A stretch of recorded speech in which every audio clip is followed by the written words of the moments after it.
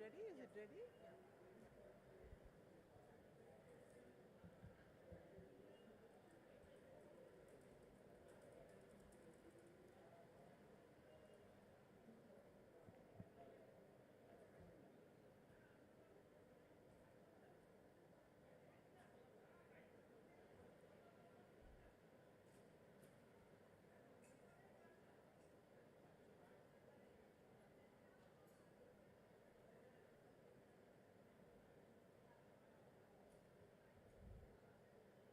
Our first session for the day is a truly special one, for we shall begin with the launch of Oblivion and Other Stories, a collection of 20 short stories by the doyen of Odia literature, Gopinath Mohanty, translated by Sudhanshu Mohanty and Sudeshna Mohanty.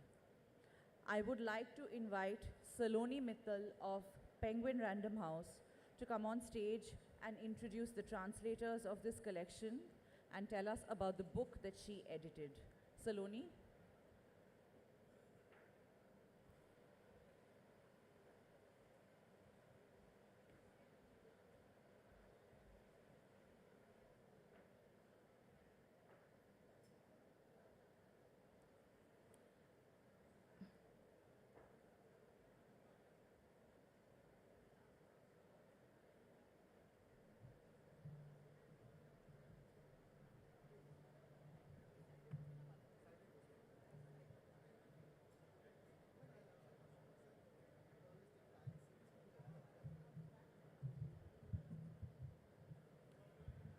Oblivion and Other Stories is an anthology of 20 short stories of Gopinath Mohanty, the doyen of Odia literature.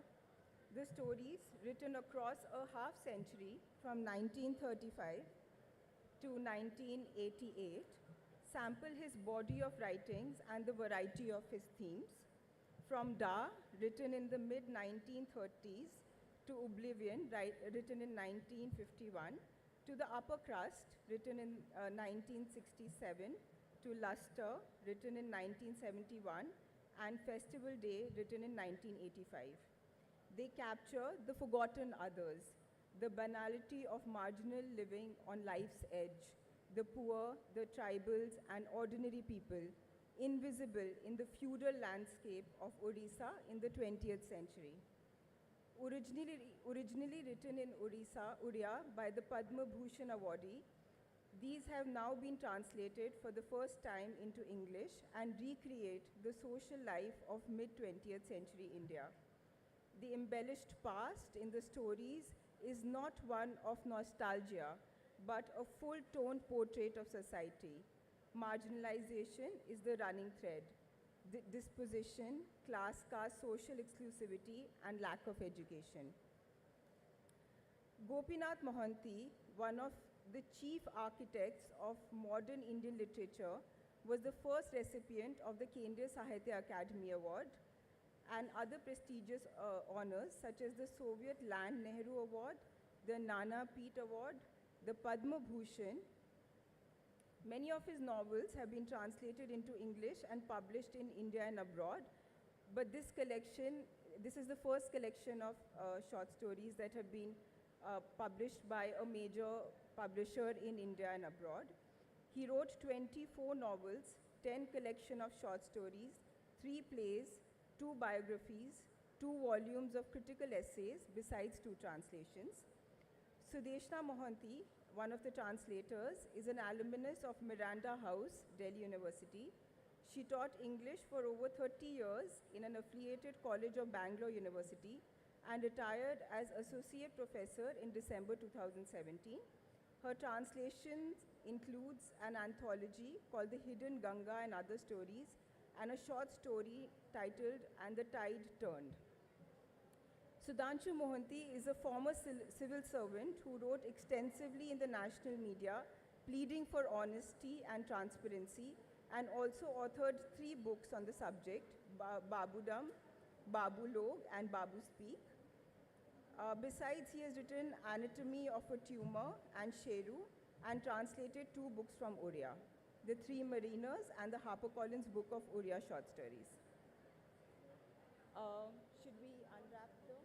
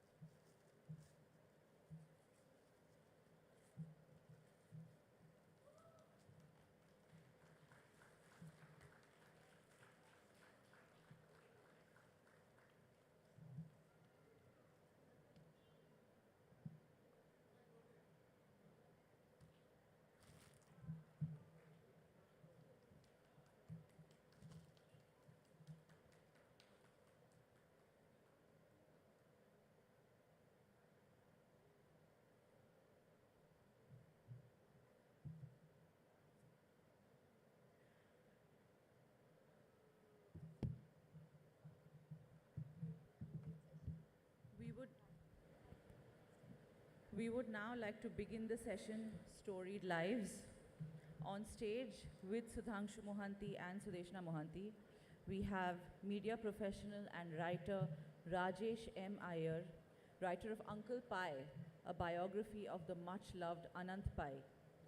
Devalina Mukherjee, who has translated Vibhuti Bhushan's Ghost Stories. And with them, we have author and academic Abhijit Gupta.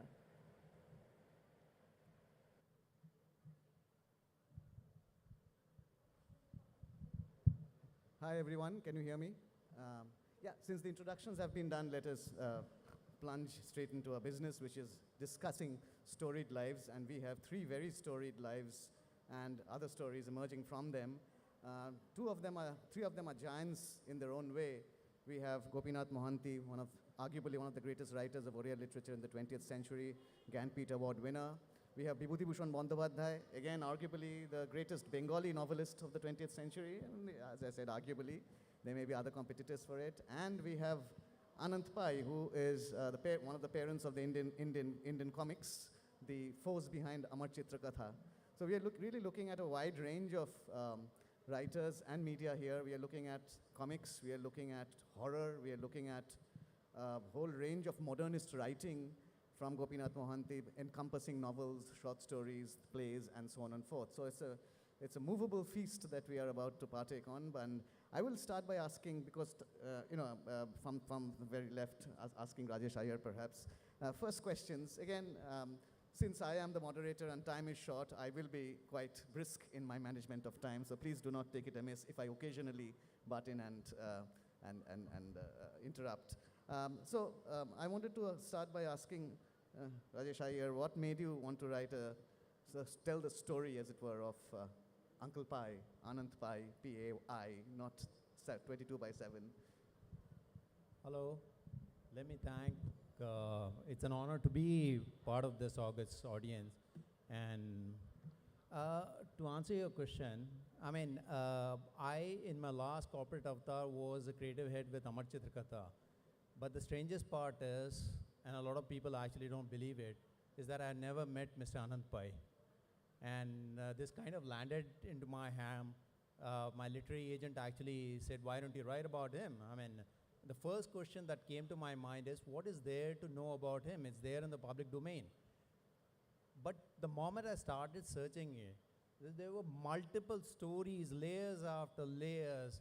I guess that's what makes him so fascinating. It's not just the kind of creation that he has done and the kind of impact that he has had on to multiple generations of Indians who grew up reading his Amar Chitrakatha and Tinkle comics.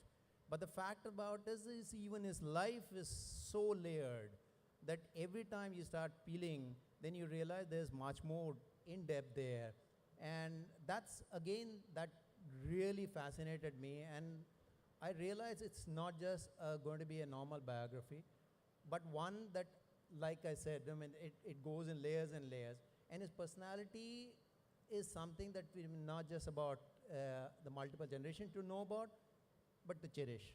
So I guess that's kind of like what propelled me into writing this book. The question of biography writing is a fraught one, and I'll perhaps later come back to how you in a sense, you're a fan as well as a biographer. So these are two opposing impulses. So we'll come back to that in a bit, but I want to hear from Devalina Mukherjee now why she chose the Taranath Tantric stories. Now, uniquely among Vibhuti Bhushan's writings, Taranath Tantric stories have recently been, some of them have been translated to graphic novels or comics, some have had web series devoted to them. So again, why did you choose these particular stories? Well, I approach the whole zone of ghost stories from the perspective that these are stories that people tell about themselves and their own lives. And my background is in social science research on the field. So, even as kind of India moves forward or changes in particular ways, there are other very large spaces in this country where the telling of ghost stories is a real thing, and there is real belief attached to them. And these are cultural practices. And from there, the stories of Vibhuti Bhushan are a comparatively short step, because these are just such magnificent stories. I mean, in terms of quality of story, they're amazing. And what is even more interesting is because ghost stories are actually cross-cultural. several of the themes that these stories address are actually present across the world. So if you look at German ghost stories or Polish ghost stories or ghost stories from a lot of other places, Vibhuti-Bhushan is actually in his time setting some of those sort of themes, which is fascinating. I mean, where it goes or where it comes from is a different conversation, right? But there is a certain universality to his approach to this subject that really appealed to me. Thank you. Thank you. Again, we'll come back to the particularities of the ghost story and why it appeals to such a universal constituency and why it speaks so eloquently to many of us. But we have now two translators who have co-translated this book of short stories, which has just been released, Oblivion and Other Stories, translated from the Odia by Sudeshna Mohanty and Sudhanshu Mohanty. Now, as we just heard, Gopinath Mohanty was one of the greatest of Odia writers, perhaps only the second, only second in importance after Fakir Mohan Senapati. I wanted to ask both the translators, why did you choose Gopinath Mohanty's short stories? What motivated you the choice of these stories? Because he's already been translated, he's already well known. So what were you trying, what was your motive behind doing this collection of stories?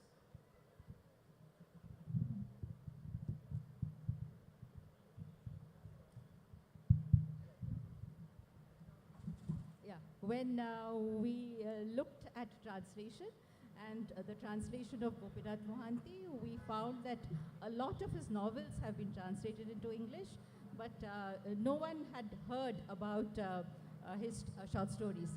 He wrote quite prolifically as a short story writer. There are about 150 short stories that he has written, out of which just about 15 have been translated and retranslated many number of times. The basis of selection of stories in this anthology has been stories that have never been published or never been translated into English earlier. That was the primary basis. Later, we settled down on subjectivity. We chose stories that we liked.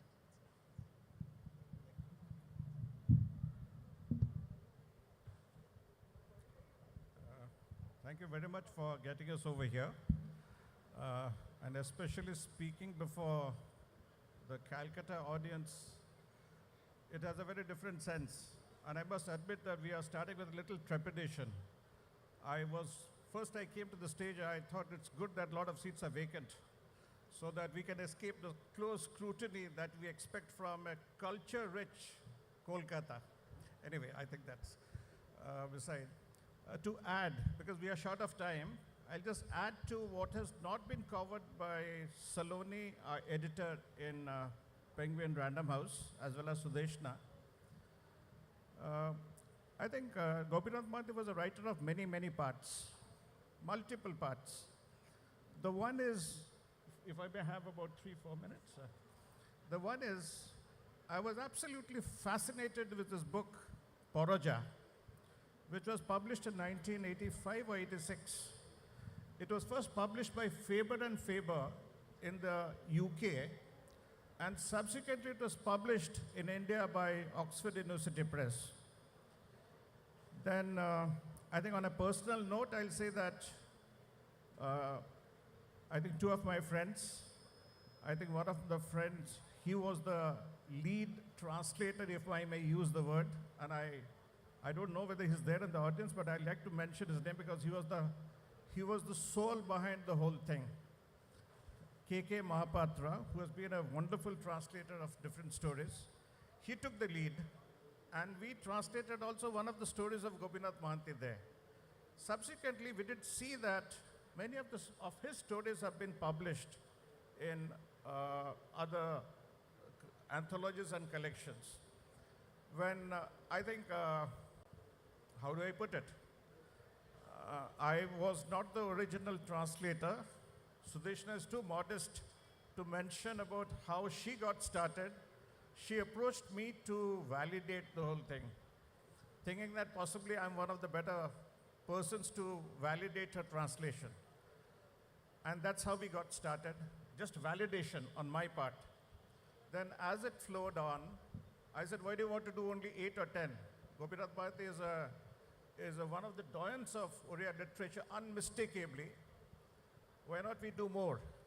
And that was the time she asked me, I think it was a Hobson's choice for me, that Sudhanshu, would you like to join me as a co-translator. I didn't have the heart actually to tell her no. And in Kalinga Lit Fair, the Tata Steel, they asked me a question that what actually gripped you that you agreed to this when you had deserted translation for the last 25 years? I mentioned only one word. I said two words, her dedication, or three words, her dedication and humility. Maybe it became 4 words. So that's how we got started. And that's how we said that let's go much beyond. As she has mentioned, these are all untranslated stories. And I'll just add to what these two have said, Saloni as well as Sudeshna, that if you have heard about, I think it was K.N. Raj who mentioned about Indian twin nation. It's got an India, there is also a Bharat. I think Gopinath Mohanty, since he was a provincial civil servant, which was a much respected, highly respected post in Orissa, he lived in India, but his heart possibly was in the margin. I think this is something which I also figured out while reading the stories, that they're inhabiting these two parallel worlds in a way which perhaps modern writers, particularly in English, do not anymore. But we could probably come back to this in greater detail. I just want to get a little, why I was still holding that question in my mind while it's still there. Rajesh, I was wondering if I could again press you on that point which we were discussing before this event began. Now, Amar Chitrakatha has its critics as well as its admirers. So, we were talking about Nandini Chandra's book, which was quite critical of Amar Chitrakatha. Now, again, as a biographer, how difficult or easy was it for you to sort of, as I said, reconcile the fan in you with the biographer in you? Because Indian biographies, by and large, often tend to be hagiographies. So that is something which, did you bear that in mind while you were writing? I've been blamed by someone for writing hagiography, so so I will take that criticism with a pinch of salt or more than that. But the fact of the matter is, let me just correct, I'm half fan of sorts, not exactly a fan. And the fact of the matter is, yes, that I am like millions across this country who grew up in 70s, 80s, and 90s, cannot not be thankful to this man for whatever he's done, irrespective of whatever political spectrum we come from, wherever criticism comes from. Yes, to a very large extent, some of the criticisms are true. I won't dwell upon it, but in the book I have perhaps touched upon it. To some critics of mine might say, oh, you just brushed them, given them just kind of like, a side glance of sorts. But the fact of the matter is, yes, he had a certain viewpoint. He grew up in a certain milieu, and he had a certain thought process, and that definitely does reflect in his books. There are no two minds about that. One of the reasons why I want to say this is because while I was there in Amar Chitrakatha, much later after Mr. Pai passed away, is that we did do a lot of reconciling. We did go back. We did change a lot. That is again an acceptance. Yes, we made mistakes. And there were things everybody does, I think. And I think, yes, Mr. Pai, beyond all these things, I hope it does when people read this book. I said, yes, he had all these extraordinary qualities. Human after all.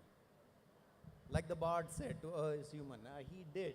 There are a lot many places that he did. Of course, that is very fair of what you say. And again, there are more questions about the process of the writing, because gathering material would not have been easy. There was a fire which burned down much of the archives of Amar Chitrakatha. So again, I want to come back to that, but maybe I wanted to ask Devolina. Now, Vibhuti Bhushan is not an easy writer to translate. His prose style is inimitable. There have been translations of some of his greatest novels like Aranyok and Pather Pachali, but it's been a challenge for many translators. Now, what kind of challenges did you face, and how did you overcome them? Well, there were two categories of challenges here. One was the specific challenge of dealing with Vibhuti Bhushan, with the literary kind of legacy, the weight of the literary legacy that it implies, right? And the other was the translation of sort of stories of, horror/ghost, where the aspect of tension is very, very important. Because the point of such stories is that there is a narrative arc. And that narrative arc has to be held very tight, like a rubber band. And the thing is, when you move across cultures, you're not really so much translating as you are transcreating. You are recreating in another culture. So balancing these two things, you know, the aspect of handling the sort of having the legacy of Vibhutibhushan at my back, and the understanding that if I messed up, I was going to imagine him like smacking me on the head and saying, what do you think you're doing? You know, why are you doing this with my work? So that constant care that I needed to take, and holding the tension of Vibhutibhushan's language. Because you can't translate some of these terms. I mean, it's a very simple thing. If I tell you Jomidar Badi, okay, many of you in the audience are Bengalis. Certainly some people understand Bangla. Now, the image that comes to your head when I say that, that is not the image that will come to, say, a native Indonesian speaker's head. It's Jomidar Badi, right? So when you're translating or transcreating, you have to put this stuff as images without messing with the text of the translation. So yes, actually, Vibhutibhushan was really tough to translate. But I'm very glad I took the challenge on because, yeah, it was a great, great experience. It reads very well. I mean, that's one of the things when I had an opportunity to read this because it was been published sometime. And I think it does succeed in conveying that, you know, both the suspense and the richness of Vibhutibhushan's tone, and something, a similar impression which I was also receiving from my early readings of Gopinath Mohanty's short stories. Again, I have by and large the same questions for you. What kind of challenges, how did you, because you've written about this in the translator's note about the, you know, stop-start process, as it were, of the translation. So again, I mean, the collaborative nature of this work, and I'm really interested in this process. I mean, would you talk a little bit about it, both of you? Like Debolina just said, translating from one Indian language to another wouldn't pose that many challenges as translating from an Indian language to a European language, in this case from Odia to English. She referred to the connotation of certain terms like Jomidar Badi. I would draw attention to a particular word, Abhiman, which is a typically Indian word. My dictionary told me, I used a dictionary extensively while translating this. My dictionary translated Abhiman as arrogance, pride, but there was also another word, sulk. We built upon sulk, and we have used the word plaint in this particular anthology. When I'm talking about Gopinath Mohanty's work, I have to draw attention to the lyrical quality of his prose. And I would like to read out one short paragraph where we have tried to recreate some of this lyricism. This is a paragraph from the Paper Boat, which is a story of two boys from the Reli community. It's a macabre story, and these two boys are typical symbols of the dispossessed, the poor, and they typify to you, they show you how the poor want to get well quick, but they're not able to do so. A lot of passages like this abound in this particular story, but I will just read out one particular passage where Gopinath Mohanty describes how the poor converge on a feast to which they have been invited. The poor are referred to as the other, and they come to attend a feast of a rich man.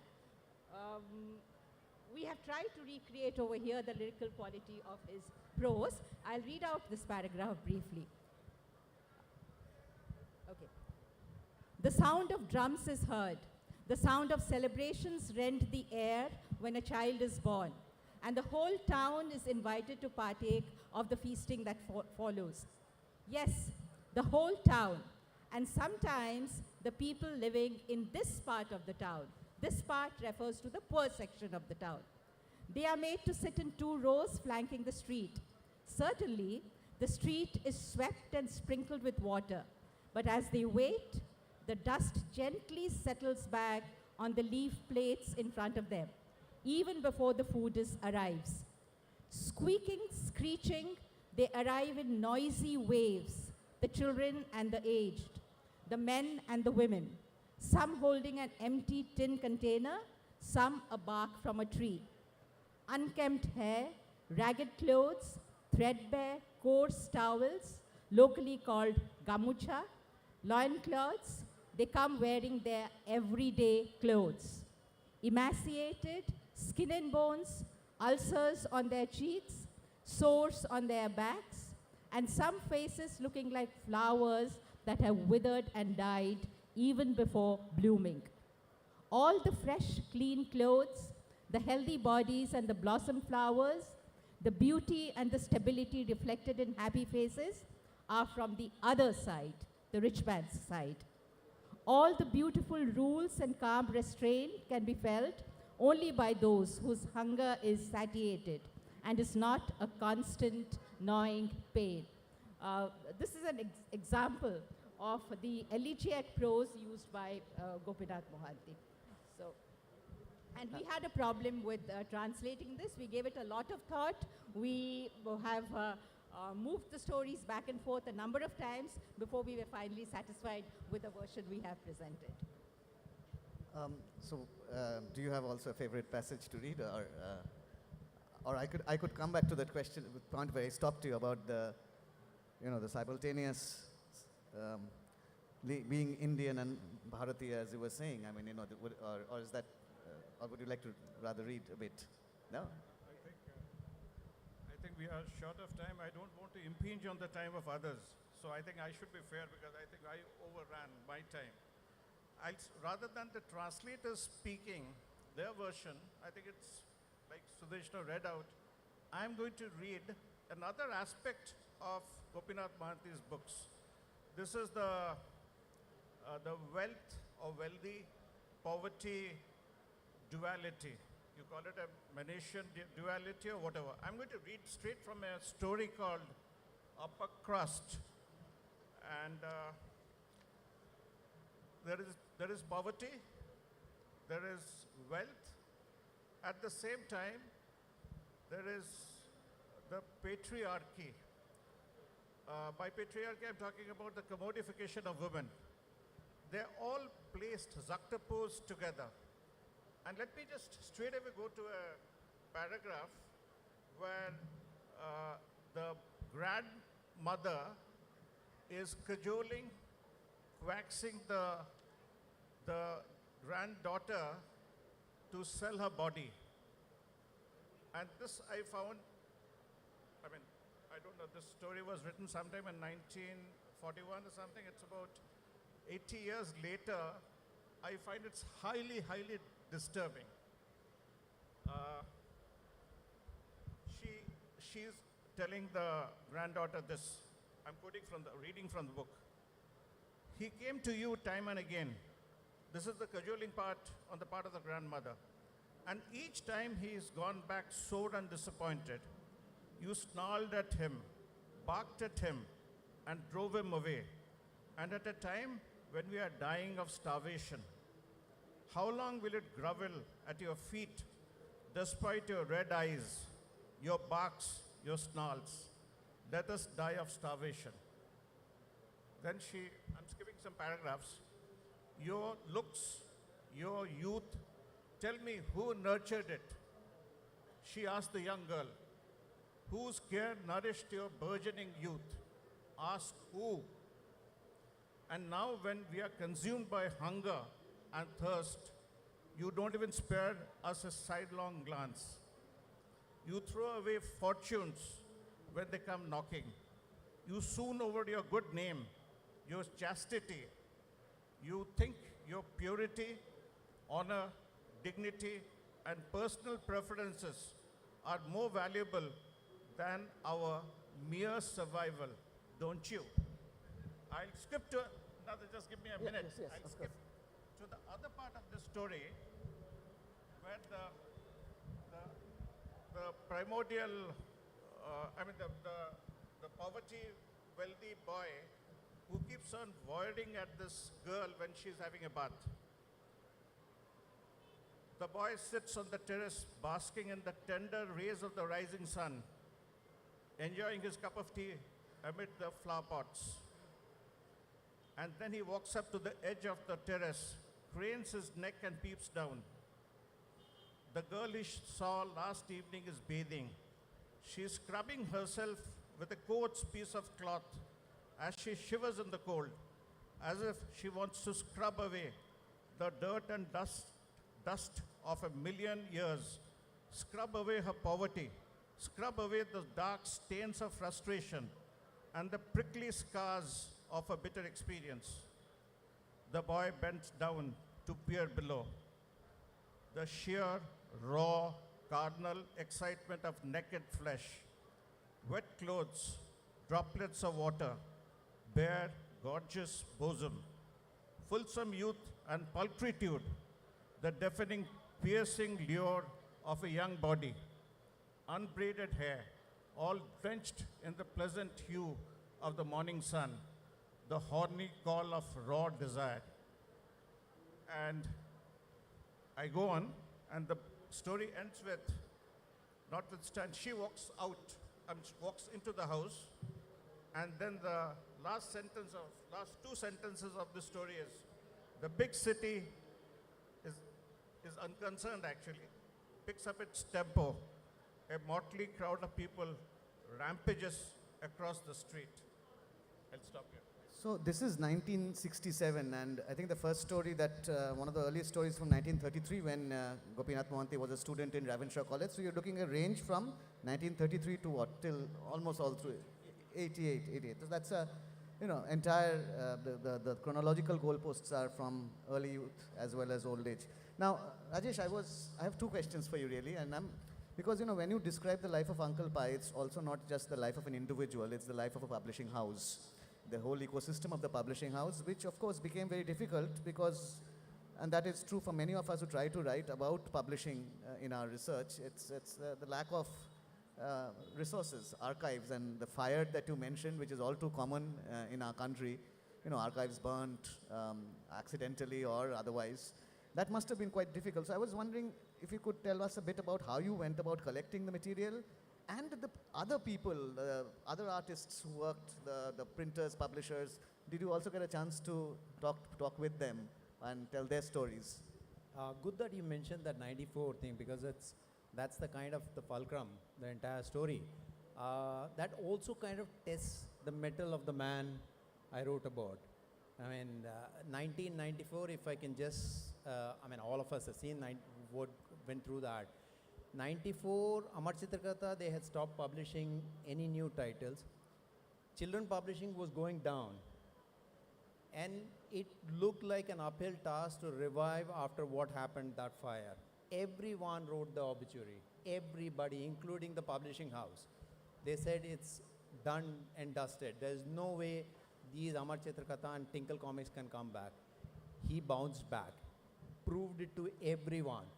And not just that, I want to make this point, why this is where his characters come across, He said the next issue of Tinkle comic will come on the same day we were to publish. And everyone said, it's ridiculous, how can you do that? They worked round the clock, got all the artists to work at the office. They didn't have an office, they've shifted to the IBH office. They released, it hit the stands 2 days prior to the release date. That speaks volumes about that man. I guess that's, now coming back to the second part of it, could I speak to people? That became a bit of a task because a lot of his colleagues were not around to speak.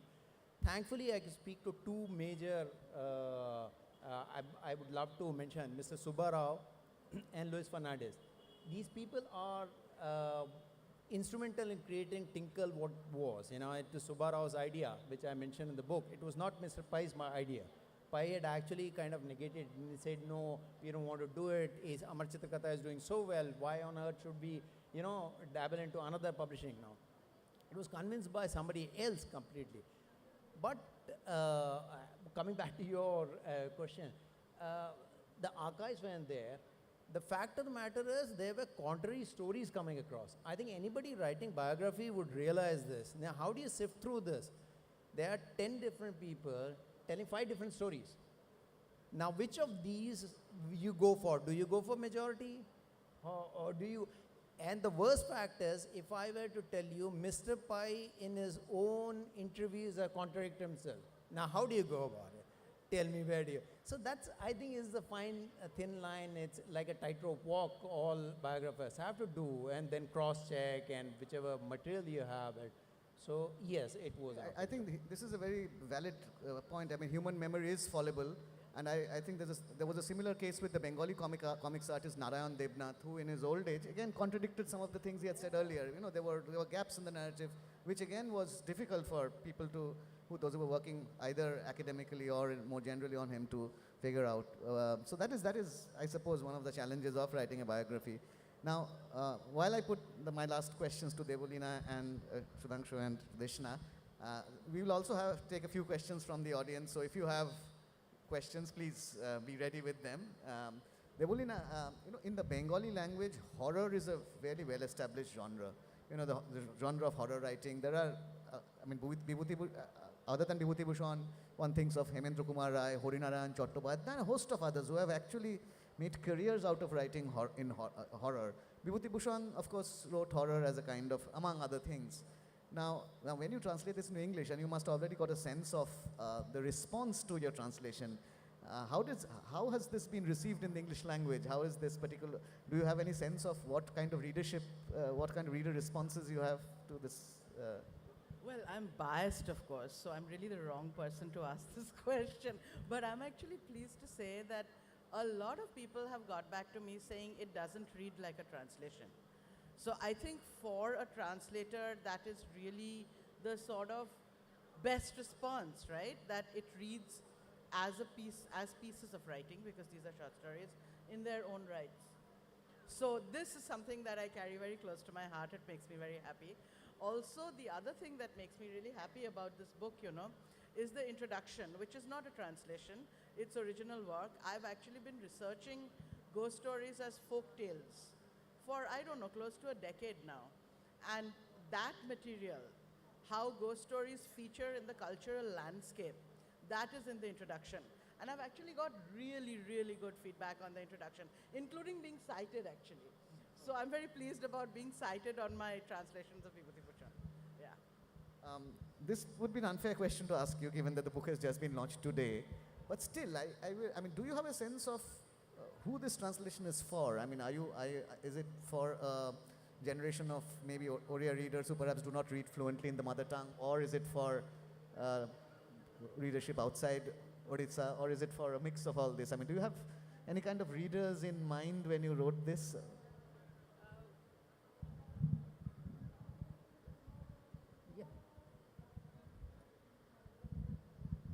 When we started writing this, we probably had young readers in mind, and that's why we chose the short story, because these days the attention span of readers is difficult to hold. Large works, novels, the readership of novels is decreasing, and I think it's the popularity of the short story that is catching up. The written novels, short stories and novels, have tough competition from OTT platforms and your internet and Netflix and movies. So we sort of targeted this mostly at the younger generation, people who would want to read, people who wanted to know something about regional literature.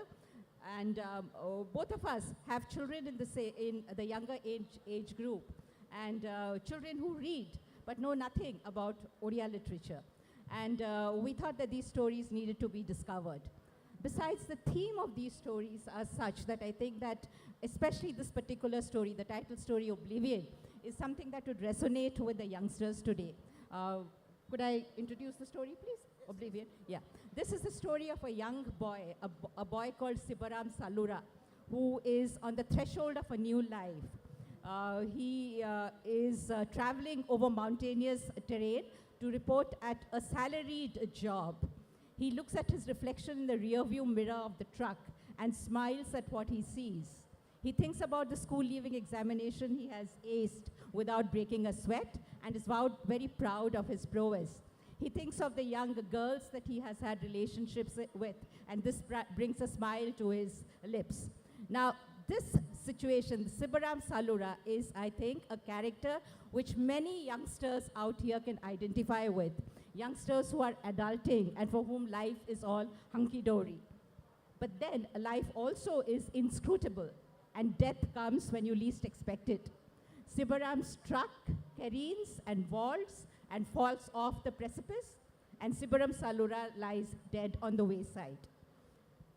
Another universal truth that the end of the story brings about is that when someone dies, it's only his family members who do not allow him to pass into oblivion. He's forgotten by the whole world. I'll read out the last paragraph of this story in which Gopinath Mohanty drives this thought in. Sibaram left this world. His name was lost. Nothing unusual in this vast world where so many people are born and where so many people die. Sibaram died. The moon didn't get any less lustrous. The flowers didn't wilt faster to droop and die. The purling of the jungle stream didn't stop. The full-throated giggles of the Poraja girls didn't come to an end. The world, with its joys and sorrows, went on as it always did. Sibaram's place, too, did not remain vacant. Only his father aged, seemingly by 20 years, and his beau, a veritable Vasundhara, who stoically endures everything, yearns for him forever. She thinks of him every living moment, day and night, weeping incessantly. And each time she puts a morsel of rice into her mouth, it is laced with warm, salty tears. This is how the story ends. So, yeah, that's the universality of the steep, which would strike a chord in the youngsters. That's what we've done. Any questions from the audience? Anyone? If you have a question, a burning question or otherwise, anyone know? In that case, I'll let you have the last word, sir, and read out. If anyone has a question, we'll be very happy Yes. to answer. Don't be shy. But otherwise, I have a very lyrical, elegiac paragraph to read for you on the theme I've discussed about concubinage. In a story which is we in Odia with a diacritical mark in English, we say it actually dawn. Can you just come back? I'll just read the last paragraph. This lady, this poili, we call it in Odia, was the poili of the man, and then 40, 50 years down the line, this poili sees the man that is Sautia, his granddaughter, who is in a relationship, the roles have been reversed. He's in a relationship with someone who is a waif. I'll just read out a few sentences here, not to take much time. Waste, waste, waste. This is how she's cursing. This poil is cursing. This life has been a waste. God is a curse. God is a block of stone. God is this blow. God is this rejection. God is this debasement. God is this pitch darkness. All this dust. Dawn shudders as she gets up. This is the last plaint against creation and the creator, Abhiman. That's what Sudeshna was mentioning a little before. We have used plaint here in this context. A step forward and then another and still more. In the two-pronged river, a loud splash. Midstream, everything disintegrates, melts. The water of the river surges over the embankment and eats into the soil. It has done so in many places along its beach. Silence all around. Only the scrawny dog sits on its haunches and beats its tail 5 times on the ground before emitting a heart-rending howl. Whoa. Thank you. This was, in fact, the first story that he wrote as a college student in Ravenshaw College when he was 21 years old. On that note, thank you very much. Thank you, Rajesh. Thank you, Devolina. Thank you, Sudeshna. Thank you, Sudhanshu, for this giving me this opportunity to read these books and talk about it. Thank you very much for listening, and have a great rest of the day.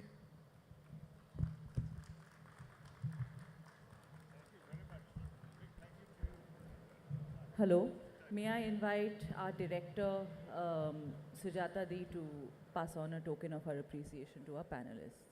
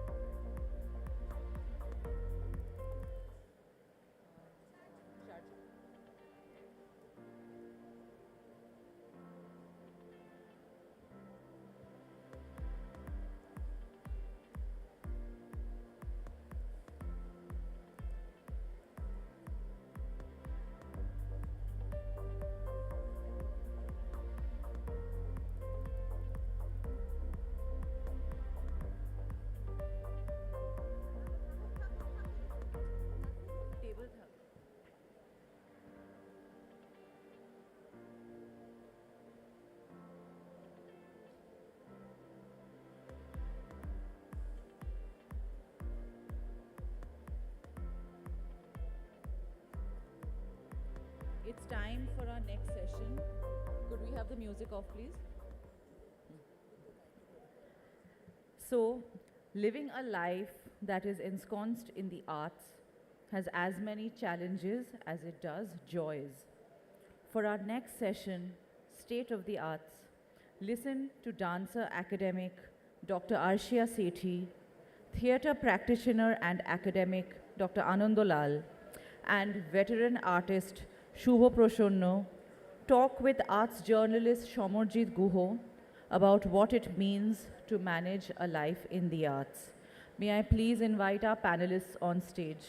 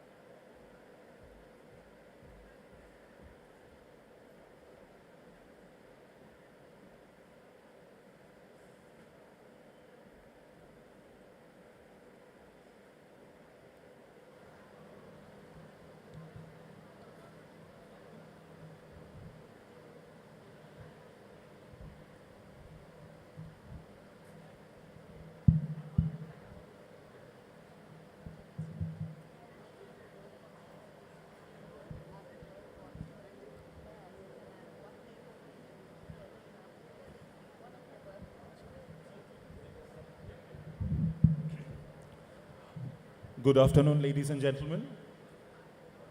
Our next panel or panelists, if I may so, this is one of the best panels if you want to really hear about the state of theatre, music, fine arts, and of course dance. This is the best panel that I can think of. I'm nervous myself slightly, but what they will tell you is going to be really first-hand, authentic, and well-researched.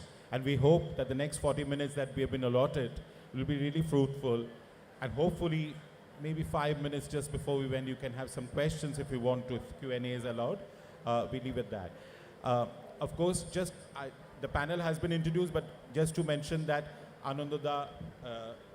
Anandulal has a book on songs of Tagore, which is at the moment maybe not available, but his generosity, he has given me some pages from the PDF. It's internationally released, but not yet released in India. We're hoping it will. I will base a few of my questions to him on that. Arshia Sethi's book is here, an amazing book, really an amazing book on Mohan Rao Kalyanpurkar, and of course the lovely word pavior, which we will discuss a little later. Shubhada, who doesn't know Shubhada? And there's lots of books on Shubhada, but I managed to get hold of this one thanks to Sujata Sen, the director of this festival, and who's my sister, friend, anything, and thank God for that. Thank you. And that's how we'll hopefully come to know the state of arts currently from all three panelists, right? Is it okay?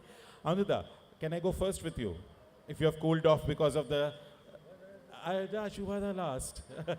Shubhada solve ke thaken, Shubhada last bolben. You live further. No, Asha actually lives further. So, yeah.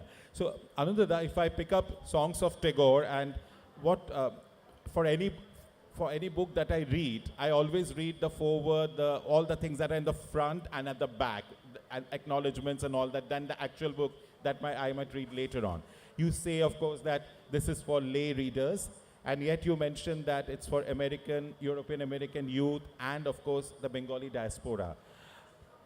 Is this perception or is it evidence-based? How do you know who is it for? That is what I want to ask you. This lovely book of songs of Tagore that's coming out from Routledge. Yeah. Thank you so much, Shomajit. The audience is obviously someone who reads English. So we are not talking about everybody in Kolkata who knows Bangla, because they know everything about Rabindra Sangeet already, or at least they claim to. They would like to believe that.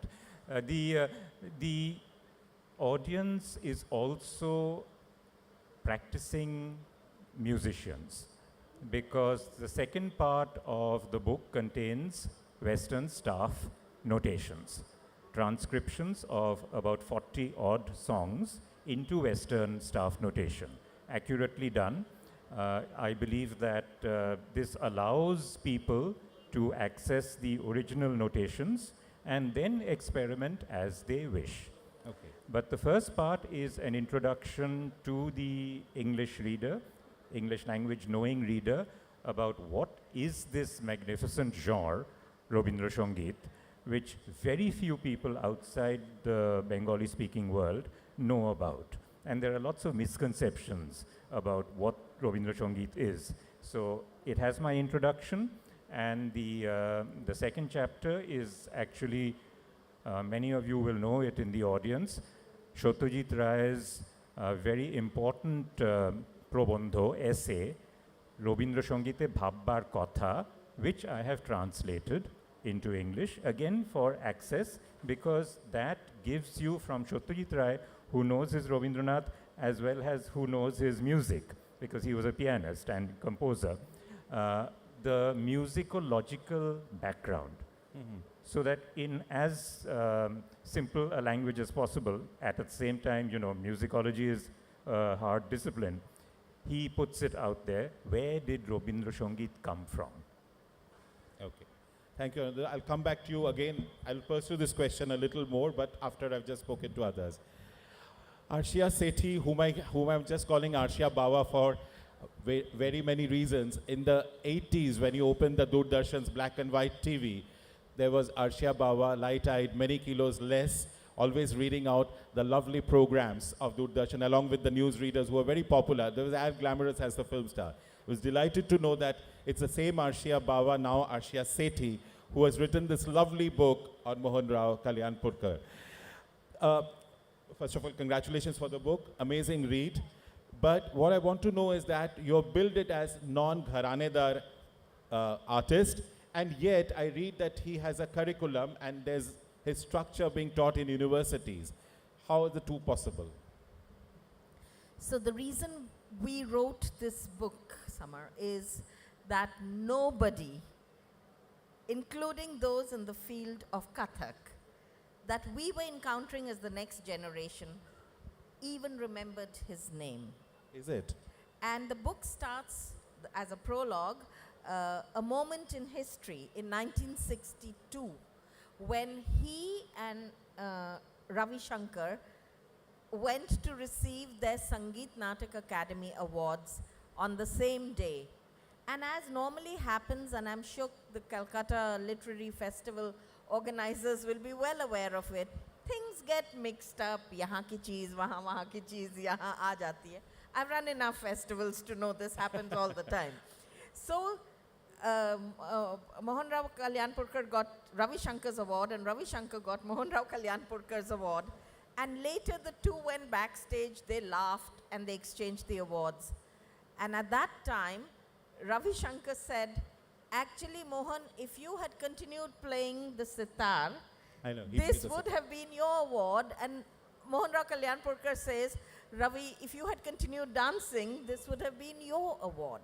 The point we're trying to make is, from this moment, 62, where both get recognized, one becomes this international star, goes beyond the diaspora that you're talking about, which is a very important diaspora, language diaspora. But he becomes this true international celebrity. And in India, despite the fact that the modern Kathak syllabus was created by Mohan Rao Kalyanpurkar, despite the fact that the prevailing definitions of the terms of Kathak were standardized by him, and despite the fact that he was the first director of the then newly appointed Kathak Kendra, nobody in dance knew his name. One of the reasons is that not enough books are being written on dance, and secondly, we don't have a sense of history as a people. So this is what I call a small history. It gives us the details and the flavors. I can explain to you, you know, while doing this research, we found out blah, blah, blah was the first time this composition was done or whatever. You'd get fed up of it. But for a Kathak dancer, it's very important to know who comes up with what and acknowledge and credit. Otherwise, copyright aberrations, intellectual property theft and all that will be par for the course for Kathak. And now in 21st century, particularly after COVID, working on the digital medium, the algorithm was not going to permit all this from happening. So we thought this was a very important time to write this book. That's very, very nice, very timely. And now it explains. And of course, would you also tell us that, was it a misprint? Is it Pavior or is it Savior of Kathak? So there are two words. I didn't know Pavior myself. Yeah, just hold up the book for a second, because yours is without the cover. It's called the Pavior of Kathak. So there are two troublesome words here. One is non-gharanedar, and we can talk about that later. Yeah. But everybody came to me and whispered in my ear, big misprint on the title page itself. I panicked. I thought maybe I'd spelled my own name wrong, you know, kind of thing.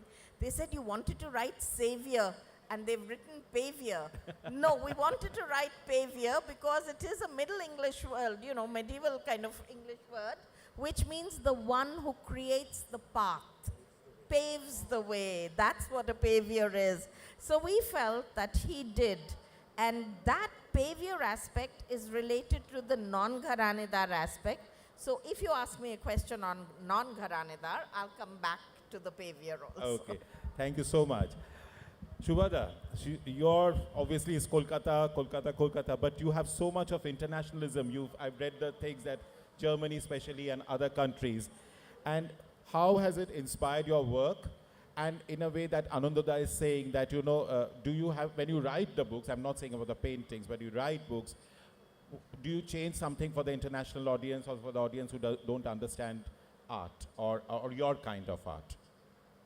Before that, I like to clarify something that in this panel,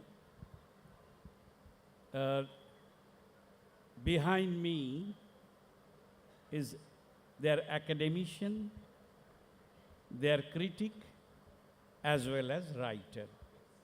I am only a karigor. That's all. Yeah, I write, but that is also kind of my own feeling or whatever. Acha. Otherwise, as you know that I born this city, Yeah. I can't ignore the city's vibration, city's quality, city's character, and as well as the overall environment. So one of my series, Metropolis, I did at least 160, 170 paintings, and another thing is the middle tone, because particularly in a painting, the middle tone for me, you know, in Calcutta, there is some not only fogs, also there is some other kind of grey wash. And I can't ignore Crow, because I don't think in any other city where, like human being, crows are surviving. So naturally, because of that, because of this sort of thing haunting always, so I did a couple of series on Kolkata. Another thing, another very interesting, as Anando is here, long back,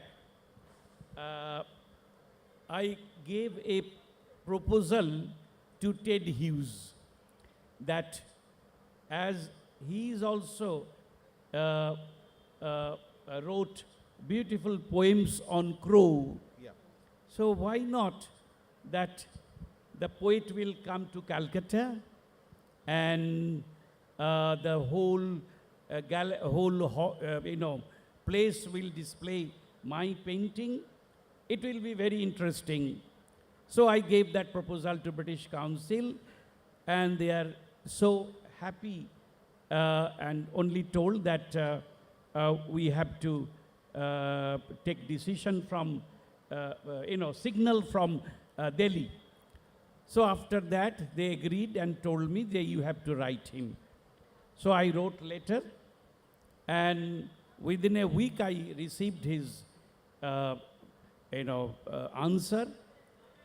He told that he's very, very much interested to visit India as well as Kolkata, because I also wrote in that my letter that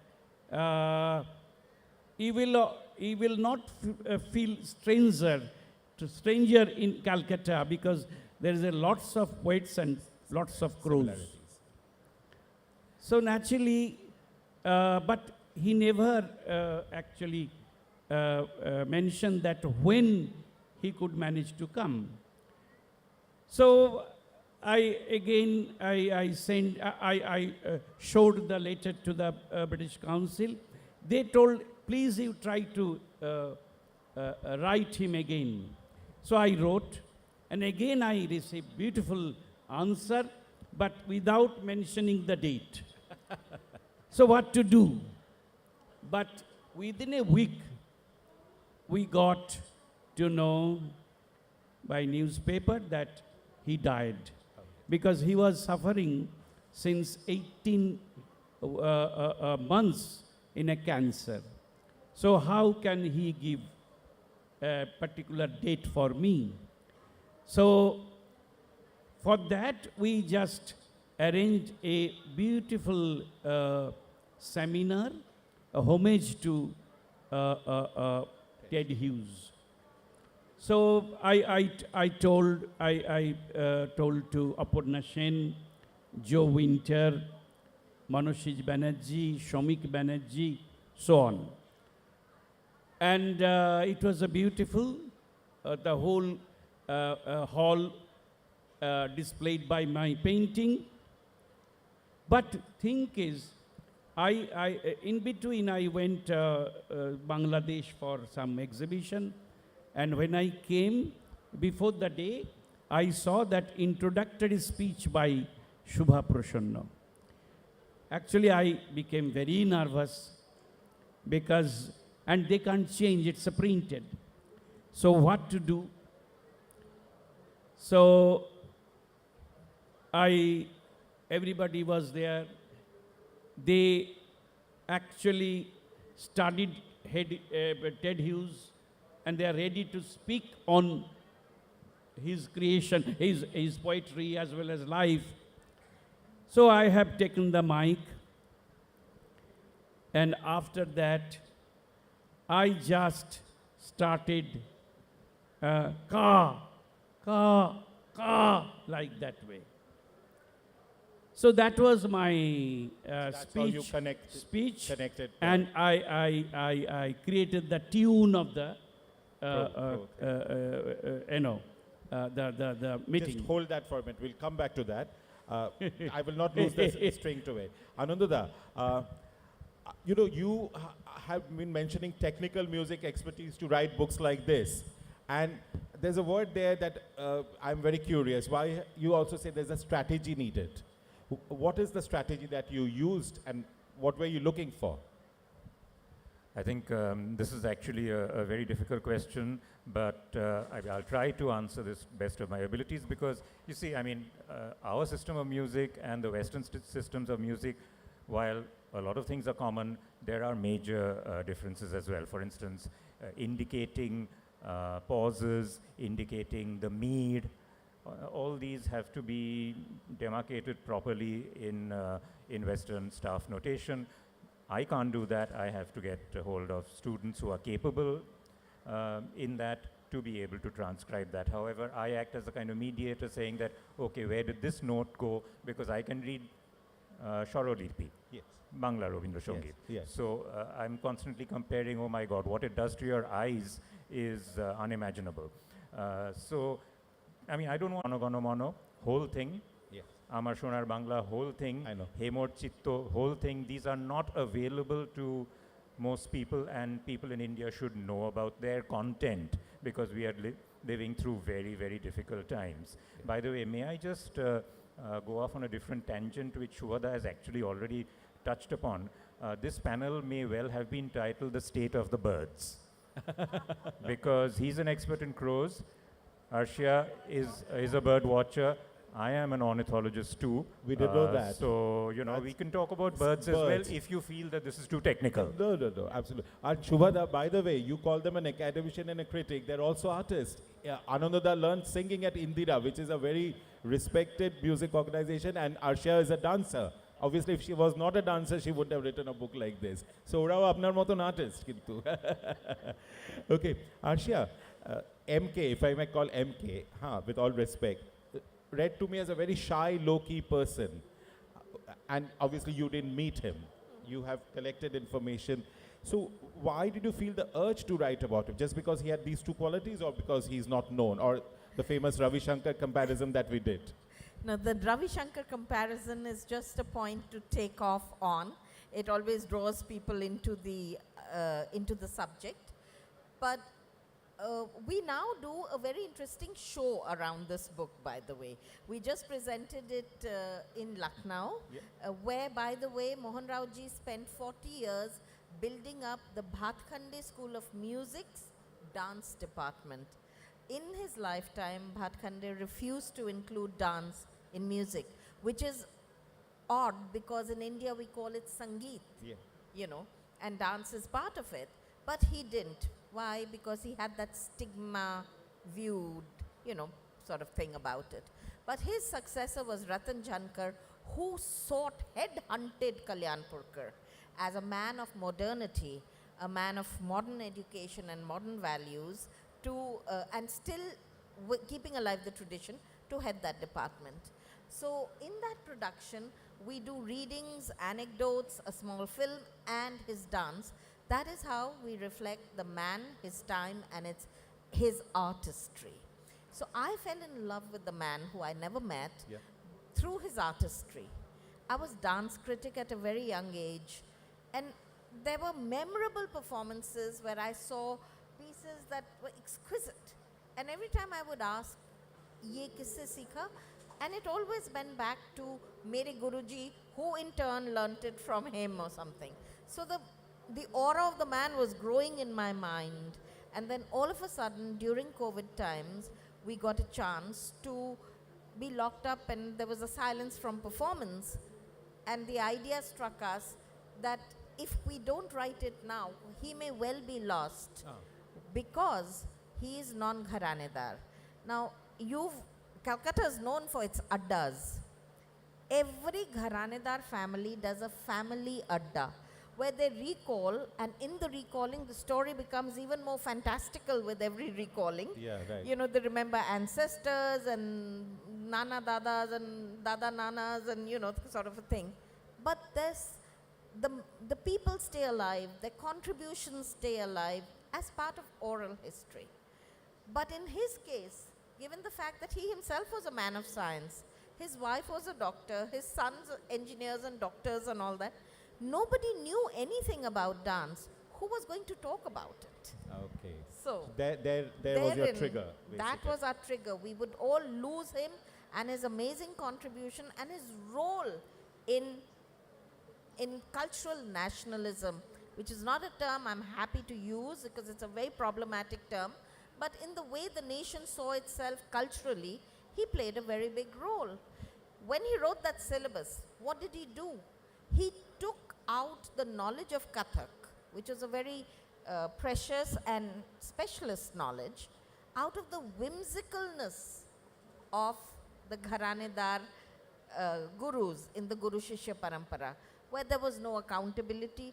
Aap 3 mahine ke baad kuch sikhayenge, you know, that sort of a thing. They had to work endlessly to be able to please their gurus. Man hua to kar diya, mood nahi hai. You know, all that would prevail. So once it came into the modern systems, it needed more order than this moodiness.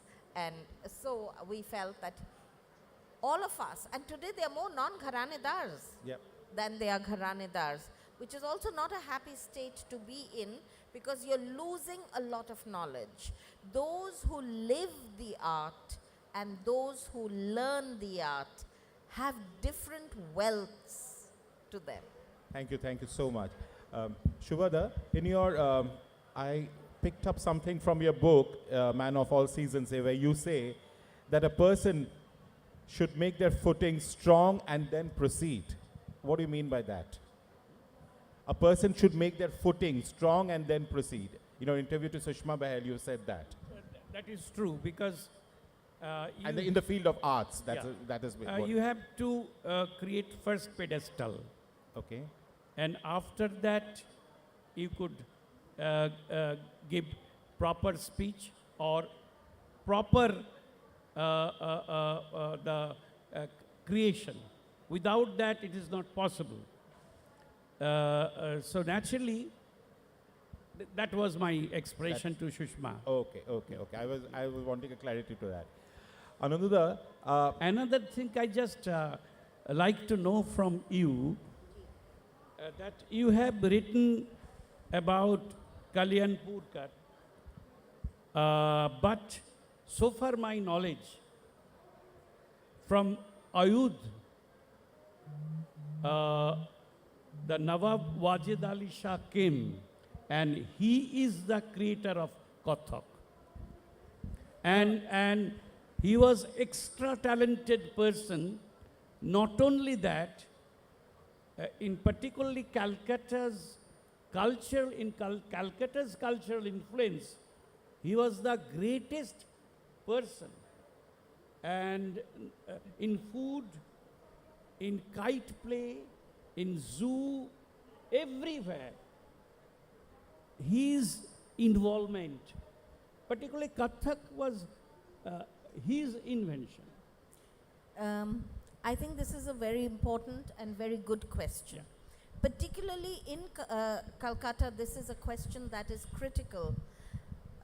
Wajid Ali Shah's contribution to the cultural life of Calcutta is unmatched.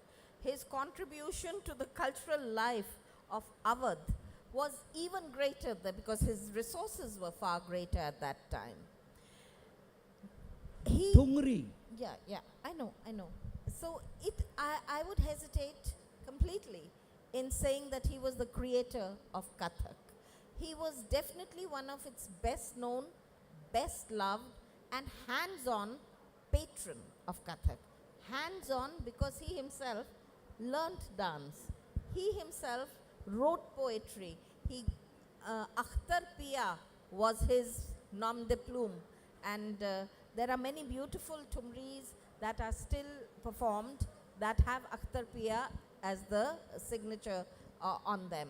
But he patronized a particular family, and this is important to recognize that he patronized one family rather than the whole scene. The whole scene was patronized much later. On the eve of independence, died Maharaja Chakradhar Singh of Raigad. It's a very lesser known fact of Kathak that Raigad became a gharana by itself, but the Raigad Maharaj patronized Jaipur gharana people, Banaras gharana people, Lucknow gharana people, and in that encouraging and somewhat competitive environment in the court, each one tried to outdo the other. Sometimes they would combine and collaborate and take the strength of this and take the strength of that.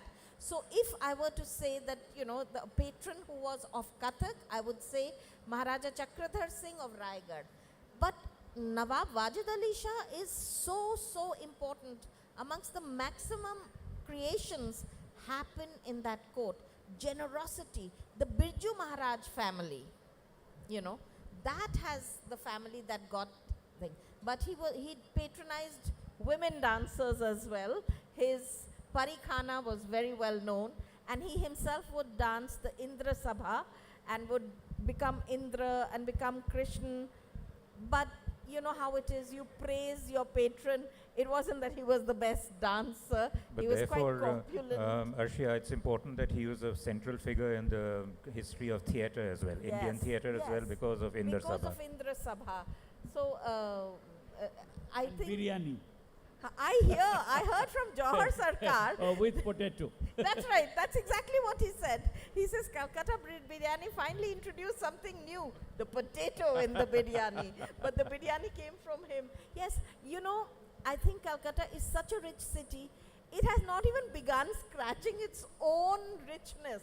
And not much time is left because we tend to lose, these are all oral histories.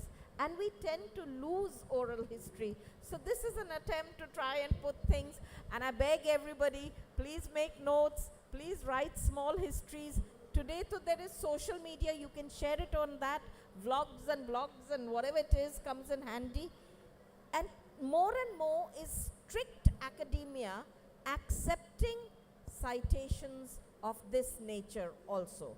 It's not perfected it as yet, and the old school still gets very upset with an internet reference, but more and more are internet references also coming into academia. So I think jahan jaga mile, right. We have run out of time, so we would need to wrap up. Totally run out of time? Okay. 5 more minutes. So I had few more questions, but the last question, which was the last question I'll ask all three of you, is that in all three of your writings, I detect a hint of artistic politics. Not the government politics, the artistic politics. If you explain to me why does it creep in the field that you have written about, that'll be great, and that will conclude with that. Anandara, let's begin with you. Look, this is the subject of a 24-hour discussion, No. not Let's not do even it 24 in seconds. 2 lines. But you know, I mean, politics is very definitely part of Rabindra Sangeet also. That's what I wanted to know. If, for instance, you think of what Rabindranath had himself stipulated, you do not sing my songs with the harmonium. Every single Rabindra Sangeet singer today, maybe one exception, sings with a harmonium. And there are these issues that relate to, obviously, a political slant as well in terms of, you know, why, where, when. But that's too long a discussion that... But it is there. Of course it's there. Right. Who is considered to be authoritative Rabindra Sangeet singer? This was there in Vishwa Bharati's time as well. Who is not? The minute you start breaking a certain rule, you know, you become labeled, stigmatized. These are there in all forms. Yeah. What about you, So Asha? I would like to differ a little bit. This goes without sort of any exception. But I would like to answer your question with an example from this book. You know, this is the first book which has in dance in India, which has a cloud attached to it, and we have QR codes. One is the registration code, 19 are QR codes which have attachments, but there is a 20th QR code, which is that in case we get more material, we would add to it. The reason being, and this happened really serendipitously, that there is no archive of the government. Talk about politics. You know, archive of the government, they don't think that dance is important enough, or some dance is important, some is not. No, that's but true. around this book now, there is an archive that has built about Mohan Rao Kalyanpurkar. Thank and you so that much. much is preserved. Shubhada, what's the As- state as- of as- politics and as- fine as- arts? As you know that we are born free animal. Yes. And democracy is always we expect. Yeah. And if there is a democracy, there should be a politics. Politics is very interesting thing because if you ask Salvador Dali, he gave a point for Picasso 0, 00. So naturally, it is liking, dislikings, automatically politics is acceptable. Thank you, ladies and gentlemen. I hope you got a little bit of the state of the arts thanks to these brilliant speakers here. I think we have run out of time. Sujata Di, over to you.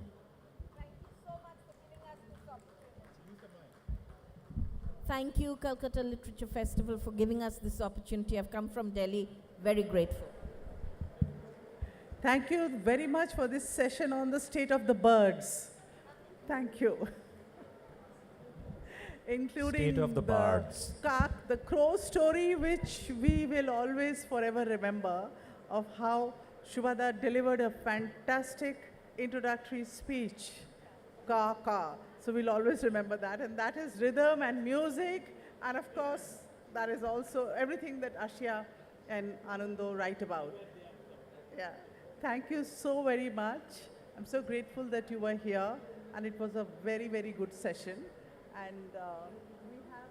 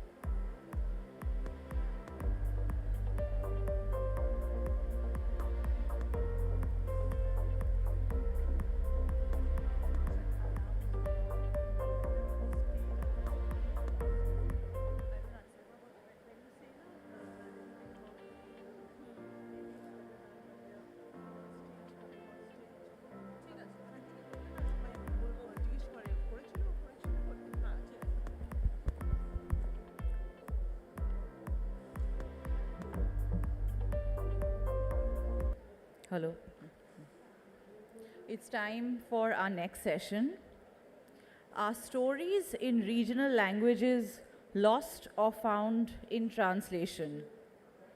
Join us as Ronjita Biswas, Lucy Hannah, Manoshini Mohanto discuss the anthologies of short stories, A Fistful of Moonlight, Stories from Assam, with Dr. Debanjan Chakraborty.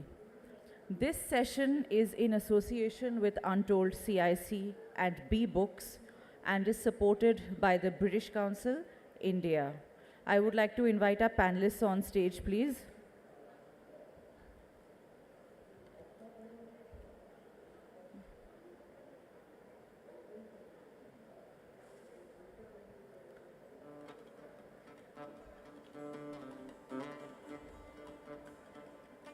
May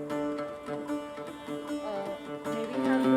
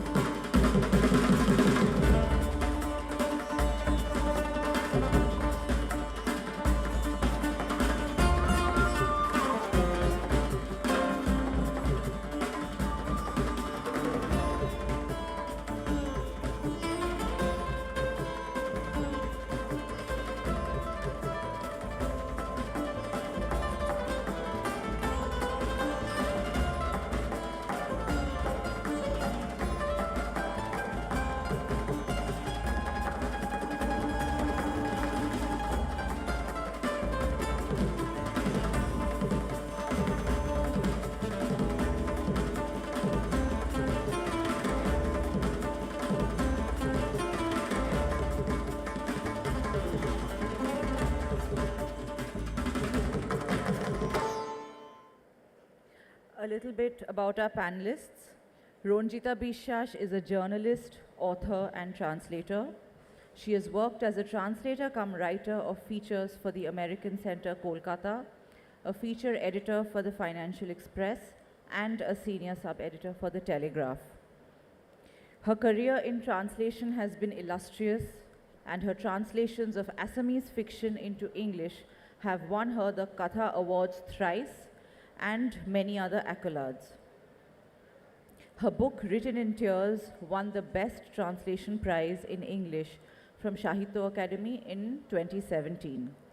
Among her other popular publications are the Areka Natri and Other Stories, which is a collection of short stories by New Age Assamese women writers.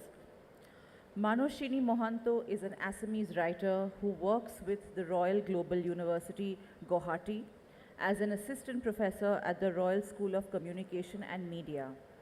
Her collection of short stories was published in 2022. She also contributed to the anthology A Fistful of Moonlight, Stories from Assam, which was translated and published into English in January 2023. Lucy Hannah is a creative producer and program director who designs and delivers global literary initiatives. She founded and led Commonwealth Writers, the Commonwealth's agency for civil society, which operates across 53 countries. During her stint with the BBC, she established the BBC's Writers' Room, which discovers and nurtures novel writing talent. She is the founder and director of Untold, which organizes projects to work with local writers in areas of conflict and post-conflict, writers who have little to no access to cultural infrastructures to articulate their narratives.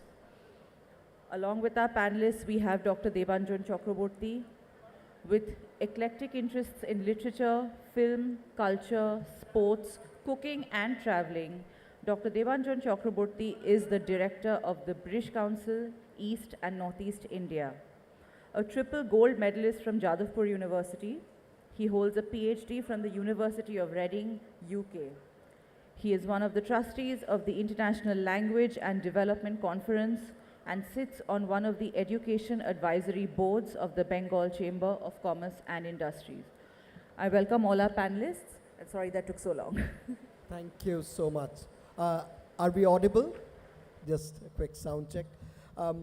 First, a big word of thanks to my fellow panelists for their time and for being here, and to Kolkata Literature Festival for putting together this fantastic show here at the heart of Kolkata Boi Mela, Kolkata International Book Fair, which is the world's largest business-to-consumer event of its kind. And I think this is very special to Kolkata, a city that we hold dear to us.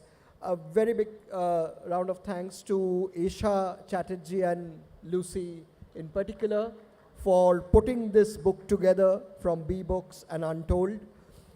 This particular publication, A Fistful of Moonlight, this is part of British Council's India-UK Together, a season of culture, through which we are celebrating and marking India's 75th year of independence. Since August 22, and the program runs till March this year. And it's been a remarkable couple of years for India-UK relationship bilaterally. In 2021, the India-UK roadmap for 2030, a decadal roadmap, was agreed between our two prime ministers. And last year, we had a landmark agreement between India and the UK about mutual recognition of qualifications. And currently, Indian students are the largest number of international students in UK university campuses, which is a huge achievement for India, and it speaks volumes about the relationship that we have. And India-UK Together, a season of culture, tries to do three things. We are trying to celebrate the unique relationship that exists between India and the UK, and also India's place in the world, and that is very important for this conversation today. And it's about India and UK coming together for greater global good. We are trying to connect India and UK, particularly young people, with from both countries, connect ideas and create new opportunities. And we are trying to celebrate, and we are trying to create, through these connections and celebrations, create something new, something very exciting, and provide some of the solutions for global challenges that engulf us. And I hope this book in itself encapsulates some of these, all the three ideas that we are trying to celebrate. So, Lucy, if I may begin with you. Tell us a little bit about the inception of this project. I mean, Right Assamese. Right Assamese, can you hear me? Yeah. Right Assamese came about following another project that Untold was doing, following another project called Right Afghanistan, which we did in collaboration with the British Council, among others. And the essential sort of idea or approach is to collaborate with local writers who do not have an opportunity where they are to develop their creative writing in their own local language, have it published locally, and then have it published internationally in translation.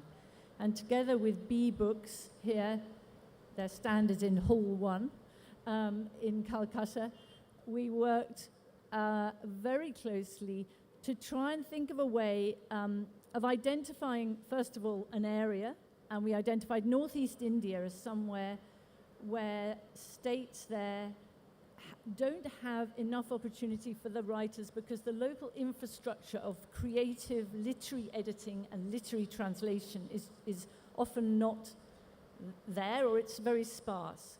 So we identified together with the British Council Assam as the beginning, and we thought, well, we'll start there and do this project there. And this is the result. That was 9 months ago, 10 months ago. Thank you, Lucy. And Manaswini, if I may turn to you. You are one of the writers featured in this wonderful anthology.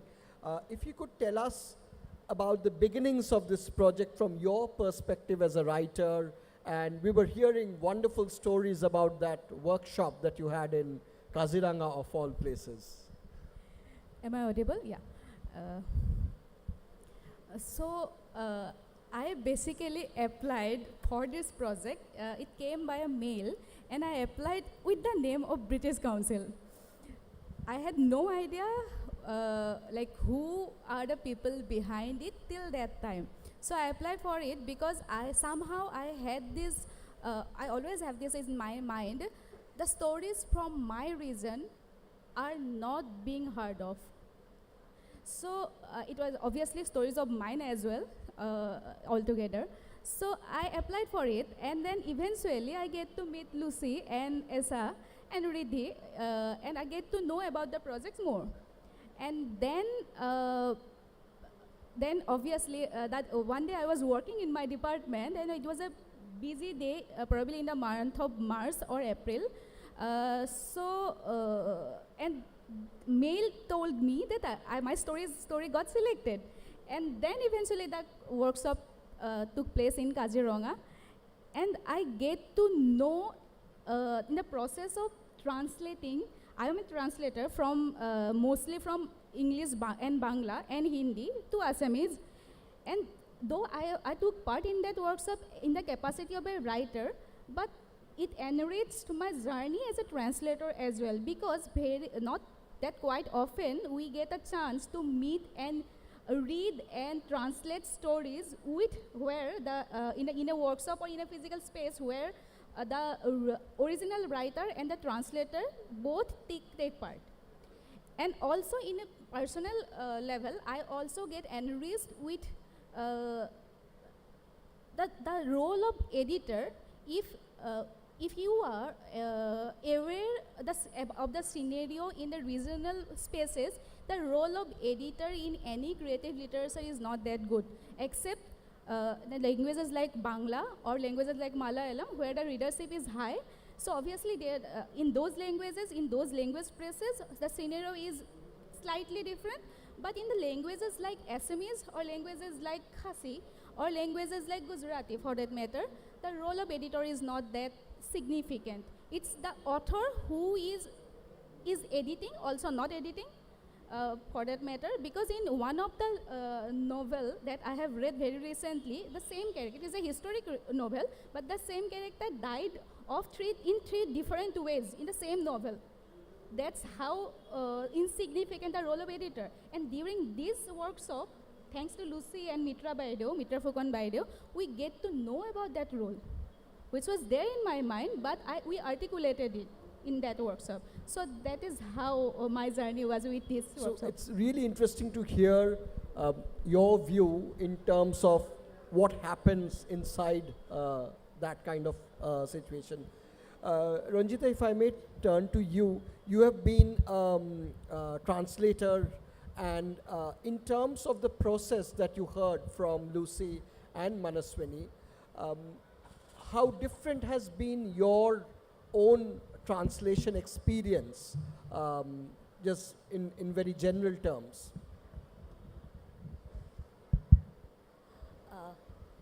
Firstly, can you hear? Thank you for having me on this platform and to discuss, at least share some of my thoughts, because I have been translating for, say, from the 80s, firstly for Sahitya Academy, then National Book Trust, and then usually fiction.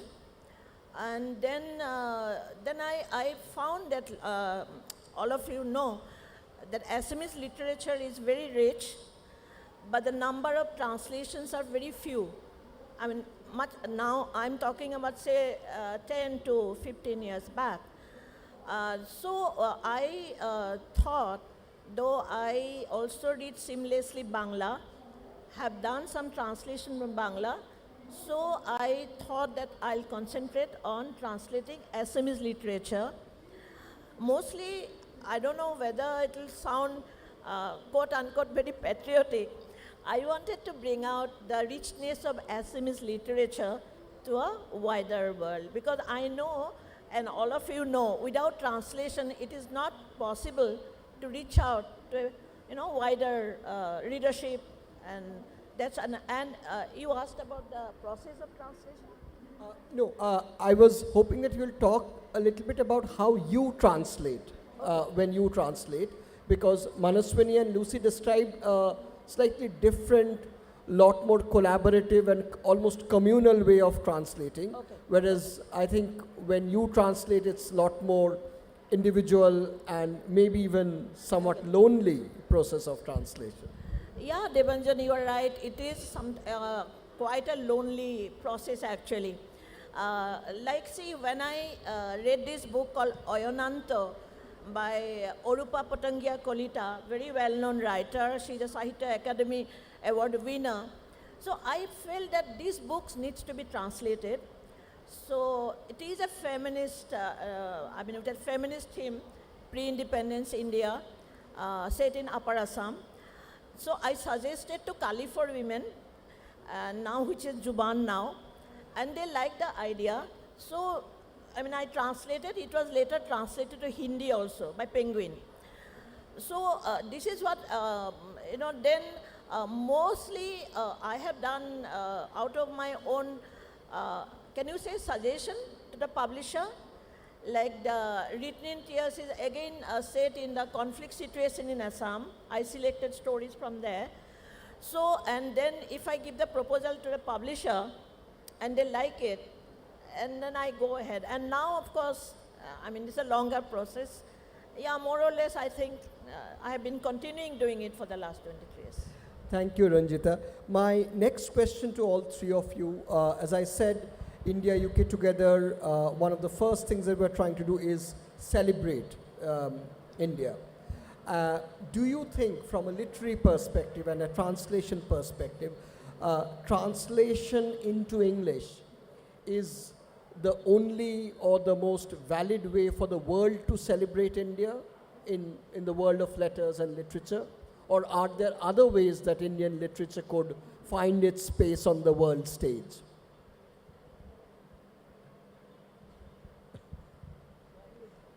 Why don't you kick it off? Well, I don't think it should only be English. It's translation per se. It's very difficult to promote a nation's literature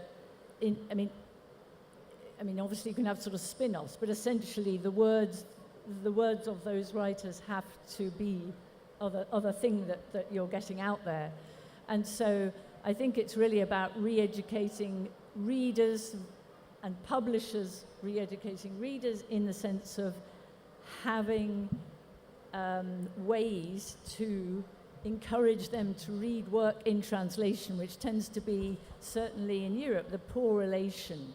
And still you have to sort of look around a bookshop to find fiction in translation. It's not right there. Right. Manaswini, what's your take on that? Though whether English is the only language to get it translated it's always debatable, and we are engaged in that debate whether not only in translation whether English should be the medium. It's a debate again. Then again, if we but is there any other choice available? In a country like India, where still we are debating, let's not talk about the world scenario. Even within India, probably. Although I might be trolled or for that matter for speaking this out, Hindi as well is not an option at times. So probably English is the only way at times. So probably that is what my personal opinion. That is what I believe. Probably getting it translated in English and then probably again getting it translated into other languages, because within my capacity I know Bangla, I know Hindi, or I know a bit of Gujarati and Marathi, but I don't know 23 other languages or more than 23 other languages that is in the constitutional. Other than that, there are many other languages. So to get it translated in English, then getting it translated in other languages probably is a way to gain in translation, if I am allowed to say so. Yes, absolutely. Ranjita Ji. see, there are different ways of cultural interchange, whether it's performing art or other ways of interchanging. But in literature, if you think that a work translated into English or immediately gets a wider readership, because from that language, you can, other languages, it can go. I personally feel, even in India, as you know, we have so many languages, more than 22 recognized languages. How do I read Vasudevan Nair? How do I read Krishna Shakti?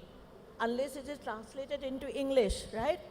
So it is very important, and because see, there's a word, a term, I don't know whether I can use it here. My friend and publisher of Oxford University Press, Mini Krishnan, she had a term called, I think, language offense. She said, because for the last 20 years, the new generations, they are not really either reading or cannot relate to their own language. So there is a need for translation. Because I have spoken to people, I mean diaspora in America or UK, Assamese people of my Assam, they said, if there is translation, we can introduce our children, because they are not going to read in Assamese anyway. So I think it's a very important thing for both ways, to reach out from your own land, and also maybe you never know who get interested will come back to Assam and try to find their own roots. Yeah, I think both of you have, all three of you have landed on this complicated question of the linked language in translation, the medium language in translation. And I think it's quite complicated in India, and in many ways it reflects Europe to a certain extent, that, how do European languages translate and European literatures translate.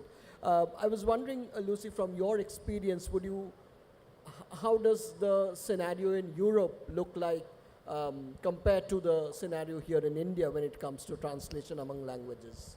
Well, I mean, I'm not an expert on this, but I think often the bridge language tends to be English again. And I suppose, and you'll know more about this, but I suppose it comes back to the sort of the old gatekeeping centres of London, New York, sort of being very difficult to try and bring away the big publishing goings on from those places. Even Frankfurt, right? You've got translation rights via English. Is that what you mean? Yeah, I think again, I mean, there is this hierarchy of languages, and then there's the politics of languages, and then there's the business and economics and commerce of languages and translation and publication worldwide. So I think that you have kind of touched upon that. Yeah. I would like to turn to Manaswini and Ranjita for the next question. A number of prizes, especially last year's Man Booker International Prize for Gitanjali Sri's Ret Samadhi, Tomb of Sand, has created so much buzz and focus on Indian writing and not written in English. So what value do prizes like that have for Indian authors writing in Indian Bhasha languages?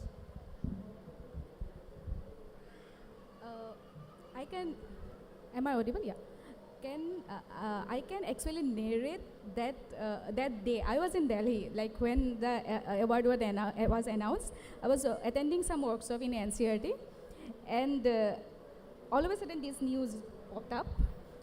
I was like happy like anything. All of a sudden I had this feeling, I had this strong emotion in my mind that probably there is a chance, not for me probably, but for the fellow authors from my land, this hope basically, that sometime, someday probably their works will get recognized. This Man Booker International gives us that hope. I was jumping literally, and I called up my friend from Times of India who is working with Times of India, Samin Saeda, who is also writing in English, but her stories are from Assam. And I called her up and I said, probably this is the hope that we were discussing since long, since our university was even before that. So yeah, and probably not only from the languages like us, probably it's the first recognition to Asia, like Southeast Asia for that matter. So yeah, that was a hope. That's a hope. Thank you, Manaswini. Ranjita, you have translated extensively. You have won awards for your translation. You have translated extensively. You have won awards for your translation. And I heard yesterday that you are reading the English translation right now of Red Samadhi. So as a translator, what do you think so special about awards and recognitions like these, both national and international? Firstly, can you hear? We all know there was a time, even I think 10, 15 years back, the translator's name never appeared on a dust jacket, right? Yes. He or her name has to be, you find in the second or third page. From that stage to come to be featured in a jacket is itself an achievement, I think. But the good thing in what is happening in India, the translated works are now being judged in the same platform as other creative work. It has been recognized that translation itself is a very creative process. That's why lots of people don't say translation, they say transcreation. Because you need to have that creative, and when it is recognized, then I think firstly you get into focus, people know about it. Personally for me, when I translated Orupa Patanga's Written in Tears for HarperCollins, I did not know, it was in contention, but when I got the Sahitya Akademi Award, people started calling me from Assam and all. So it means that, it gets noticed, and hopefully they buy the books also. And I think to be recognized on a national or international platform, and publishers also fortunately are waking up to the possibility of translations, is a very good thing. It is also inspiring for translators that it's not only love, love, slave or lost. You're doing something you love, but you're also getting recognition in front. I think it is important. That's a wonderful point you made about international awards such as the Booker, recognizing the role of translators and putting the names of the translators on the title page. A quick question on the title page. This is such a beautifully designed cover. Lucy, or if Aisha is there, would you like to say a bit about this cover design? Well, Aisha's in. It was designed by Subinoy Das, and we had many, the title is from one of the stories, is taken out from one of the stories. The Courtyard is the title of the story by Debashish. And we worked, Esha and the team at B-Books and Subinoy worked incredibly hard to try and capture the feeling of, Esha can talk a bit more about this, but the feeling of the landscape and the fact that all the writers in this anthology come from right across the state, many in very, very rural areas. And so we were trying to reflect, I think we were trying to reflect that really, just the sense of place. If I may yes, add, please. as soon as I saw the jacket, I thought of the river waves on the Brahmaputra river. Yes, yes. It brings the, resonance of the, and also I think hills. The hills, the hills. And in some ways, it's a little bit evocative of the map of Assam. There's a hint of the map of Assam. Lucy, if I may turn to you now. You have worked quite extensively in South Asian literature translation, especially the Right Afghan project that you mentioned. Could you tell us a little bit about how the UK publishing industry views South Asian literatures? Gosh, okay. With caution, I think. With caution? Yes. Why? I don't know why. Because I think it's not necessarily South Asia. I think it's a combination of short fiction in translation, Right. which is, you know, they've got an eye on the sale. That's ultimately what they're thinking.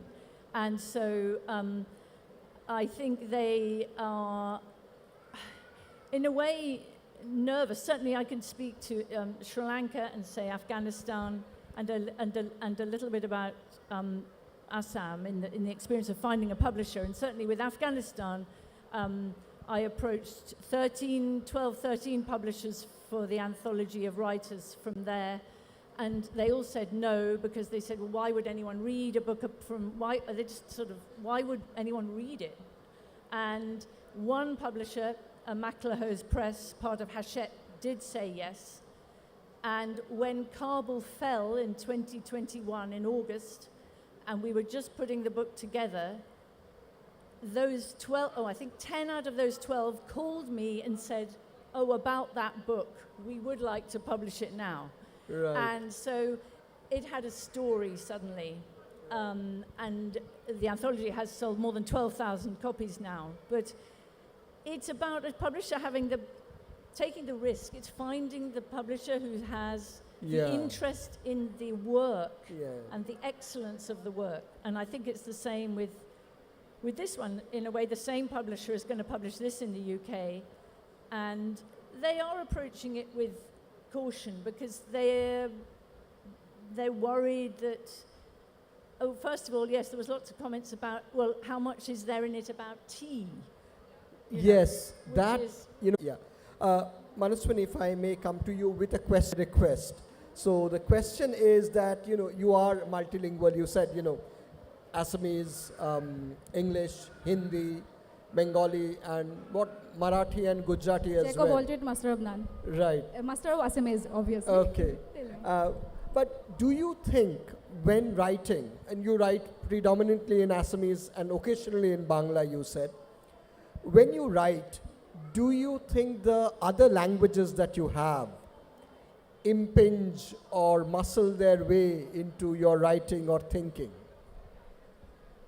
Impinged slightly have this negative connotation. So I obviously will have some influence, if I am allowed to say so.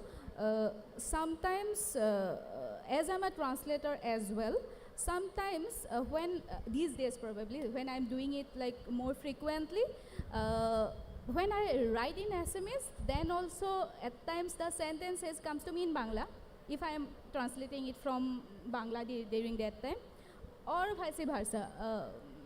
That happens, but that's not a negative influence. At times it gets enriched. Probably that's how a language also, like, it flows. It gets some words from some other languages as well. For example, the word kolazor in Assamese or in Ahomia, which get incorporated in English language. That's probably how a language gets enriched. So I don't think that has some negative impact on my creative writing in Assamese or in Bangla or in any other language, I suppose. Yes, please, and then we'll have a short reading from Manaswini. Actually, talking about language, I agree with Manaswini. It is always flowing. It's like a river. You cannot just cocoon yourself, oh, this is pure Assamese or pure Bangla. See, Assam has a very good tradition of literary magazines. It started from the 19th century, started in Calcutta actually, Kolkata or Calcutta, Jonaki Jug. From that age to today, the magazines have been publishing different modern, but when I started translating, and today when I read the stories, I find lots of words have been added. I didn't know. I live in Calcutta, so it's very important for me to know also. And we are living in a social media era, so lots of words have become, they have been incorporated in a daily language. So nothing wrong in that, like so many Indian words, for example, Jodhpur and all, were taken out by English language. So I don't think language should be, of course, grammar and all those things you have to take care, but words keeping the language absolutely boxed in, I don't think it's a very good idea. That's my... Yeah, I completely agree. Manaswini, if I may request you to read from your short story a little bit. Yes, that will be helpful, I suppose. No, it's okay. I'll manage. But do hold the microphone very close to you. Yeah.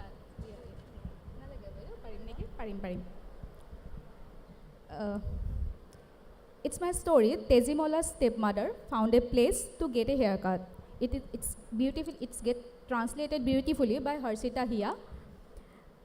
Once upon a time, Tejimola's stepmother used to have a name. Yet, like many other women of her age, she could no longer recall what it was. Other women, at least, acquired new identities after their marriage. Daughter of a family, daughter-in-law of another, wife of Mr. XYZ, and so on and so on. All these identities were inextricably tied to these women, and even one of them was enough to erase any sign of their own names. But Tejimola's stepmother did not have any of these. Just like the merchant's cruel new wife in the old Assamese folktale, she had no identity left in this world except for the title of the stepmother. Tejimola's stepmother. Thank you. That will be enough. Can I ask a question to Maheshini? See, Assamese folktales, Tejimola's stepmother is the vilest woman. She slowly kills her stepdaughter. That is many folktales all over the world. Stepmothers are always bad anyway. But this is particularly very gruesome. But I read her Assamese story, and she has completely U-turned the story. It is sympathetic to the woman, Tejimola's, because nobody understood her. And the best thing, ultimately, she becomes friends with her own stepdaughter. So I look at it also from a feminist angle. I also see it a very subversive story, isn't it? Well, Yes, how did yes. you think about it to write a story like that? Because Tejimola we are used to seeing. There are two personal connections, experiences. One, obviously, I have a very strong bond with my my mother, and my mother-in-law. So again, mother-in-law and daughter-in-law, they are like, those are taboo relations. But I have a very good relation with her as well. So, and somehow they say you like daughters are more favorite of their father, but in my case, I am more close to my mother. So that is one aspect.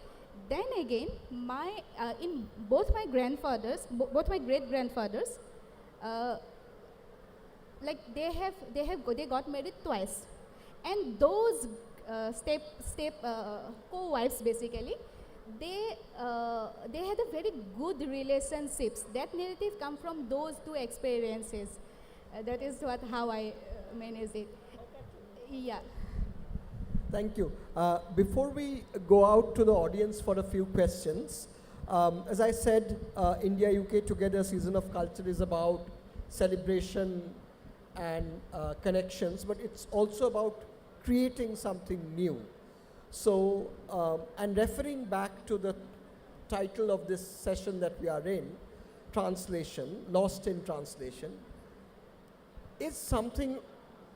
What is lost in translation and what is gained in translation?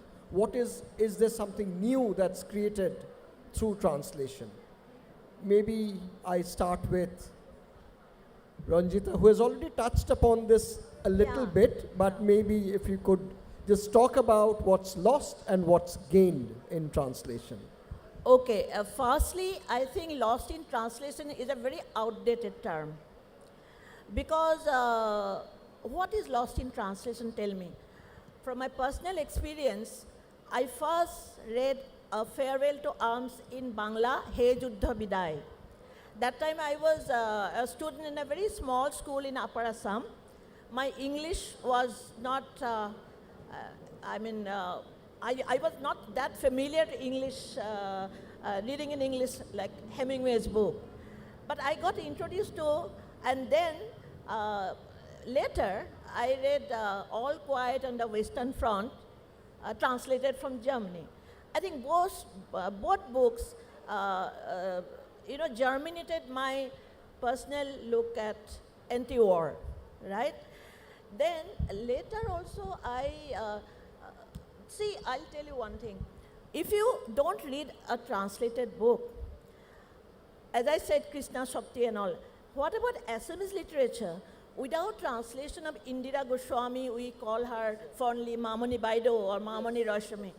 She has fantastic books like Moth Eaten Howdah, and those are fantastic literature. She's a Gyanpith Award winner, as you know. Absolutely, yeah. And even Birendranath Bhattacharya Yarwingam at the background of Nagaland. Unless it was translated, he translated himself, people won't have known that just post-independence, what happened in Nagaland, the conflict situation. So personally, I think literature is the best way to know about the land, its culture, its even food, everything. And if you talk about gain, I just touched upon, I don't know whether here, see, when Bengal Renaissance happened in 19th century in Kolkata or Calcutta, that time Assam didn't have a high education institution. Cotton College was established only in 1901. So all those students came to Calcutta for higher studies, Presidency College, and so they interacted with the Bengal's intelligentsia, and the forefront, our Assamese literature, Lakshminath Bezbarua. By the way, he was a Jamai of the Tagore family. He was married in the Thakur family. Yes.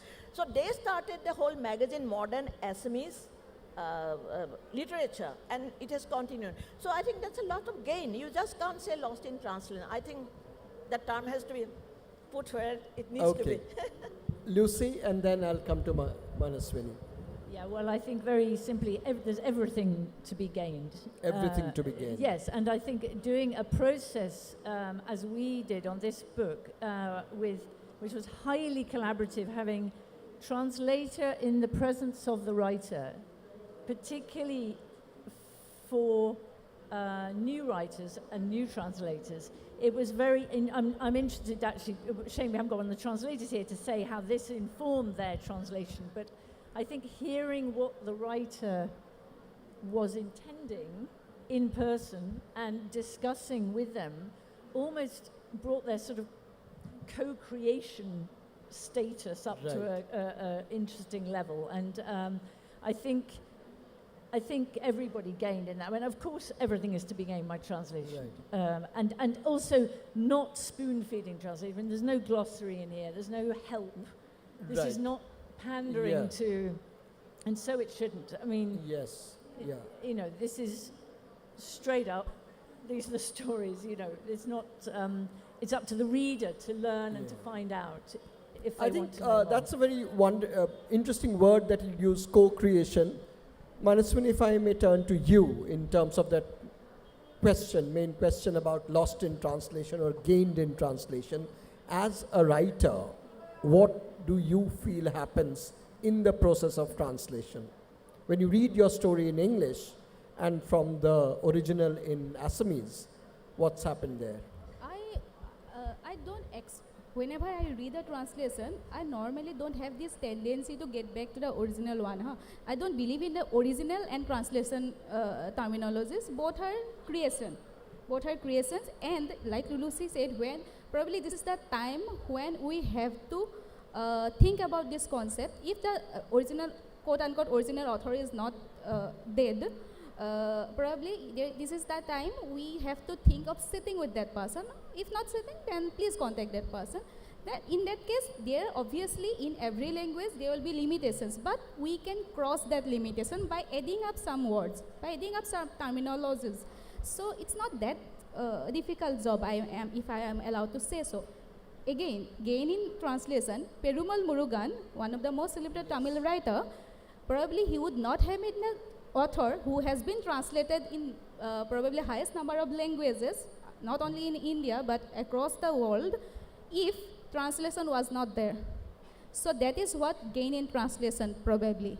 The gaining reader, gaining wide readership. So I think it's a gain, always a gain in translation. Thank you so much. Do we have time for a couple of audience questions? Yes, we have time for exactly 2 questions. So can we throw it open to the audience Right. now? Yes, 2 questions and we'll bring this to a hard stop. Any, there's from the second row, yeah. No, here. Here.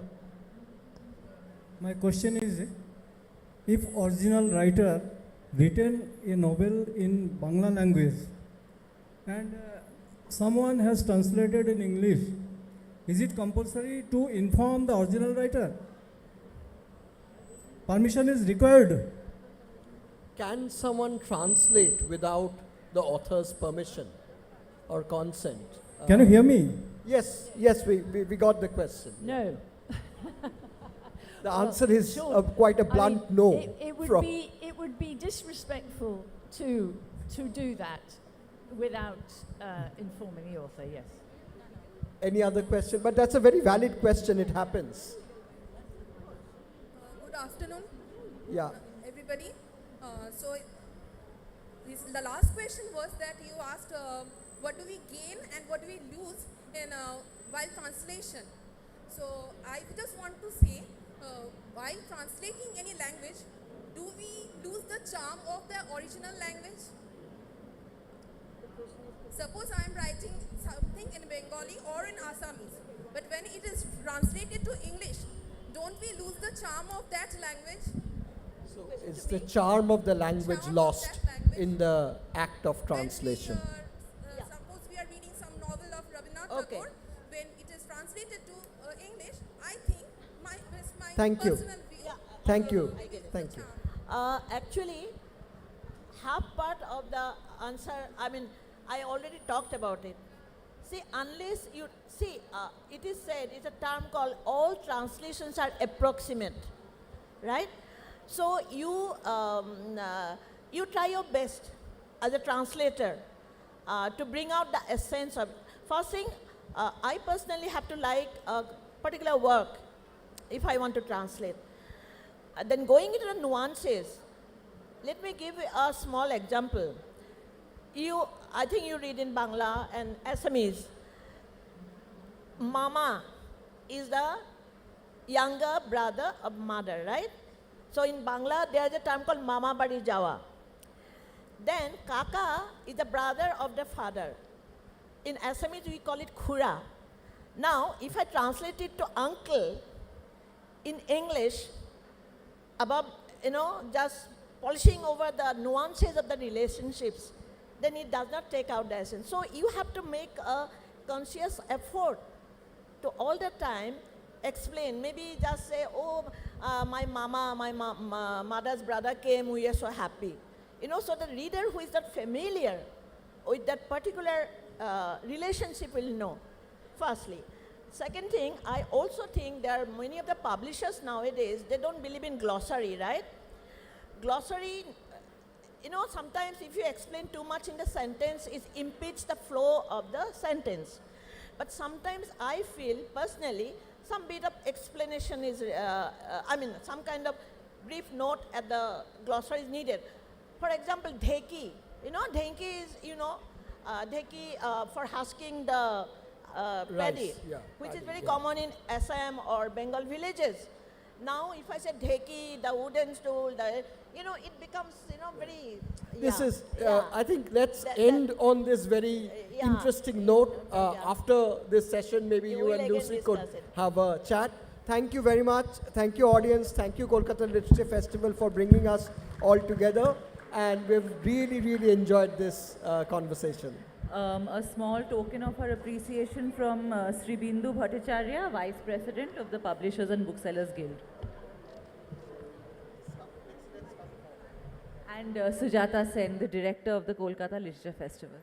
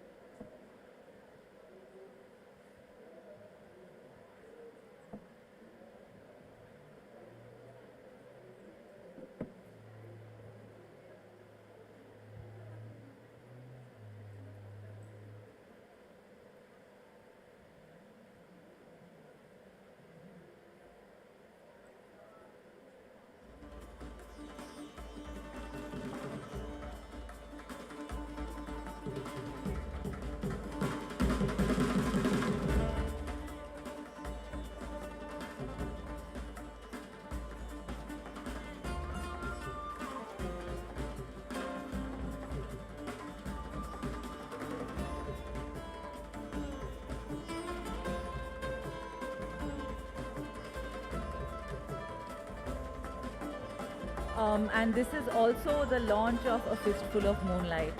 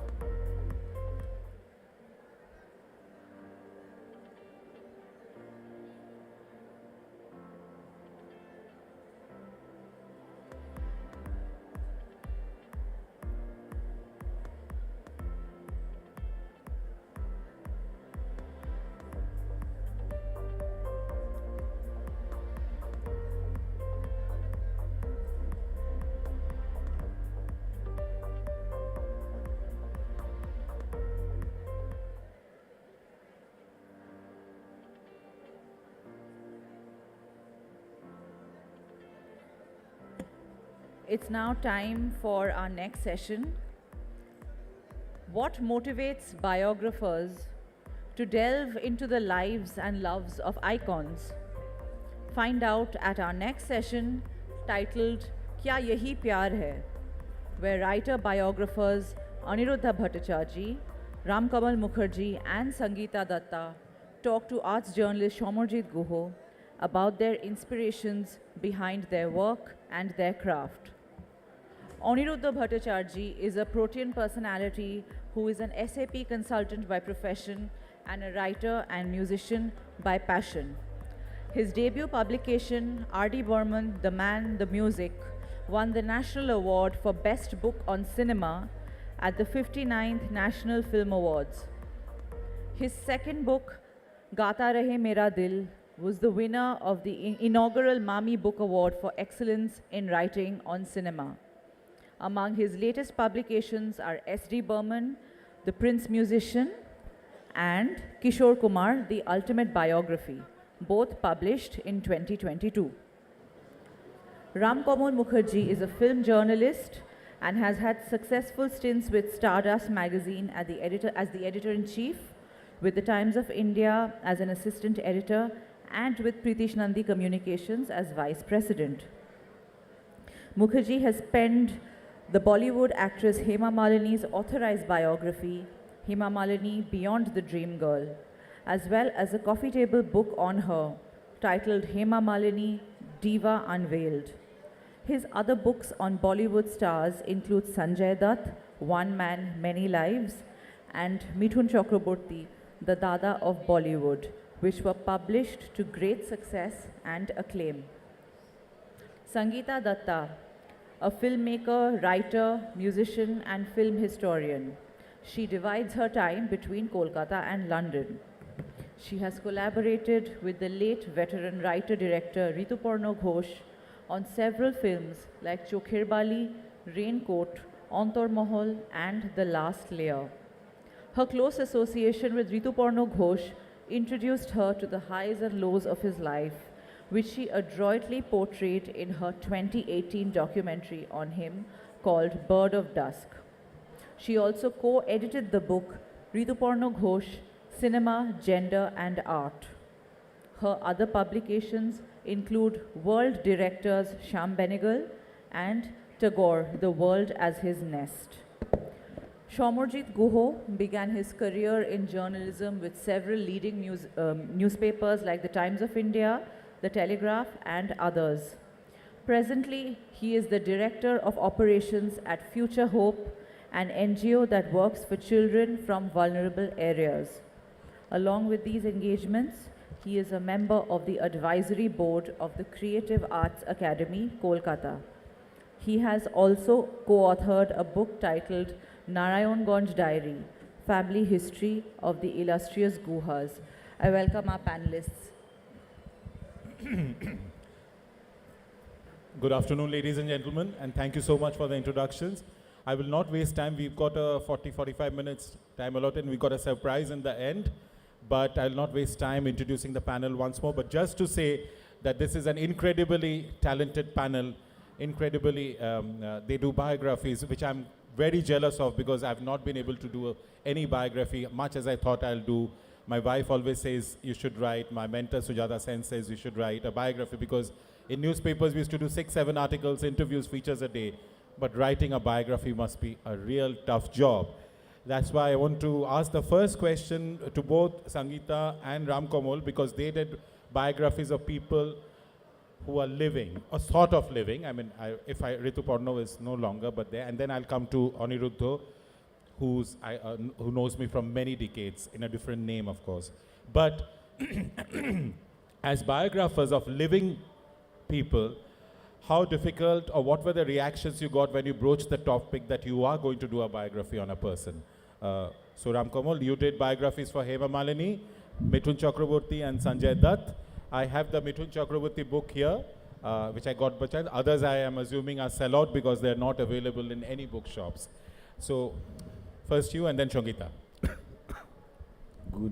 Good afternoon, Kolkata Literature Festival. Good afternoon, Kolkata Literature Festival, and I'm extremely happy and glad that I've flown all the way from Bombay to kind of attend this prestigious literature festival. এখানে কি সবাই ইংরেজিতে কথা বলছে না বাংলাতে কথা বলছে? মিলিয়ে মিশিয়ে বলতে পারো।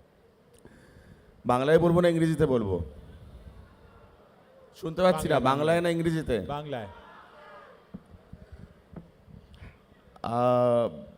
বায়োগ্রাফি লেখার জন্য যা যা সমস্যার সম্মুখীন হতে হয় আজকের দিনে, আমার মনে হয় যে যখন প্রশ্নটা যেটা তোমার ছিল যে তারা যদি জীবিত থাকে তাদের অ্যাপ্রুভালটা খুব ইম্পর্ট্যান্ট হয়ে যায় তখন, এবং তাদের কখনো যেন মনে না হয় যে তাদের জীবনীটা লিখতে গিয়ে আমরা তাদের ব্যক্তিগত জীবনের মধ্যে প্রবেশ করে তাদের এমন একটা উইক পয়েন্টকে হাইলাইট করে নিজেদের বইটা বিক্রি করার জন্যে তাদের ব্যবহার করলাম। এইটা একটা সবসময় সব সেলিব্রিটির মাথার মধ্যে থাকে যে কেন ও আমার জীবনে লিখতে চাইছে। যেটা হেমা মালিনী হোক বা মিথুন দা হোক বা সঞ্জয় দত্ত হোক, সবাই মানে প্রথম আমি ফার্স্ট সবসময় आंसर नेगेटिव पेजी। जब আমি हेमा जी के जिज्ञेस करेছি যে मुझे आपके ऊपर एक किताब लिखना है, तो हेमा जी ने कहा कि क्यों, मैंने ज़िंदगी में क्या हासिल ऐसा कर लिया कि आपको किताब लिखना है मेरे ऊपर। মিঠুন দার সঙ্গে যখন এই করোনার ঠিক আগে, ওটা খুব ইন্টারেস্টিং রিজনে মিঠুন দা হ্যাঁ করেছিল, সেটা বলবো যে মিঠুন দাও তখন বলেছিল যে আমার ওপরে বই লিখিস না, কেন লিখবি? And Sanjay Datta didn't even want to meet only. So I kept on chasing and chasing and chasing, and Baba kept on saying, "Kitab padhte kaun hai?" So that was a different challenge altogether. कि okay बोझाता है चलो बोई कारा पढ़े। ना shadow Sanjay Dutt ठीक ही बोले थे, किताब पढ़ते कौन है? पढ़ते तो क्यों लिख रहा है? तो रील्स बना दे, मेरी ज़िंदगी इंस्टाग्राम में डाल दे, वो ज़्यादा लोग देखेंगे। मैंने बोला नहीं बाबा, अभी भी लोग हैं जो पढ़ते हैं, कुछ पागल हैं। तो different people, different ideas. But Hema ji was, of course, Hema ji is an inspiration, and I've written 2 books. One is a coffee table book, which was very challenging because coffee table book is also a kind of biography जो आपको picture के माध्यम से करना पड़ता है। ছবি দিয়ে দিয়ে আপনাকে পুরো গল্পটা বলতে হবে। ছবি কালেক্ট করা খুব মুশকিল, উনিও নিশ্চয়ই ফেস করে থাকবেন। যখন আমরা 1970, উনি তো তারও আগের গল্প, তো ওই তখনকার সময়কার ছবি পাওয়া খুব মুশকিল, নেগেটিভসগুলো নষ্ট হয়ে গেছে। তো সেইখান থেকে গিয়ে রাজ কাপুরের, এখন তো রাজ কাপুর স্টুডিওটাও পুড়ে গেল, RK স্টুডিওতে গিয়ে হেমা মালিনীর প্রথম মুহূর্তের ছবি ডিরেক্টরের সাথে শঙ্কর জয়কিশনজি ছিলেন ওই শটটার মুহূর্ত শটে, ওই ছবি জোগাড় করেছি। হেমাজির গ্রামের বাড়িতে গিয়ে যে বাড়িটা ডেমলিশ হয়ে গিয়ে এখন একটা পাকা বাড়ি হয়ে গেছে, ওইটা লোকেশনটা দিয়েছি। মানে এইগুলো করতে হয়েছে হেমাজির বইয়ের ক্ষেত্রে। আর মিঠুন দা না বলছিল, কিন্তু তখন যখন করোনা হলো বম্বেতে বা সারা ভারতবর্ষে সবাই মানুষ তখন বাড়িতে বসা লকডাউনের সময়। And at that point of time, a very sad thing happened is Sushant Singh Rajput committed suicide. And television medium bolun ba electronic media ba social media সবাই সুশান্ত সিং রাজপুতকে নিয়ে লেখা শুরু করলো। আমার ছেলের বয়স তখন বোধহয় 5 কি 6, আর আমি বম্বে ফিল্ম ইন্ডাস্ট্রিতে কাজ করি, আমি একজন চিত্র পরিচালক। তো আমার ছেলে জিজ্ঞেস করলো যে বাবা সাকসেসফুল না হলে কি মানুষ সুইসাইড করে? It shook the hell out of me. I was just an ordinary person to fight against the media and say that stop this news. Stop glorifying suicide. So what I thought is, তাহলে কি বম্বেতে যারা যারা এসেছে বা film ইন্ডাস্ট্রিতে যারা যারা এসেছে তারা কি সবাই সাকসেস পেয়েছে? তাদের কি স্ট্রাগল করতে হয়নি? এইটা করতে গিয়ে আমি মিঠুন চক্রবর্তীর কিছু ঘটনা পাই, এবং মিঠুন চক্রবর্তীর ঘটনা যখন আমার চোখের সামনে আসে যে তাকে কি করে স্টেশনের ওয়াশ বেসিনের জলে মাথা ধুয়ে অডিশনে যেতে হতো, কি করে ওয়েটিং রুমের মধ্যে অনেক কিছু কি করে না খেয়ে কাটাতে হয়েছে। এমন দিন গেছে মিঠুনদার যে মিঠুনদা বন্ধুর বাড়িতে গেছেন এবং বেশি খেয়ে নিয়েছেন এটা ভেবে যে পরের দিন সকালে যদি খেতে না পারে। তো এই স্ট্রাগল করে আজকে সে মিঠুন চক্রবর্তী হয়ে দাঁড়িয়ে আছে, সাকসেসফুলি বেঁচে আছে, সব থেকে বড় কথা। তো আমি যখন মিঠুনদাকে বললাম যে মিঠুনদা আমি চাই কি যারা মানে রেশিও বলছে যে in every second there are 5 people who are coming to Bombay at Victoria Terminus to be something in the film industry. তো তাদের তো ইন্সপায়ার করতে হবে। আমরা যদি শুধু নেপোটিজমের কথা বলি, আমরা যদি বলি যে চান্স না পেলে আত্মহত্যা একটা রাস্তা, বা চান্স না পেলে অন্য ভুল পথে চলে যাওয়া একটা রাস্তা, সেটা তো আমরা ভুল জিনিস বলছি লোককে।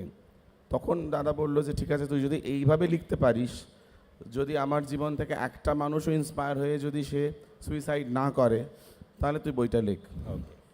তো ওই পয়েন্ট অফ ভিউ থেকে আমার বইটা লেখা। তাই বইটা যেটা একটু আগে বলছিলে যে এটা অন্য রকম, এটা ঠিক বায়োগ্রাফি প্যাটার্নে নয়। তো it is a very inspirational story, it's almost like a screen play. যে হেদর গলি থেকে গৌর বলে একটা ছেলে দৌড়তে দৌড়তে দৌড়তে দৌড়তে কী করে সে এতটা বড় পথ অতিক্রম করলো, সেই জার্নি হচ্ছে আমার মিঠুন চক্রবর্তীর গল্প। Thank you, Ram Komal. That was really nice. Sangeeta Datta has written the biographies for Shyam Benegal, which we had launched at the British Council many years ago. And of course, part of a book on Rituparna Ghosh where she has done his biography. So when you approached both, what were the reaction? Very similar like Ram Komal's? No, I think the context was quite different with my books, particularly with the one on Shyam Benegal. I was in London and there was a very big showcasing of Indian cinema called Imaginatia. And at that time, there were 2 books which were commissioned on Indian directors in the perspective of world cinema. So the British Film Institute, for the first time, commissioned books on Indian directors. I thought that was a very historical moment. Yes, certainly. So mainstream director Yash Chopra উপরে Rachel Dwyer বলে আরেকজন academic লিখলেন, এবং আমাকে শ্যাম বেনেগলের উপরে বইটা লিখতে দেওয়া হলো। শ্যামবাবুর সঙ্গে আমার বহুদিনের পরিচয়, কারণ আমি তো বম্বেতে থাকতাম, আমি অনেক বছর বম্বেতে ছিলাম, আমি সেন্ট জেভিয়ার্সে ইংরেজি এবং ফিল্ম স্টাডিজ পড়াতাম। ওনার সঙ্গে অনেক সময় ফিল্ম সোসাইটি, যেটা the Bombay oldest film society, আমরা সবাই সেখানে সদস্য। আমি কালকের প্যানেলেও বলছিলাম যে আমরা কিন্তু ফিল্ম সোসাইটি প্রোডাক্টস, সিনেমাকে ভালোবাসা, সিনেমার প্যাশন, যে প্যাশনটা নিয়ে আমরা সিনেমা দেখি, সিনেমার এথিক্স, সিনেমা হলে গিয়ে ছবি দেখার যে একটা এথিক্স, এগুলো সব একটা এডুকেশনের মধ্যে পড়ে। এবং শ্যামবাবু, গোবিন্দ নেহলানি, আর্ট হাউস সিনেমার আরও অনেকে সেই পৃথিবীরই অন্য সদস্য, সেই জন্য তাদের সঙ্গে অনেক দিনের পরিচয়। শ্যামবাবু আমার কাছে is like a father figure, he is like a mentor. আমার মনে হয় বায়োগ্রাফিতে কাউকে যদি তুমি অনেক দিন চেনো, পরিচয় থাকে, একটা অন্যরকম কমফর্ট লেভেল এবং ট্রাস্ট, যেটার কথা তুমি বলছো বায়োগ্রাফিতে, that trust factor is so important. যে তুমি কার সঙ্গে কথা বলছো, কতটা সেন্সর করে বা ভেবে বলতে হবে, বা তুমি তার সঙ্গে দুপুরে লাঞ্চও খাচ্ছ, তার বাড়িতেও থাকছো, একটা ইন্টিমেসি এবং একটা ইনফর্ম্যালিটির মধ্যে ঢুকে তুমি তার জীবনের কাজ, মানুষকে তো আলাদা করা যায় না, তার পার্সোনাল লাইফ, তার পাবলিক লাইফ, তার কাজ, তার ক্রিয়েটিভিটি, এগুলো আলাদা করা যায় না। It's all one person. সেই জন্য সেই মানুষকে তুমি যত ভালোভাবে চিনবে, রাউন্ডেডভাবে চিনবে, তার উপরে লেখাটা আরও আরও রিওয়ার্ডিং হয়। সো শ্যামবাবুর বইটা তখন, বিকজ ইট ওয়াজ কমিশনড, আর আমার একটা সময়ের মধ্যে করতে হয়েছিল, আমি সেই সময় ইন্ডিয়ায় এলাম। শ্যামবাবু অসম্ভব মেথডিক্যাল, অসম্ভব ডিসিপ্লিনড, একটা সময় দিতেন প্রত্যেক দিন যখন আমি ওনার সঙ্গে বসতাম, and the rest of the time আমি ছবিগুলো দেখতাম। পুনে ফিল্ম আর্কাইভসের অনেক ছবি দেখলাম। ওনার নিজের অফিস আর্কাইভস এত আউটস্ট্যান্ডিংলি গোছানো যে তুমি যা চাইবে সেখানে পেয়ে যাবে। So it was really fantastic. অনেক ফিল্ম মেকার্স বা প্রোডাকশন হাউসে তুমি যাবে, আর 10 বছর আগের ছবি কোথায়, তার পোস্টার কোথায়, তার ইউনো এনি রাইটিং সেটাই বা কোথায়, স্টিলস বা কোথায়। এখানে শ্যামবাবু বলে দিতেন, আচ্ছা অঙ্কুর, আচ্ছা ভূমিকা, এই ফাইলগুলো বার করো, এবং সেগুলো বেরিয়ে আসতো। আর এনএফডিসি থেকেও আমরা অনেক ছবি টবি পেয়েছিলাম। তো একটা মোটামুটি একটা ছকের মধ্যে সেই বইটা লেখা হয়েছিল। ঋতুর ব্যাপারটা আলাদা। ঋতুর সঙ্গে আমি বহু বছর কাজ করেছি, আমরা ফ্রম দ্য সেম ইউনিভার্সিটি। ঋতু সত্যি আমার ভাইয়ের মতোই একজন ছিল। ও চলে যাওয়ার পরে যে একটা ভ্যাকিউম হলো হঠাৎ, পরে আমি ওর উপরে একটা ডকিউ ফিচার করেছি, কিন্তু প্রথমেই মনে হয়েছিল যে বইটা লেখা হোক, এবং বইয়ে আরও অনেকে ইন্টারন্যাশনাল অনেক অ্যাকাডেমিক্সরাও কন্ট্রিবিউট করেছে, ভারতবর্ষের অনেক অ্যাকাডেমিক্স কন্ট্রিবিউট করেছে। সেখানে আমি বায়োগ্রাফিক যে চ্যাপ্টারটা সেইটা লিখেছিলাম। তখন ঋতু নেই, একটা খুব শূন্যতার মধ্যে লেখা হয়েছিল, কিন্তু অ্যাগেন ওকে আমি যেহেতু এত ভালোভাবে চিনতাম, এবং একসঙ্গে কাজ করা ক্রিয়েটিভলির মধ্যে যেই ডাইনামিক্সটা তৈরি হয় সেটা নিয়ে তখন মনে হচ্ছিল যে লিখি, কারণ এই জিনিসটা আবার অন্য কারোর সঙ্গে এক্স্যাক্টলি এক জিনিস তো হয় না। আর ও এত অসম্ভব ইউনিক, ক্রিয়েটিভ, গিফটেড, ট্যালেন্টেড একজন আর্টিস্ট ছিল। Thank you Sangeeta. That brings me to Aniruddha. As I was telling you in the beginning, যে অনিরুদ্ধ সেটা আমি বহু বছর জানি, আর অনেকগুলো বই লিখেছে, মেনলি গানের ইয়ে থেকে, যেমন গাতা রহে মেরা দিল, এসডি বর্মনের উপরে বই, আরডি বর্মনের উপরে বই, আর প্রত্যেকটা ফ্যান্টাস্টিকলি ওয়েল রিসার্চ। কিন্তু এই কিশোর কুমারের বইটা যেটা সবে বেরিয়েছে, সেটা বোধহয় Aniruddha, you have written somewhere it's 30 বছরের রিসার্চ, ইজ ইট? আর হ্যাঁ, অলমোস্ট ইয়েস, 30 বছরের রিসার্চ করে একটা বই লেখা, আপনারা বুঝতেই পাচ্ছেন কত হার্ড ওয়ার্ক এর পেছনে গেছে। আর এই একটা প্রশ্ন, আর একটা হলো যে এটা তো he was not there when you wrote it, মানে অলমোস্ট নট দেয়ার, কিন্তু আমি দেখলাম কোথায় you have written that there are articles by Amit Kumar and Leena Chandravarkar, who are possibly two closest person to him, but did they not talk to you? Did you just give it the reference from their articles and wrote this book? Look, number one, we wanted this to be kind of an unofficial biography. That is one. Secondly, আমরা সবাই মানে কিশোর কুমারের গান সম্বন্ধে অনেকটাই জানি, কিন্তু এইখানে আমাদের এমফেসিসটা ছিল how Kishore Kumar like became Kishore Kumar. So we mostly interviewed his friends in Khandwa. That's right. মানে মেজর এমফেসিসটা গেছে খান্ডওয়া, ইন্দোর অ্যান্ড ভাগলপুরের উপরে। ওকে, অ্যান্ড সেখানে তোমাকে অনেকটা টাইম কাটাতে হয়েছে। আর so when we write that is the ultimate biography, is it authorized or not authorized? No, not really authorized. Not authorized. Not authorized. So which brings me to the next question, that লেখা হয়ে যাওয়ার পরে, now Ramkobal and Shongita and then you Aniruddha, হয়ে যাওয়ার পরে what's the reaction you got? খুশি না খুশি? Do you feel লিখে যে না হোল্ড ব্যাক করেছে, আরো কিছু বলতে পারতো? First you Ramkamal. না, to be very honest, Sanjay Dutt ছাড়া আমার মনে হয় না আর কেউ কিছু হোল্ড ব্যাক করেছে। Sanjay Dutt was very particular about certain things that he didn't want to be mentioned, but I felt it was very silly, because whatever he asked, or he passed message through his managers and PR to not write, was available on net, because it was all either a fact or something which has happened in his life. But nonetheless, as you said, as she also mentioned and he also mentioned, that we need to make the subject comfortable. যাকে নিয়ে লিখছি সেই যদি cooperate না করে তখন officially হোক আর unofficially হোক লেখা যায় না। মিঠুনদার ক্ষেত্রেও তাই। মিঠুনদারটা আমি বলতে পারি যেটা মানে আনঅফিসিয়ালি অফিসিয়াল এরম যদি কিছু থাকে, because he red the entire manuscript, বৌদি পড়েছে, তারপরে মিমো পড়েছে, পরিবারের থেকে পুরো পারমিশন নিয়ে করা হয়েছে। And he is supported, he is done video bytes for the thing. তখন করোনার ঠিক পরে রিলিজ করেছিলাম বলে আমরা ইভেন্ট করতে পারিনি। But Mitunda has supported, and Mitunda knows every word of the book. Barring one or two things, he didn't say much that changed. Maybe the years were not perfect in certain places. Character and নাম হয়তো আমি ভুল দিয়েছিলাম, বা incident যেটা ঘটেছিল সেখানে হয়তো ওই লোকটা ছিল না অন্য লোকটা ছিল, ওইগুলো কিন্তু খুব হেল্পও করে যখন when you run it pass through. আর তুমি যে মিঠুনদার কিছু ক্রিটিক্যাল বিহেভিয়ারাল ইস্যুস লিখেছো, which is first time I've read it ever. We had a different opinion, but okay, কেউ পোর্ট্রে করেছে as different. So এইগুলো পড়েও বললো this is fine, you can good enough to write.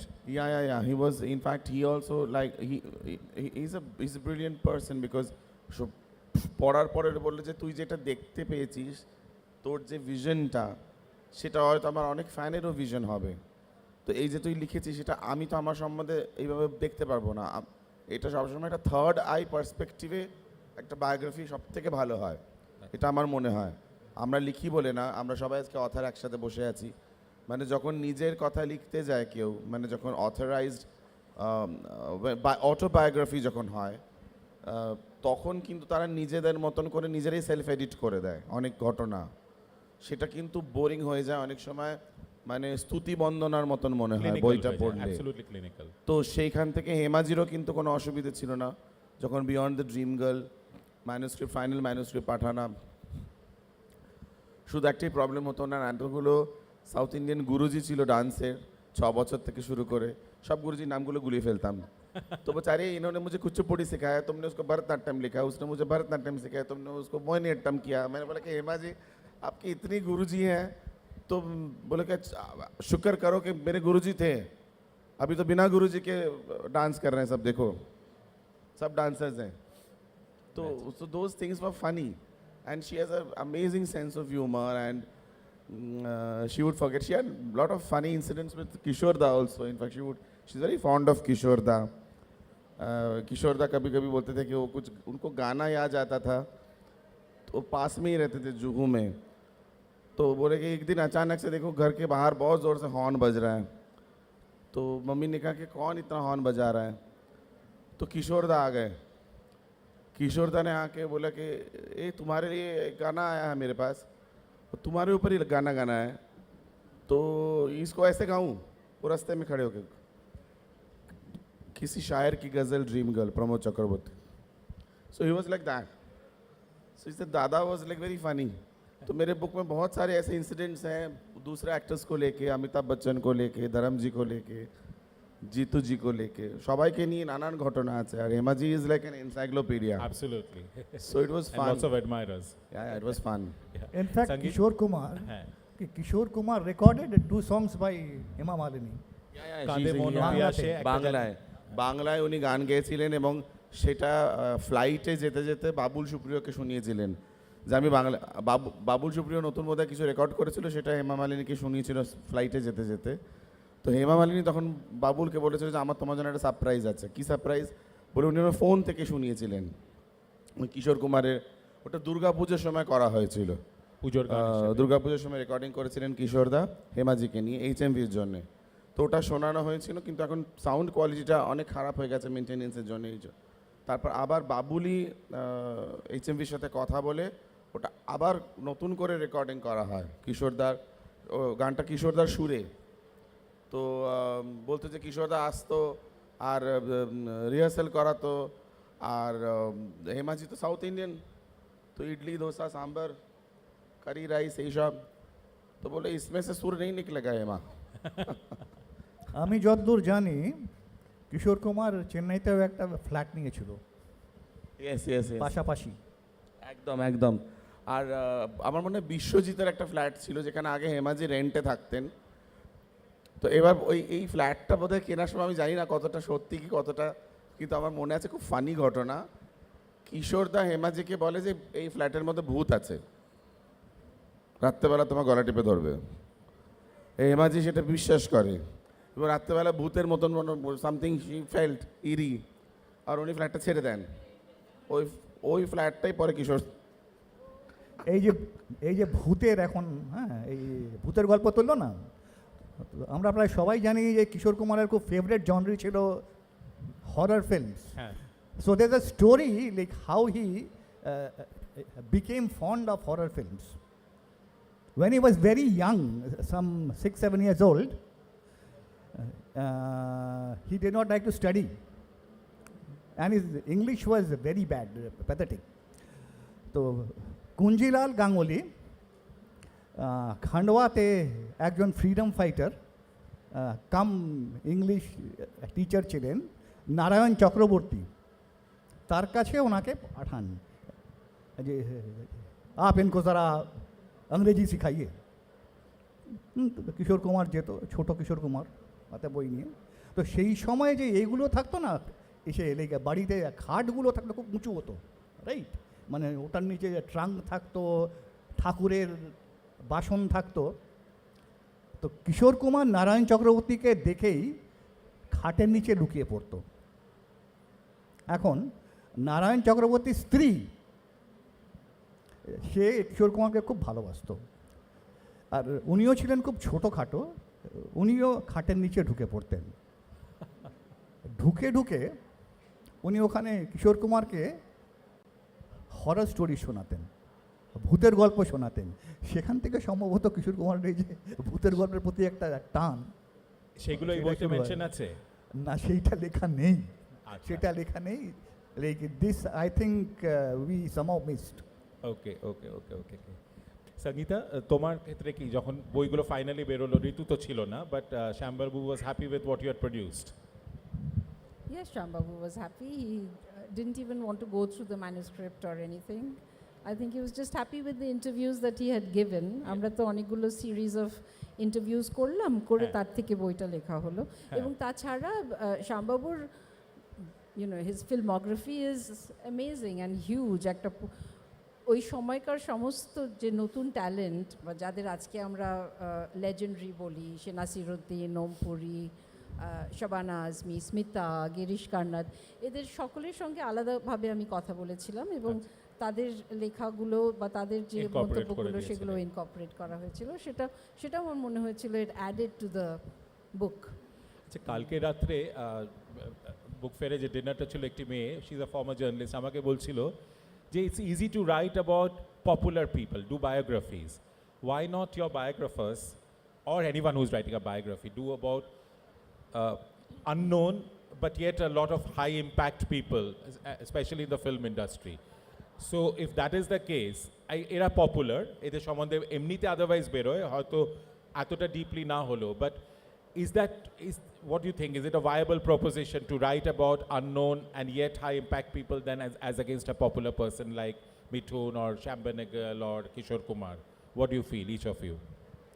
I think আজকে বায়োগ্রাফিতে interest অনেক বেড়ে গেছে এবং বায়োগ্রাফির ডেফিনেশন যেটা ছিল সেটাও অনেক ওয়াইডার হয়ে গেছে। এখন কনভারসেশনাল বইগুলোকেও বায়োগ্রাফি বলা হচ্ছে, যে পুরোপুরি একজন লিখছে এবং তুমি পড়ছো সেটা না করে ওই ভয়েসগুলোকে রেখেই দিচ্ছ, ইন্টারভিউয়ের মতো, এক্সটেন্ডেড ইন্টারভিউজের মতো, সেগুলোকেও এখন বায়োগ্রাফিক্যাল বলা হচ্ছে। তো বায়োগ্রাফি আন্ডারস্ট্যান্ডিংটাও বেড়েছে, ইন্টারেস্টও বেড়েছে। একজন খুব আনইউজুয়াল, যার জীবনের গ্রাফটা খুব আনইউজুয়াল, তাকে নিয়ে লিখতে গেলে আজকে লোকের ইন্টারেস্ট থাকবে। So I don't think necessarily যে তাদের বিগ স্টার্স হতে হবে। What do you feel, Ramkamal? I also feel the same, but I have an observation that whenever যখনই আমি অন্য কোনো বই লেখার চেষ্টা করেছি বা পাবলিশারদের অ্যাপ্রোচ করেছি, সরি, পাবলিশাররা কিন্তু রাজি হয়নি। ওরা বলছে যে বইটার রিচটা কি করে হবে। এটা তো আমাদের যারা আজকে এসেছেন এই অনুষ্ঠানে, যারা আমাদের শুনছেন, তারা যদি গিয়ে বই কেনেন, তারা যদি গিয়ে একটা স্টান্টম্যানের জীবনীর ওপর বই কেনেন, That's right. That's what I তারা meant. যদি একটা মেকআপ আর্টিস্টের জীবনী নিয়ে বই কেনেন, তারা তখন আমরাও করতে পারবো। মানে দেখো পান্ডেরি জাকার বা সোহরাবুদ্দি ওদের হ্যাঁ, সোহরাব মানে বেরিয়েছে, ওদের অদ্ভুতভাবে এত ঐতিহাসিক ছবি হয়েছে আমাদের ভারতবর্ষে যে ক্যামেরার পেছনে যারা আছে তাদের জীবনী আমরা জানতে চাই না, তাদের নিয়ে আমাদের আগ্রহ খুব কম। তো আমি অনেকবার করতে চেয়েছি, এখনও করতে চাই। এবারও লাউঞ্জে বসে বললাম আমার দুটো আগামী বইয়ের পরিকল্পনাই হচ্ছে non popular biographies. So I hope that I'll get publishers, more than publishers I get readers. হ্যাঁ, রিডার যদি থাকে তাহলেই পাবলিশাররা কিন্তু করবে। আপনারা যদি অন্যরকম গল্প পড়তে চান, অন্যরকম জগতের কথা জানতে চান, তাহলে কষ্ট করে আপনাদের বইটা কিনতে হবে। আপনারা বইটা কিনলে কিন্তু আমাদের ওপর চাপ আসবে যে আপনারাও তাহলে আরও লিখুন। আপনারা যদি না কেনেন তাহলে আমাদের কাছে সেই প্রেশারটা আসবে না। That's right. As Ram Kumar just said, okay, the readership for popular people. Say somebody like K.K. Mahajan, it is very niche. Yeah. Secondly, সেই জন্য no publisher, rather well-known publisher, would be willing to that. I will cite an example. My next book is on the works of Basu Chatterjee. Yeah. সেটাকেও আমাকে sell করতে যথেষ্ট আর কি ধাক্কি দিতে হয়েছে, মানে দেখে nobody was willing to buy it. Basu Chatterjee ঠিক আছে, এত সুন্দর সুন্দর সিনেমা করেছেন, নেক্সট ডোর মুভি কিন্তু টাইপের। বলছে যে এই যে কারেন্ট জেনারেশন তো মানে ওনাকে চেনেন না, হ্যাঁ, তো তাহলে মানে এটার রিডারশিপ কী থাকবে? Hardly 500 copies, if not 100 more. Okay. Right? So we can write, but মানে সেই লেখাটা কি সর্বজনীন, মানে সবাইকে আমরা কি সে দিতে কি পারবো? হয়তো না। ওকে, সেই জন্যই লিখি না। সো very quickly একটা জিনিস জানতে চাইবো, so as biographers, how do you measure the success of your own books? Is it the business? Is it the feedback? What is it? মানে reviews, feedback, business, কোন দিক থেকে you will say that that's a success or a repeat I order? love royalties. পয়সা এলেই সব success আমার মনে হয়। কারণ সরস্বতীর আরাধনা করার পরে তো লক্ষ্মী পুজো করতে হয়, তো বইটা লেখা তো সরস্বতীর আরাধনা। তো সরস্বতীকে যদি ঠিক মতন আরাধনা করি তাহলে নিশ্চয়ই লক্ষ্মী আসবে ভান্ডারে। Jokes apart, of course the feedback of the readers. এখনও অবধি আমাকে এই মিঠুন চক্রবর্তীর জন্য তো রাশিয়া থেকে এখনও লোকে চিঠি পাঠায়, আমাকে চিঠি আসে, সেগুলো আমি মিঠুনদাকে পাঠাই। ইমেলে, ফেসবুকে, ইনস্টাগ্রামে, সোশ্যাল মিডিয়াতে, মলে, যেখানে যাই, বুক স্টোর্সে, এখনও লোকের বলে যে আপনার পরের বইটা কী দাদা। তার মানে সেই আগ্রহটা আছে মানুষের মধ্যে। তো ডেফিনেটলি যেটা আমি আগেও বললাম যে এরা আছে বলে তো আজকে স্টেজটা আছে। আমি যে ছবিটা করতে এসেছি নটি বিনোদিনী বাংলায় সিনেমা, সেখানেই তো বিনোদিনী দাসী একটাই কথা বলছে যে মাস্টারমশাই কিছুই অপরিহার্য নয়, দর্শক ছাড়া কিচ্ছু অপরিহার্য নয়। একমাত্র সবসময় সব যুগে আমাদের দর্শক দরকার, শ্রোতা দরকার, নাহলে তো ফিউটাইল, আমাদের কাজটা করাটা ফিউটাইল। অনিরুদ্ধ, তোমার কি মনে হয়? আমি অবশ্য স্লাইটলি এতে করবো, ডিফার করব। কেন কি আমি ঠিক পয়সাটা মাথায় রেখে কোনোদিন দেখিনি। আমার তো এটা মানে মেয়ে নিয়ে নয়, আমি বেসিক্যালি ইঞ্জিনিয়ার, রাইট? আমি সে করেই টাকা পাই। কিন্তু একটা তো মেজার অফ সাকসেস হবে আর কি, একটা মেজার অফ সাকসেস তো হবে নিশ্চয়ই। হ্যাঁ, ভালো লাগে যদি কেউ বলে যে ভাল লেগেছে বইটা, ভাল লাগে, অ্যাপ্রিসিয়েশনটা সত্যি। অ্যান্ড এদের সম্বন্ধে আমি এই জন্যই লিখেছি যে আমি এদের অত্যন্ত ভালোবাসি। আমি এস.ডি. বর্মন, আর.ডি. বর্মন, কিশোর কুমারকে আমি অসম্ভব ভালোবাসি, আমি সেই জন্যই লিখেছি। সঙ্গীতা, তুমি? সঙ্গীতা, তোমার? We have 10 minutes left. I know. Well, with my books, I think I really left it to the publishers and to the market. And the book from British Film Institute got sold out, and then the paperback came out, the hard copy got sold out, and the paperback came out. And the book here was released by Roli, and they also had a hardback which finished off and a paperback which came in. So the general traditional way in which they kept telling me that the book was selling well. But of course, what's important is the feedback that you get from the audiences. And Sujata is here. Sujata at that time had very kindly organized a sort of release in various cities. So it was a sort of all India release through the British Council, and I remember it was so well organized, and Shambabu was there with us in Delhi, in Bombay, and in Calcutta. You were there in Calcutta. So I think that sort of very organized way of doing things was characteristic of what Shambabu stands for. There was no chaos there. And with the Rutledge book, they came back to us saying that it was the most successful academic book that had sold that year, and they were very pleased with it. So yes, we Anirudh has just told us he's doing a book on Basu Chatterjee, and I sort of gave him ideas of more Bengali directors in Bombay who did well. Sangeeta will tell you what is the next plan with the biography, and then Ramkamal, you tell us what you next have in mind after this. Sangeeta, you first, and then Ramkamal. Well, again, with the book that I'm working on now, it's with a personality, a very well-known personality who I admire very much and who I have known for many, many years. So it's a book on Aparna Sen, and it's, again, the interest came from the publishers, the interest came from the literary agent. So it gives you a sense of what a big name she is pan-India, not just in Bengal, where she is known very well, but Gota Bharatbarshe, Aparna Sener kaj as an actor, as a director, as a feminist thinker, activist, সমস্ত কিছু নিয়ে এই personality সম্বন্ধে যে ইন্টারেস্টটা রয়েছে সেটা পাবলিশার্সের দিক থেকে সেই কনফিডেন্সটাও রয়েছে বলে আমরা কাজটা শুরু করেছি এবং আশা করি সামনের বছর এরমই একটা গ্যাদারিংয়ে আমরা সেই বই লঞ্চ করতে পারবো। Thank you. Ramkamal? I have yet not thought what should be my next, but yes, there are two books which I want to do. One is on the journey of the PR industry, public relations in film industry. জনসংযোগ মাধ্যমে কি করে আমরা যে প্রোডাক্টটা বানাই সেটা দর্শকের কাছে কি করে পৌঁছয়, সেই জার্নিটা ওভার 100 years, ওইটার উপর একটা কাজ চলছে আমার। আর But it's not strictly a biography. It will be a semi-biography because I'm taking one of the leading PR personality in mind, and around that personality I'm writing the whole story. Okay. So it can be called a semi-biography, but yeah, it's not a biography per se. আর তারপরে আমার লেখার ইচ্ছা আছে সুস্মিতা সেন।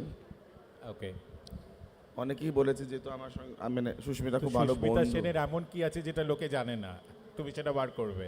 সেটা একদম চেষ্টা করব বার করে আপনাদের সামনে নিয়ে নীরব মোদি এপিসোড থাকবে, নীরব মোদি এপিসোড থাকবে, সেটা তো সুস্মিতা বলবে। You all must be wondering why this session is called Kya Yahi Pyar Hai.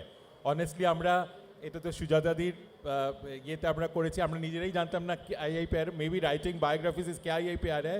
Till Aniruddha let us know that আজকে হচ্ছে টিনা মুনিমের জন্মদিন। সেজন্যই সম্ভবত টিনা মুনিমের ফিল্মের গান রকি, তার গান Kya Yahi Pyar Hai. What a prophetic thinking from the Litfest organizers. আর সারপ্রাইজটা বলেছিলেন অনিরুদ্ধ আমাদের এখন Kya Yahi Pyar Hai টা গেয়ে একটু শোনাবে। না, আমি আরেকটা গান গেয়ে শোনাচ্ছি। আমি যখন কিশোর কুমারকে ফার্স্ট টাইম স্টেজে দেখি, রাইট, আমি ছোটো ছিলাম সেই সময়, একবারই দেখেছি, আর অসম্ভব লাফালাফি করছিলাম, তাই আমার গোয়াটা ভাল লাগেনি দেখে ব্যাপারটা, কিন্তু later I realised. So he started the show with a song. আমি ওই গানটা গেয়ে শোনাচ্ছি। অনেকেরই হয়তো শোনা গানটা, অনেকেরই শোনা নয়। গানটা লেখা সুর দুটোই হচ্ছে কিশোরদার। प्यारे बंधु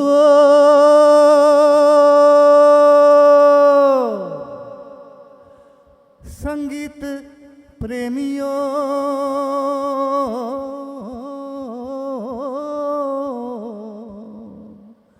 मेरे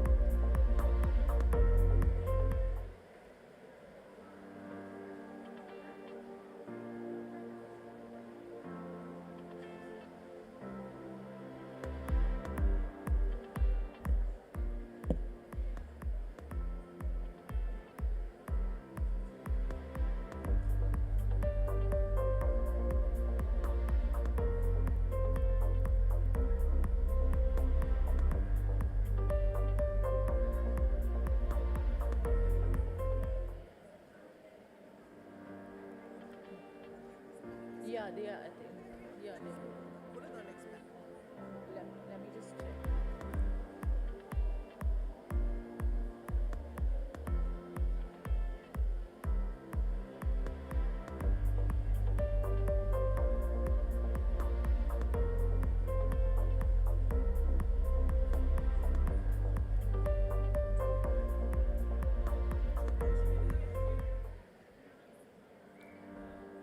Have you read the works of brave new voices emerging from the east and the northeast of India? Whether or not we have, our next session is an important one for all of us. Join us for the JCB session, Translating East, focus on languages of the East and Northeast India for new and fearless voices. As authors Monoranjan Bapari and Churen Kabimo, publisher bookseller Raman Sreshtha and translator Minakshi Thakur discuss the literature produced in these oft ignored regions with publisher Esha Chatterjee. This JCB session is in association with the Dinesh Chandra Centenary Foundation Trust.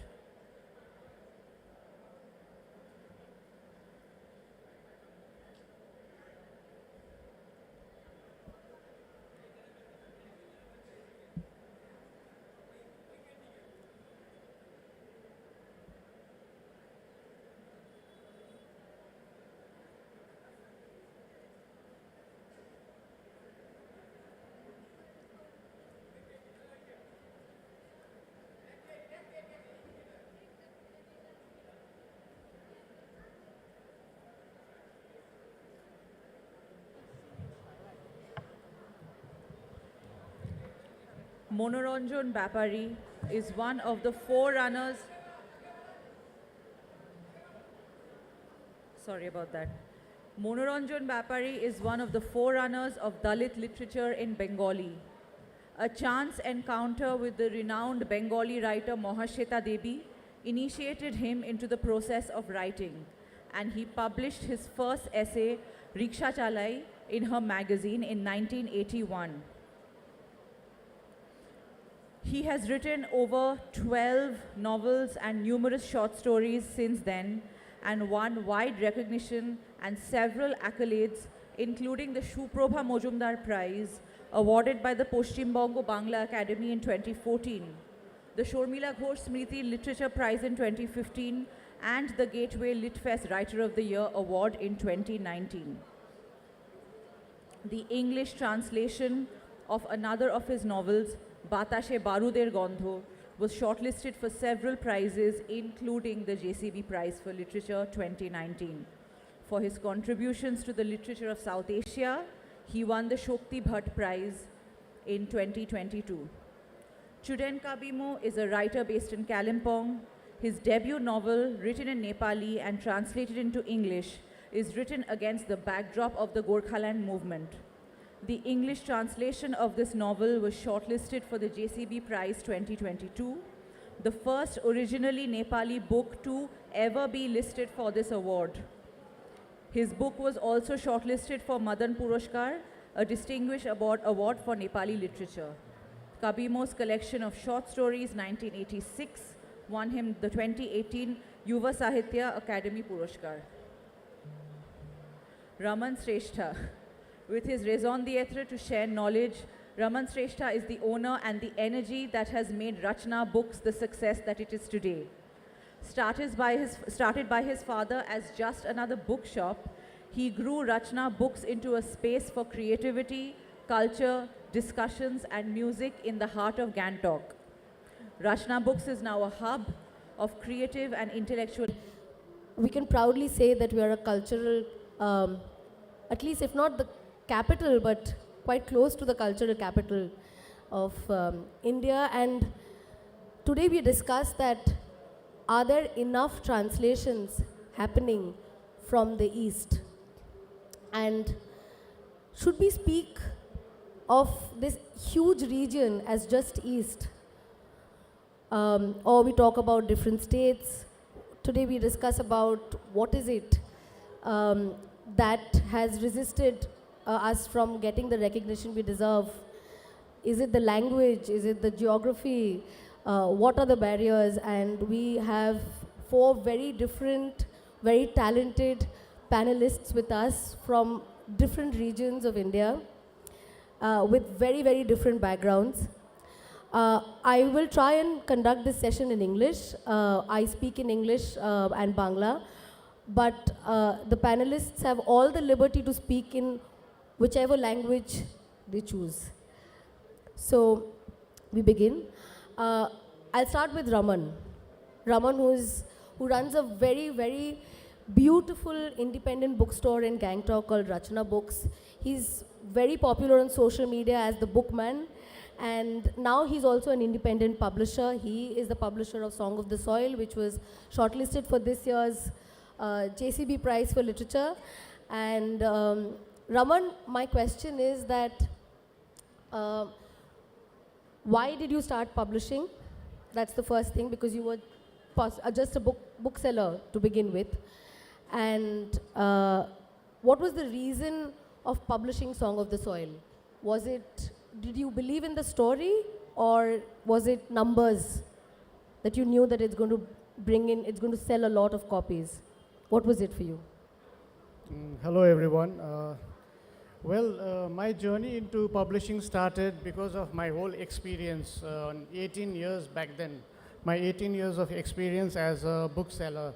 So what I realized was books were selling, and my focus initially was only on research works, by the way.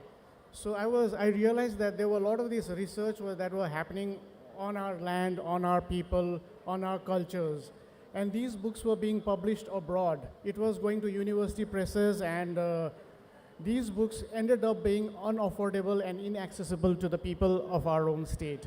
The students with so many universities, they didn't have access to these books.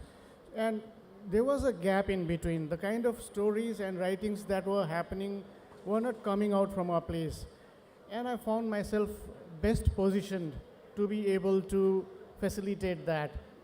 That got me into publishing. The first 2 books we did was actually books on research-based academic works on Sikkim. Song of the Soil happened because, again, my experience as a bookseller. The Nepali edition had done well. It was an important story that was needing to be told. It had already got a publisher outside, but it's a story from our backyard, and it hadn't come around yet. So what do? We step in. It was my job. I took it upon myself to reach out to his translator, publisher from Nepali language, and say, why don't we do this in India? Why can't we have this story? Because it's a story of our land, and our people should have access to. And that's how I made that foray into publishing world. Why did you publish it? Is it because So yeah, numbers always help. I mean, for the numbers have to match and it has to exceed if the sales happen.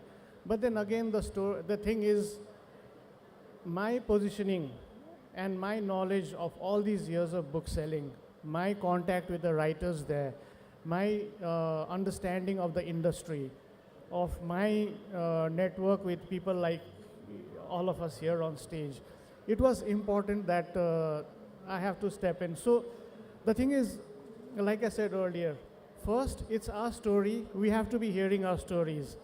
A lot of the writing that has been happening in a very unorganized sector. So to be able to guide that with my knowledge of all these years, to be able to come out with one good book, that was the aim, so that our people could read. If people outside our periphery started reading, that was a bonus. I mean, I'm lucky that way.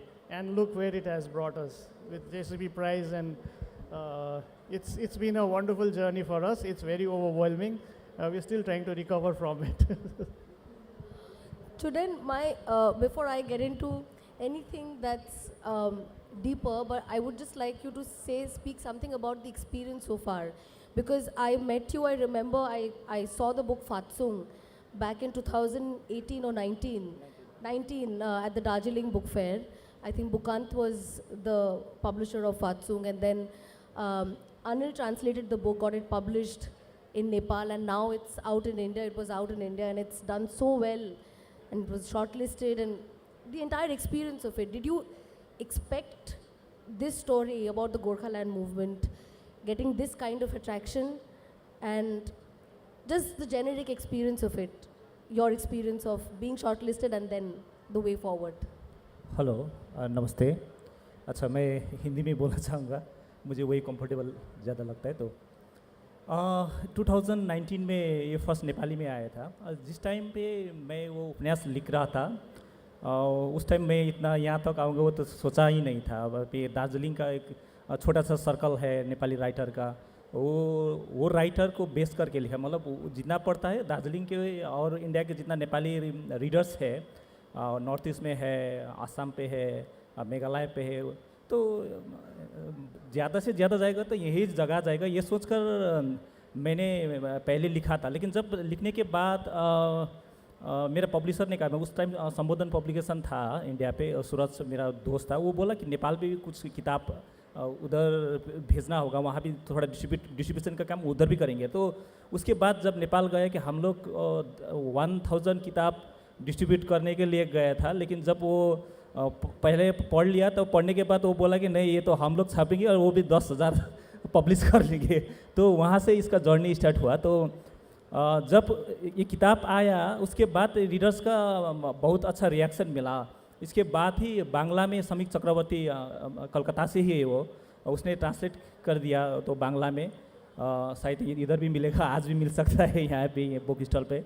तो 2019 में ही इसका बांग्ला अनुवाद हुआ। उसके बाद English में Ajit Baral sir ने, जो पोखरा से नेपाल से, मेरा जो नेपाल का पब्लिशर भी है, उसने ट्रांसलेट किया। उसके बाद ये JCB तक पहुंच गया।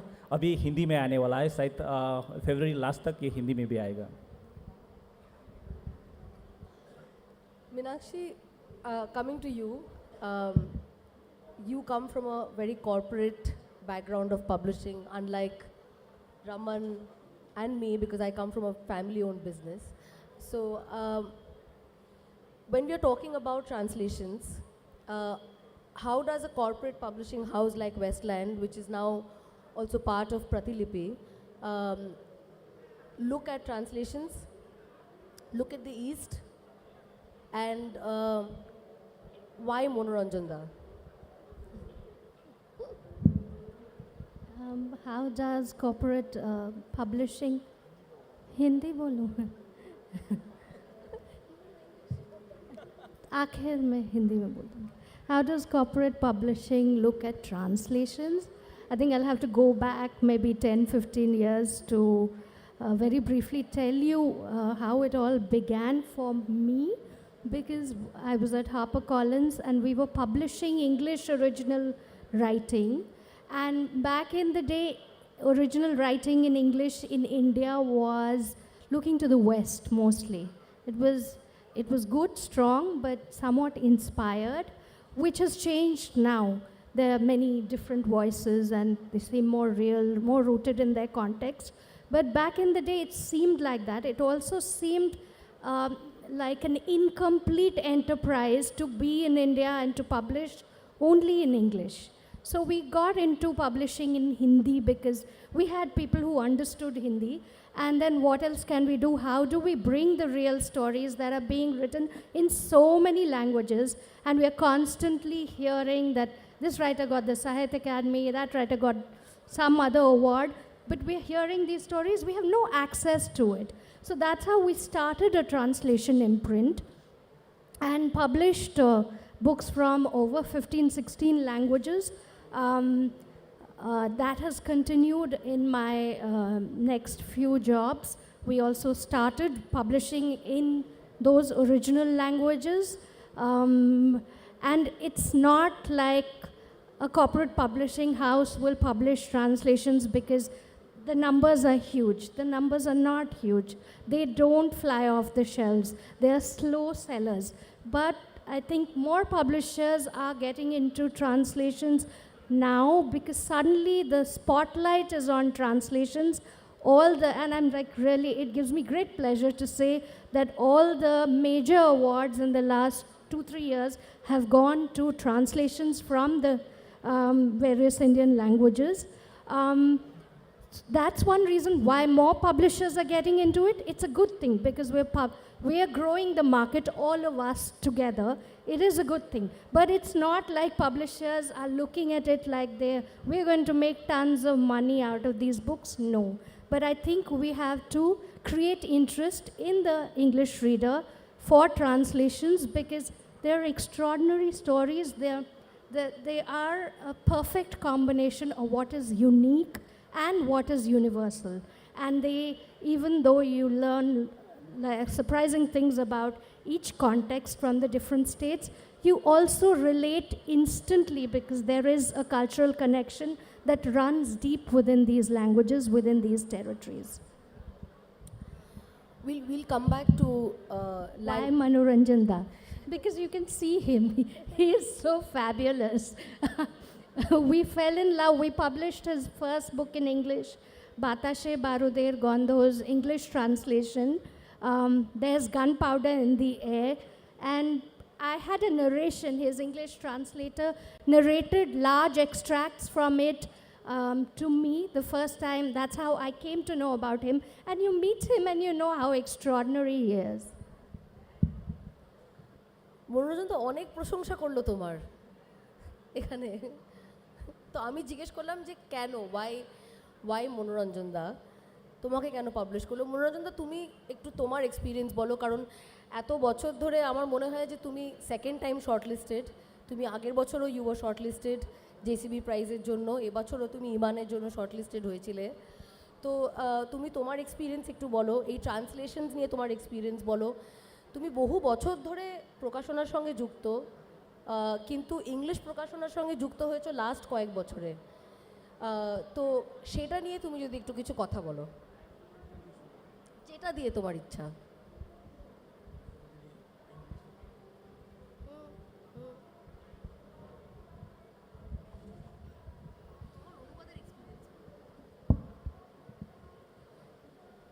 দাঁড়িয়ে বলি, সবাইকে নমস্কার। তিনটে ভাষা জানি, হিন্দি, বাংলা, ইংরেজি। কোন ভাষায় বলবো?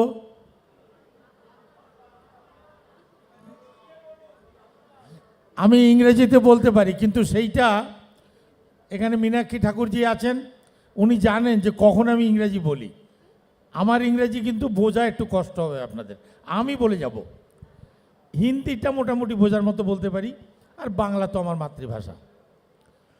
কথা হচ্ছে এটা যে আমার বই যেটুকু আমি ইংরেজিতে এত কথা হলো কিছু বুঝতে পারিনি। যেটা আমাকে এসা দিদিভাই জিজ্ঞেস করলো যে তোমার বই ইংরেজিতে অনুবাদ হচ্ছে কেন, তাই তো? কেন কেন কেমন লাগছে?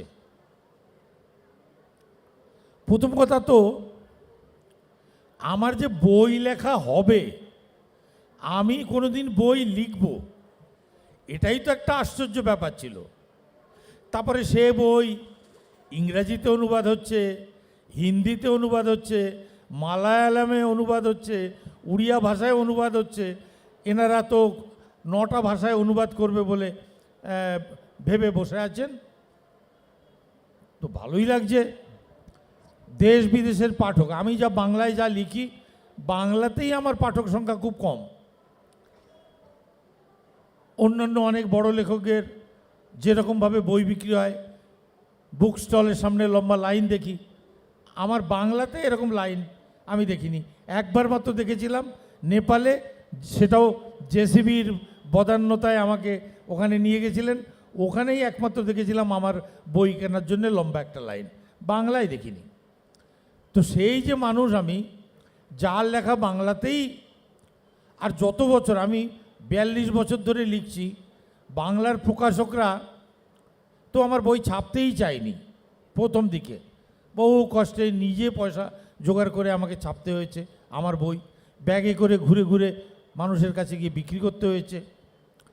এখন যখন সেই বইগুলোর মধ্যে কিছু এমন উপাদান আছে যা মানুষের মনোযোগ আকর্ষণ করতে সমর্থ হয়েছে, পুস্তক প্রেমীদের চর্চাতে আসছে বইগুলো, তখন যখন ইংরেজি বা অন্যান্য ভাষায় বইগুলো অনুবাদ হচ্ছে, ভালো তো লাগবারই কথা। কারণ এখন পাঠক সংখ্যা অনেক বেড়ে গেছে। আর একটা কারণে একটু আমি আনন্দিত, সেটা হচ্ছে বাংলাতে নিজের পয়সা দিয়ে বই ছাপতে হতো, এখন আমার নিজের পয়সা লাগে না, বরং ওয়েস্টল্যান্ড প্রকাশনী, মীনাক্ষী ঠাকুর, এনারা আমাকে এত পয়সা দিয়েছে যে আমি এখন একটা পাকা দোতলা বাড়িতে বাস করি।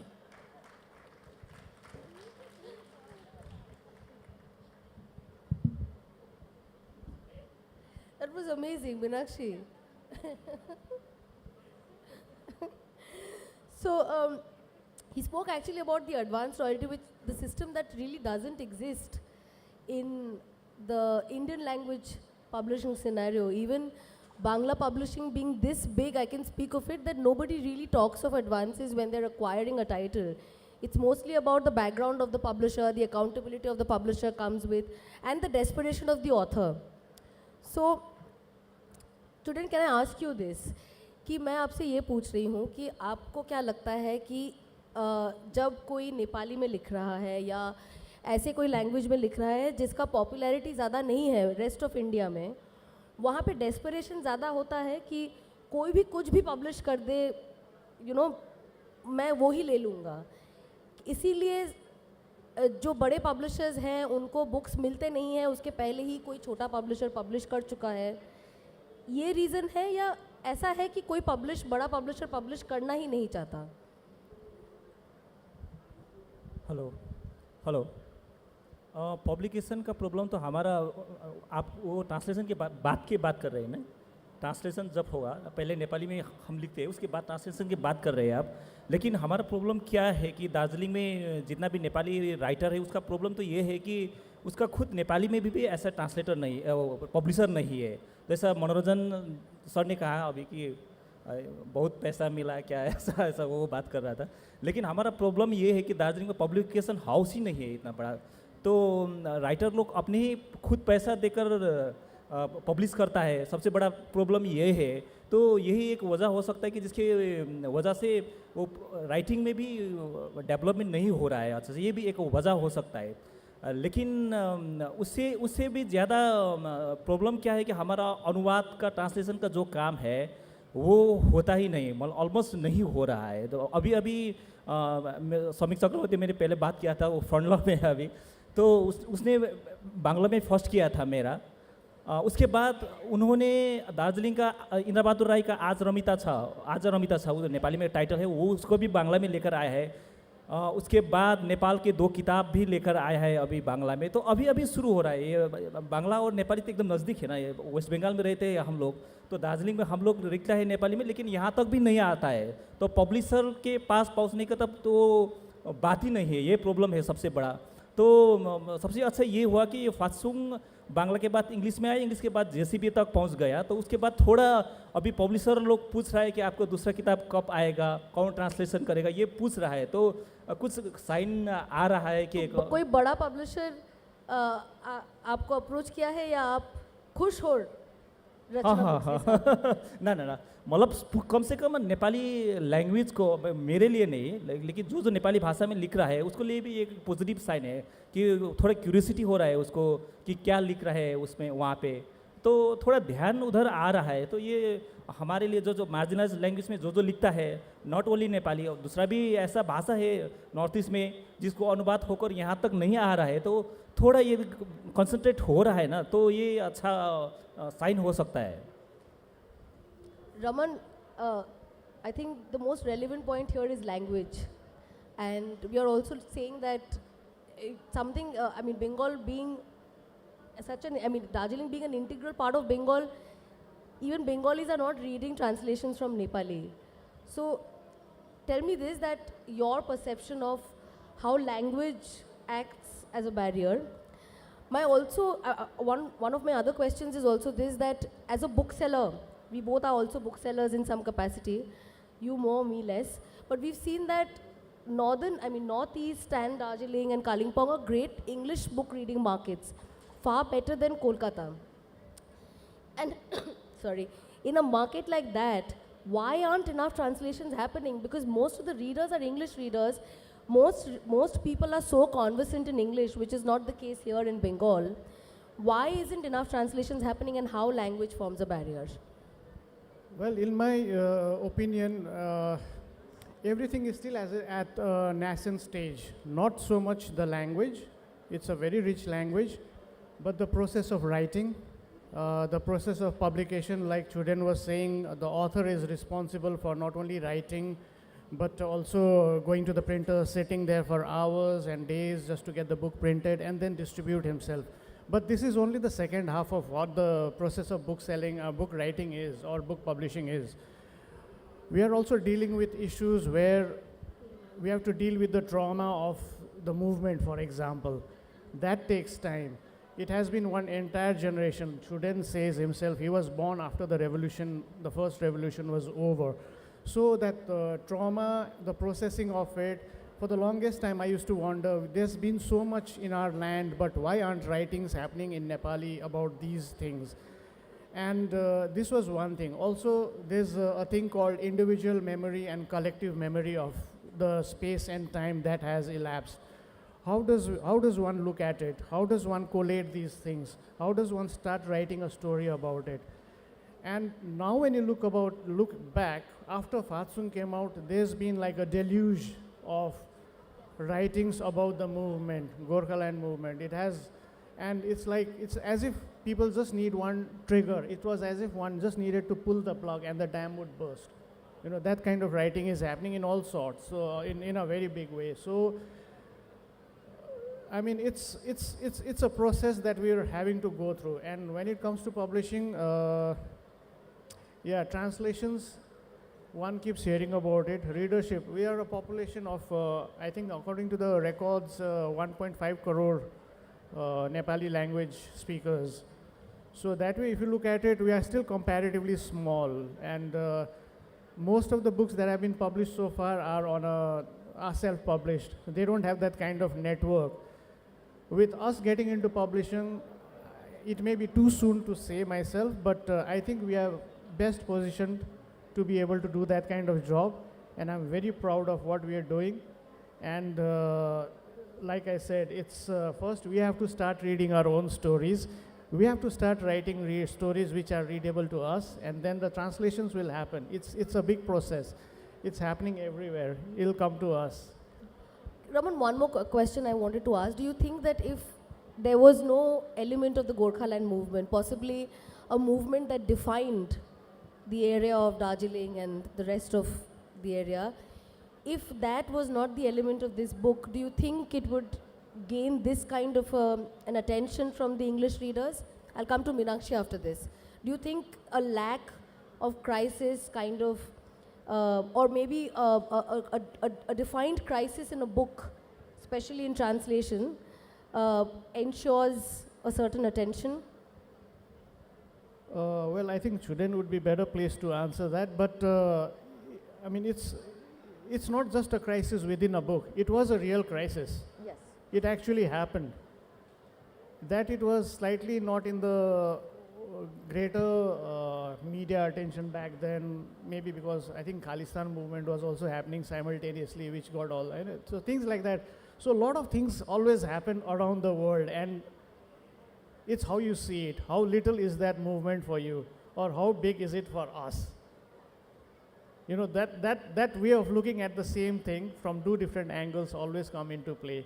So it's not just about a plot in a book which has been translated and it's become popular. It is the lived trauma and experience. So I think, I don't know, as a content, I think he is the right, I think he'll be better placed to answer this. मैं पूछ रही थी कि अगर Gorkhaland movement नहीं होता तो आपको लगता कि ये बुक इतना पॉपुलर होता, क्योंकि Gorkhaland movement is the kind of identifying point. हाँ ये तो मैं कैसे बोलूँ, ये बहुत प्रॉब्लमेटिक बात है, लेकिन मुझे लगता है एक राइटर को वही लिखना चाहिए जो उसको जीवन में और उसका समाज में जो घट रहा है वही तो लिखता है ना writer.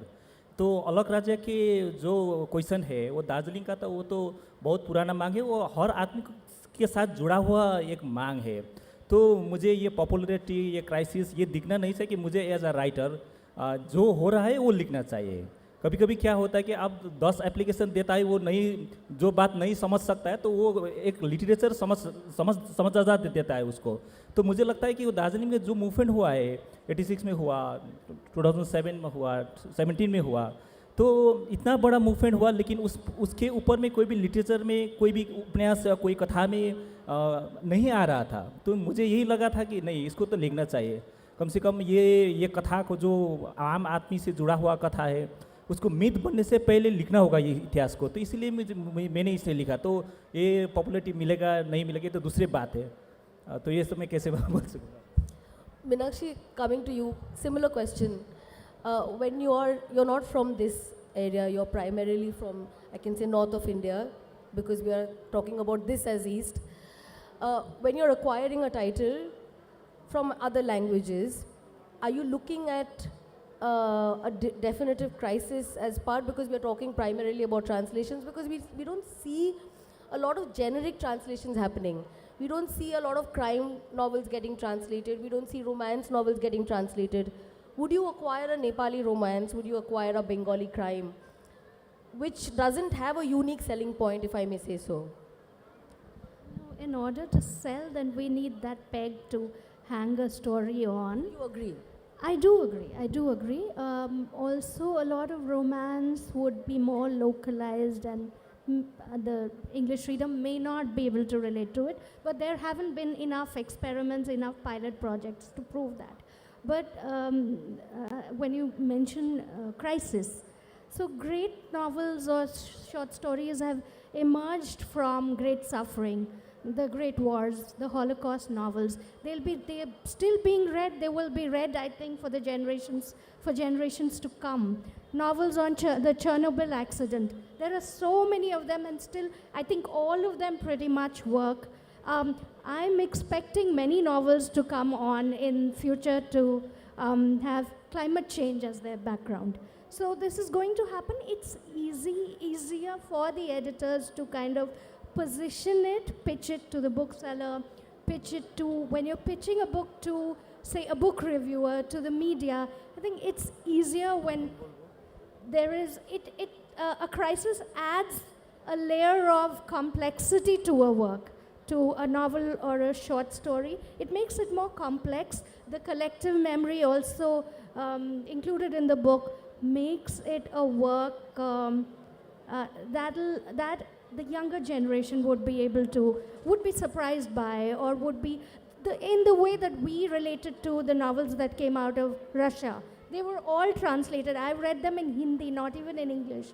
But we were able to relate to something that was a very alien suffering or a very alien complex situation. I think that works for publishers, because I think it's just much more layered than, or much more, the characters are much better etched than, say, characters in a romance. I'm not putting romance down, but we've not tried enough, actually. You're right. Before I go to Manoranjan, I'll have one more question for you.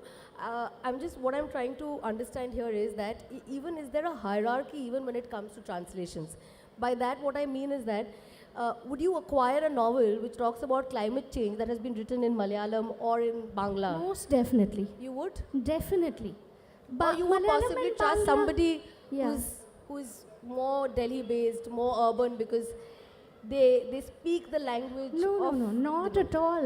In fact, with some languages, because we are talking about the East, I just want to say that I'm looking for more translators from the East to approach us. Bangla, we have so many good translators, but I don't get more from, say, the other challenges of the form. So short stories sell, novels sell much better than short stories. So English language publishers will prioritize that, even though short stories are wonderful.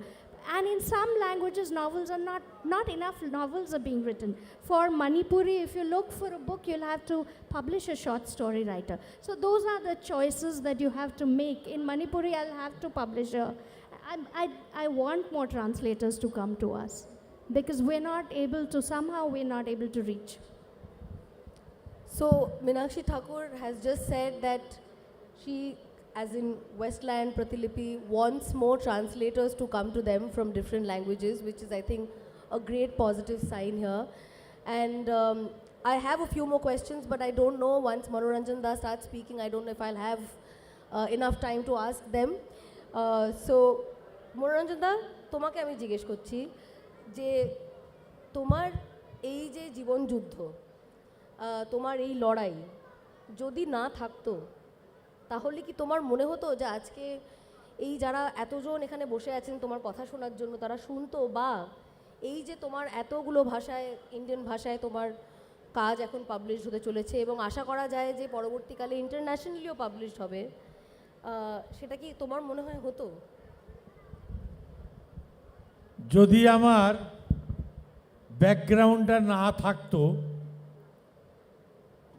এত বড় মঞ্চ আমাকে কি দেয়া হতো? এত যে lakh lakh copy আমার বই বিক্রি হয়েছে, আপনারা যে বইগুলো কিনেছেন পড়েছেন, আপনাদের কাছে জিজ্ঞাসা করছি, আপনারা কি কিনতেন, পড়তেন? পড়তেন না। কারণ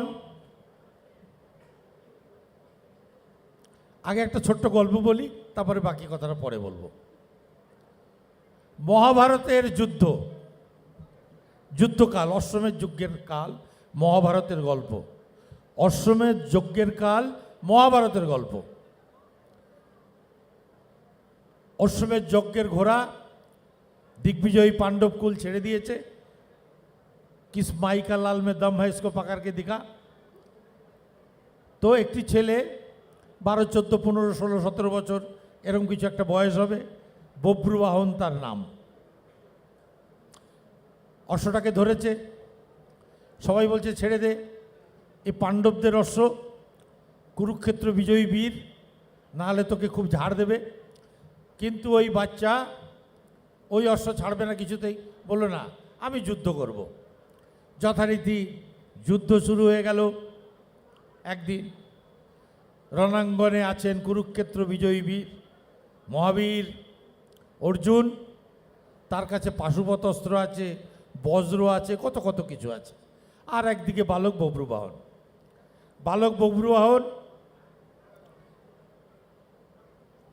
প্রথমে অর্জুন বালক বব্রুবাহনের রথে একটা বাণ মারল, 40 যোজন দূরে রথটা ছিটকে গিয়ে পড়ল।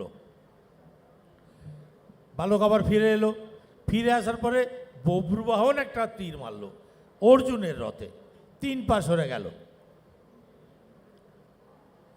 শ্রীকৃষ্ণ ওখানে উপস্থিত ছিলেন, নেমে তিনি হাততালি দিয়ে বালক বব্রুবাহনকে অভিনন্দিত করলেন। তখন অর্জুনের একটু কষ্ট লাগলো, বললো কি সখা, তুমি কার সখা? আমি ওর রথ 40 যোজন দূরে ফেললাম, তুমি হাততালি দিলে না, আর মাত্র 3 পা আমার রথ সরিয়েছে, ওকে তুমি হাততালি দিলে। তখন শ্রীকৃষ্ণ বলছেন যে তোমার রথে বিশ্বব্রহ্মাণ্ডের সমস্ত ভার নিয়ে আমি বসে আছি, পবনপুত্র হনুমান, আর তুমি এত বড় বিশ্ববিজয়ী বীর, তুমি ওর রথকে 40 কেন 400 যোজন দূরেও ফেলতে পারো, সেটা কোনো বড় কথা না। কিন্তু ওই যে বালক, ওর কি আছে? ও যে তোমার রথকে 3 পা দূরে সরিয়েছে, এটার জন্যে ও প্রশংসার পাত্র, এর জন্যে আমি হাততালি দিয়েছি। ছোটবেলায় স্কুলে যেতে পারিনি, যে বয়সে আপনারা স্কুলে গেলেন, আমি গেলাম ছাগল চড়াতে। তারপর একটু বড় হয়ে চায়ের দোকানে গ্লাস ধোয়া,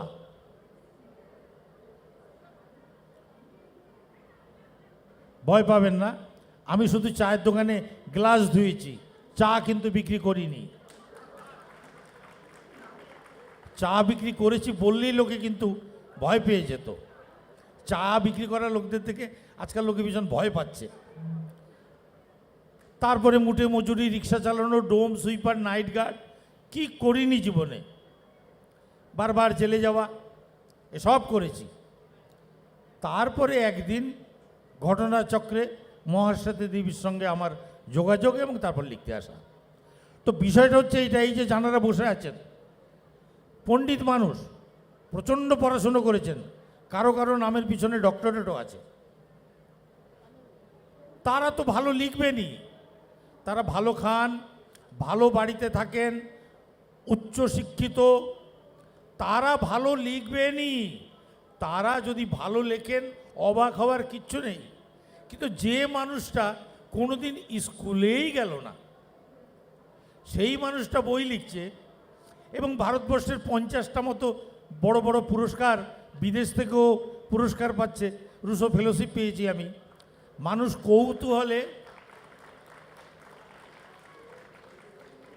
কৌতূহলে আমার বই পড়ে, কি আছে ওই বইয়ের মধ্যে। আমরা না হয় আমাদের ঘরের ছেলে, বাঙালি ছেলে লিখছে, একটু দুটো বই কিনে উৎসাহ দিই, তারা করতে পারেন। কিন্তু বিদেশিরা ইংরেজিতে অনুবাদ হবার পরে যে বইগুলো দেশের এবং বিদেশের যারা ইংরেজি পাঠক তারা পড়লেন এবং এতগুলো পুরস্কার দিলেন, এই যে পুরস্কার প্রাপ্তি আমার, এই পুরস্কার প্রাপ্তি আমার মনোবল আরও বাড়িয়েছে। এবং তারপরে লিখতে লিখতে আজকে এইবার বইমেলাও আমার একটা বই বেরিয়েছে, নিয়ে সর্বসাকল্যে 28টা বই হলো নানা ধরনের। তো এই যে মানুষের ভালোবাসা, আপনাদের ভালোবাসা পেয়েছি আমার পিছনের ওই জীবনটা ছিল বলেই। না হলে আপনারা আমাদের মতো লোকের বই পড়বেন কেন?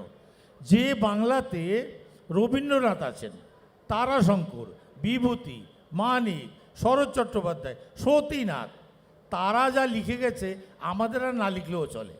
কিন্তু আমাদের লেখা আপনারা পড়ছেন কেন? পড়ছেন যা আমাদের করার কথা ছিল না, যে জীবনটা আমরা নিজেরা দেখেছি, যে জীবনটা অন্য কেউ দেখেনি আর আপনাদের দেখাতে পারিনি, সেই জীবনটা আমরা দেখাচ্ছি, সেই কথাগুলো আমরা লিখছি। তাই আপনাদের ভালোবাসা পেয়েছি এই লেখালেখির জন্যে, এবং তার ফলেই আমার লড়াই আমি এত দূরে নিয়ে আসতে পেরেছি। এর জন্য আপনাদের সবাইকে ধন্যবাদ। Ekdom. Monoranjanda was speaking of something that's possibly a little relevant to my next question. We have 10 more minutes. I'll try and wrap it up. We really need to speak about the JCB Prize for Literature and how it has kind of changed the face of translations. It was not that translations were not happening previous to JCB announcing the prize for translations. But the best thing that JCB did was that when they started, I think it was 7 years and now it's 10 years, Priyanjali here, it's 5. When they started, it was 5 years. So when they started the prize, one of the main criteria of it was that it has to be written, the original has to be written 5 years before the translation that has happened. So basically focusing on very, very, very contemporary fiction. And when it comes to Indian languages, and I'm speaking of Bangla, I can speak of Bangla most positively, that contemporary even means something that has been written in the 80s and the 90s. I mean, previous to that, previous to JCB, we didn't have inquiries for fictions and short stories that have been recently written.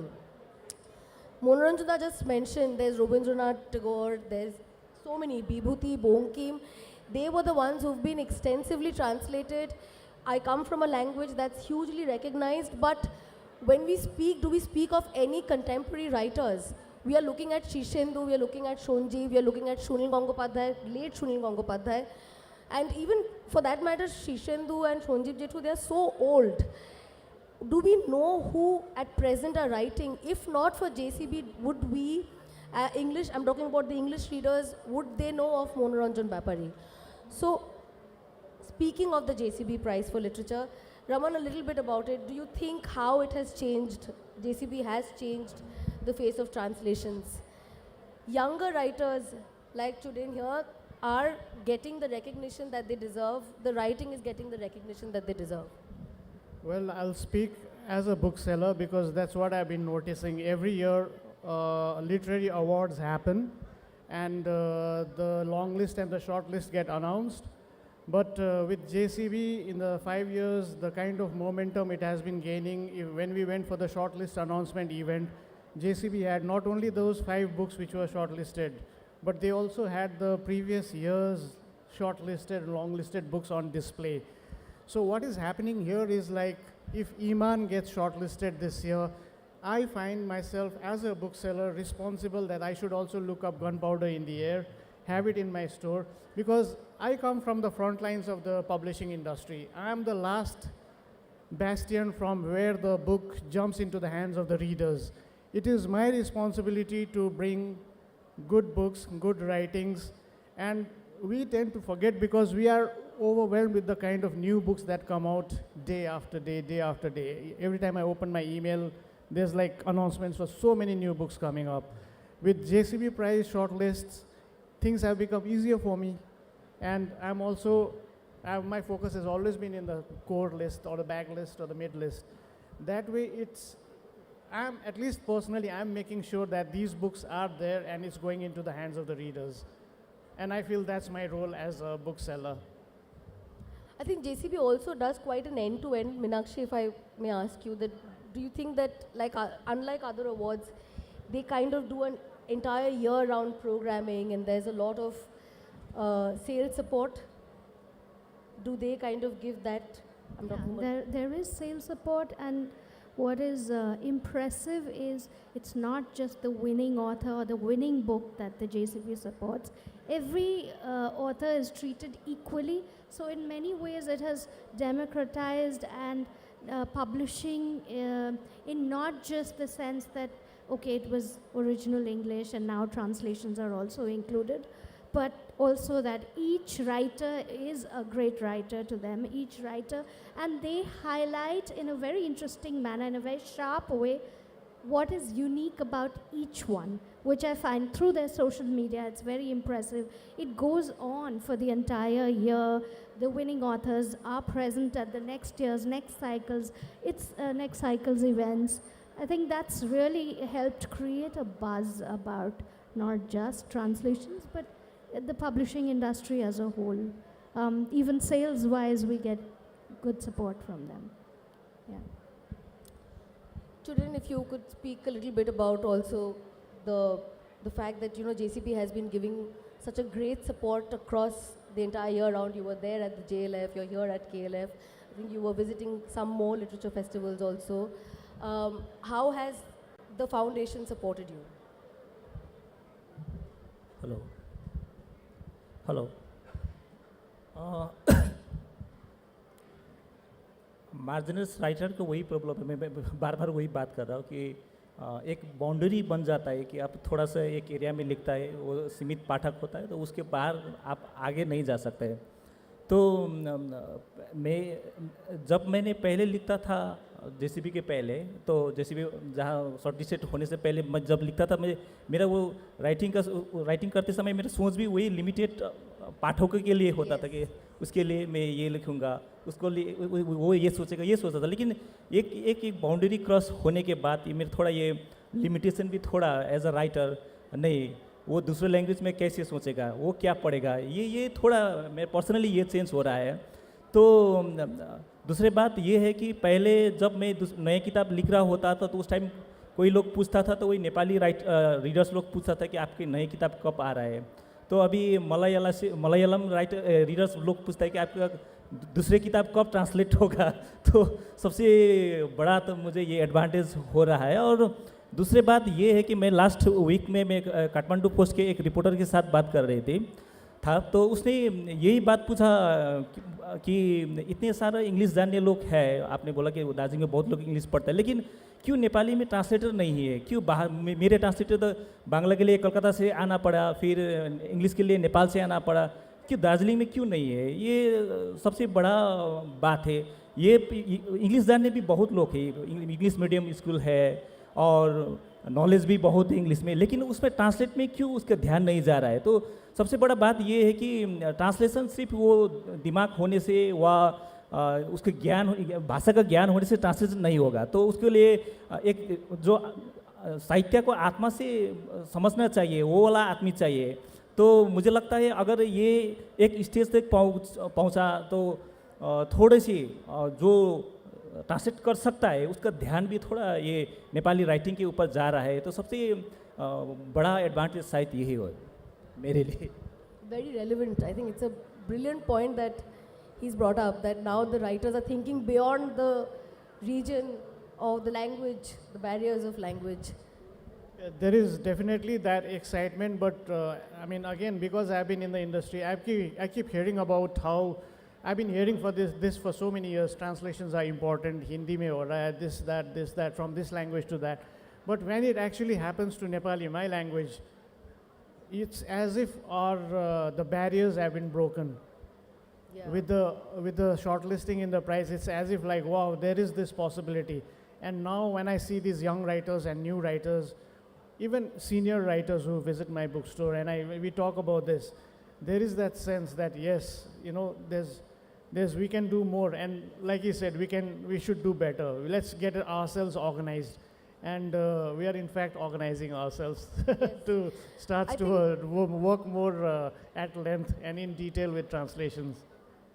When we were discussing how do we conduct this panel, and there was a question as to what language shall everybody speak in, but I think we are almost at the end of the panel, and it has been a pretty, I think it's been very easy. Monoranjan has spoken in Bangla, we've spoken in English, student has spoken in Hindi, and there has been no hesitance or any kind of difficulty in understanding one another.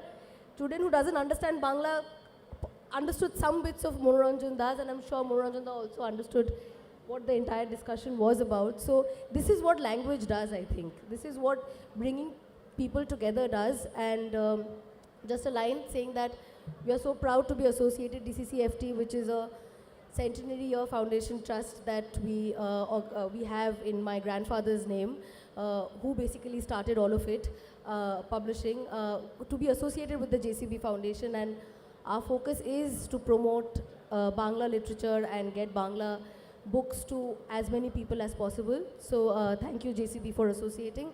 We have, I think, 2 minutes.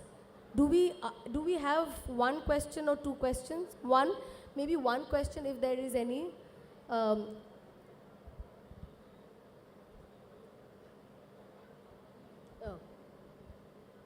I think I've asked all the questions. I think there are no more questions left to be asked. And I think Monoranjan has also answered everything beyond the questions asked. Monoranjan, আজকে তাহলে প্যানেলটা শেষ করছি. So we end the panel here. Thank you everyone. Thank you for patiently listening to this panel, and have a great day. Enjoy the book fair. And the book fair ends tomorrow, so buy lots and lots and lots of books. Thank you. Thank you so very much for that very important discussion, for that very important panel on languages and the East and Northeast.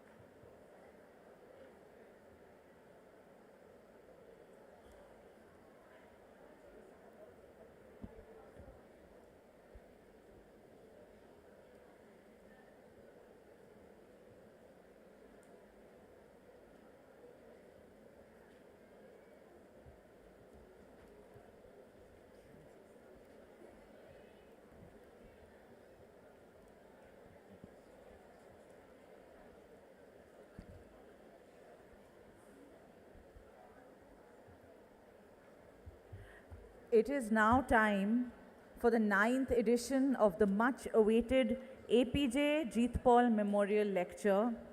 I'd like to invite on stage Ritlina Sen from APJ Oxford Bookstores to tell us a little bit about the lecture and its legacy. Ritlina?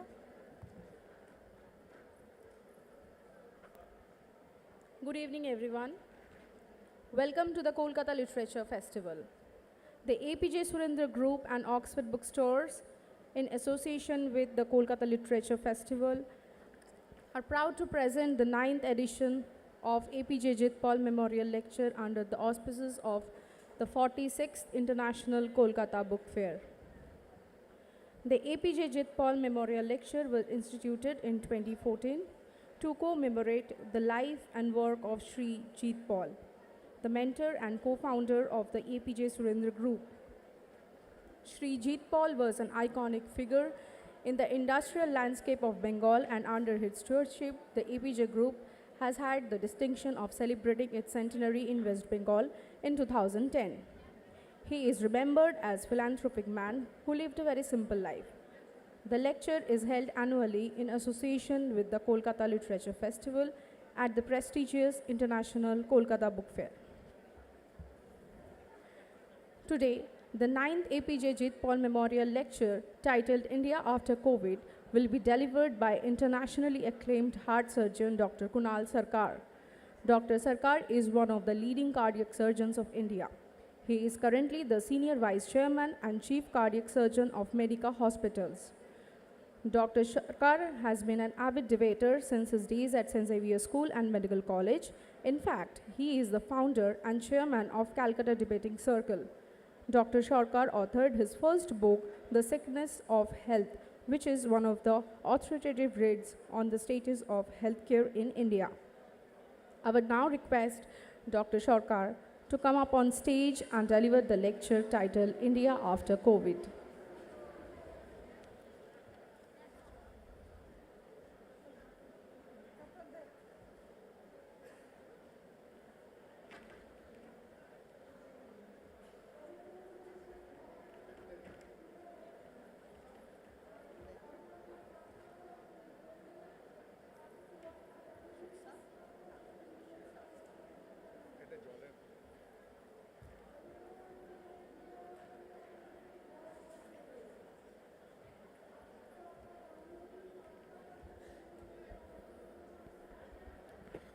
Hello, are we audible?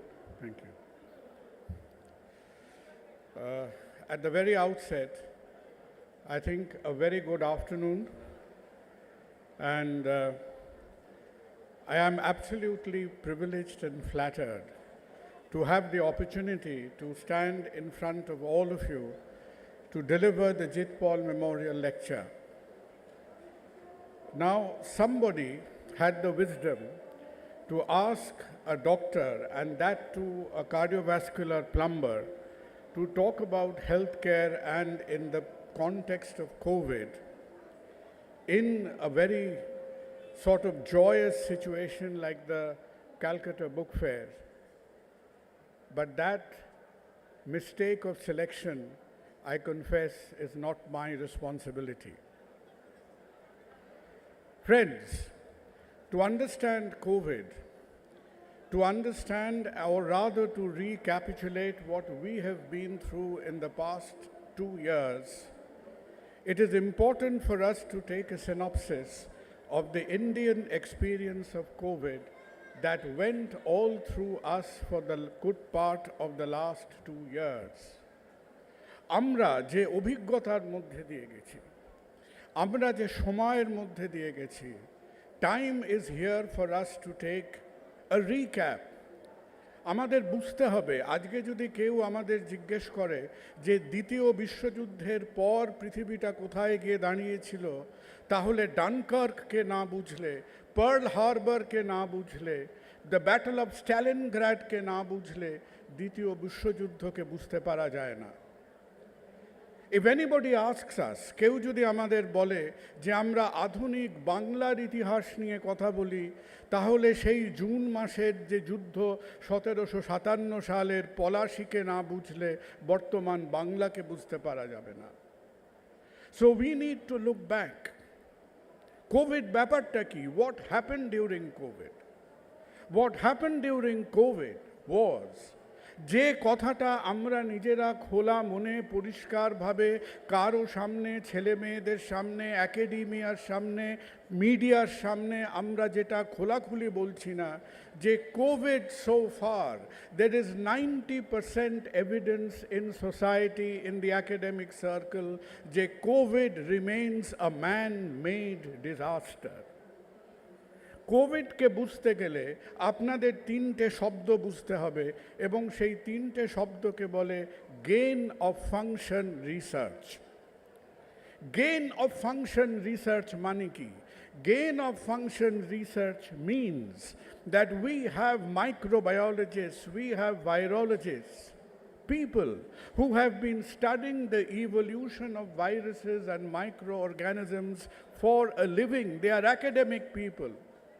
And সেই virologist, সেই মাইক্রোবায়োলজিস্টরা আজকে চেষ্টা করছেন যে প্রকৃতির মধ্যে, নেচারের মধ্যে যে চেঞ্জটা হতে হয়তো 500 বছর লাগে, 1000 বছর লাগে, সেই চেঞ্জটা আমরা ল্যাবের মধ্যে বসে আমরা তাদের আরএনএ ডিএনএগুলোকে নিয়ে ওই ক্রিসপার টেকনোলজিতে আমরা খেলাধুলো করে অ্যাট ওয়ান টাইম যে ভাইরাসটা আমাদের একটা নিরীহ ভাইরাস ছিল, আমাদের কোনো ক্ষতি করতো না, তার মধ্যে আমরা কিছু কিছু চেঞ্জেস এবং অল্টারেশন করে সেই প্রোগ্রামটা করে আমরা একটা নতুন ভাইরাস সৃষ্টি করব।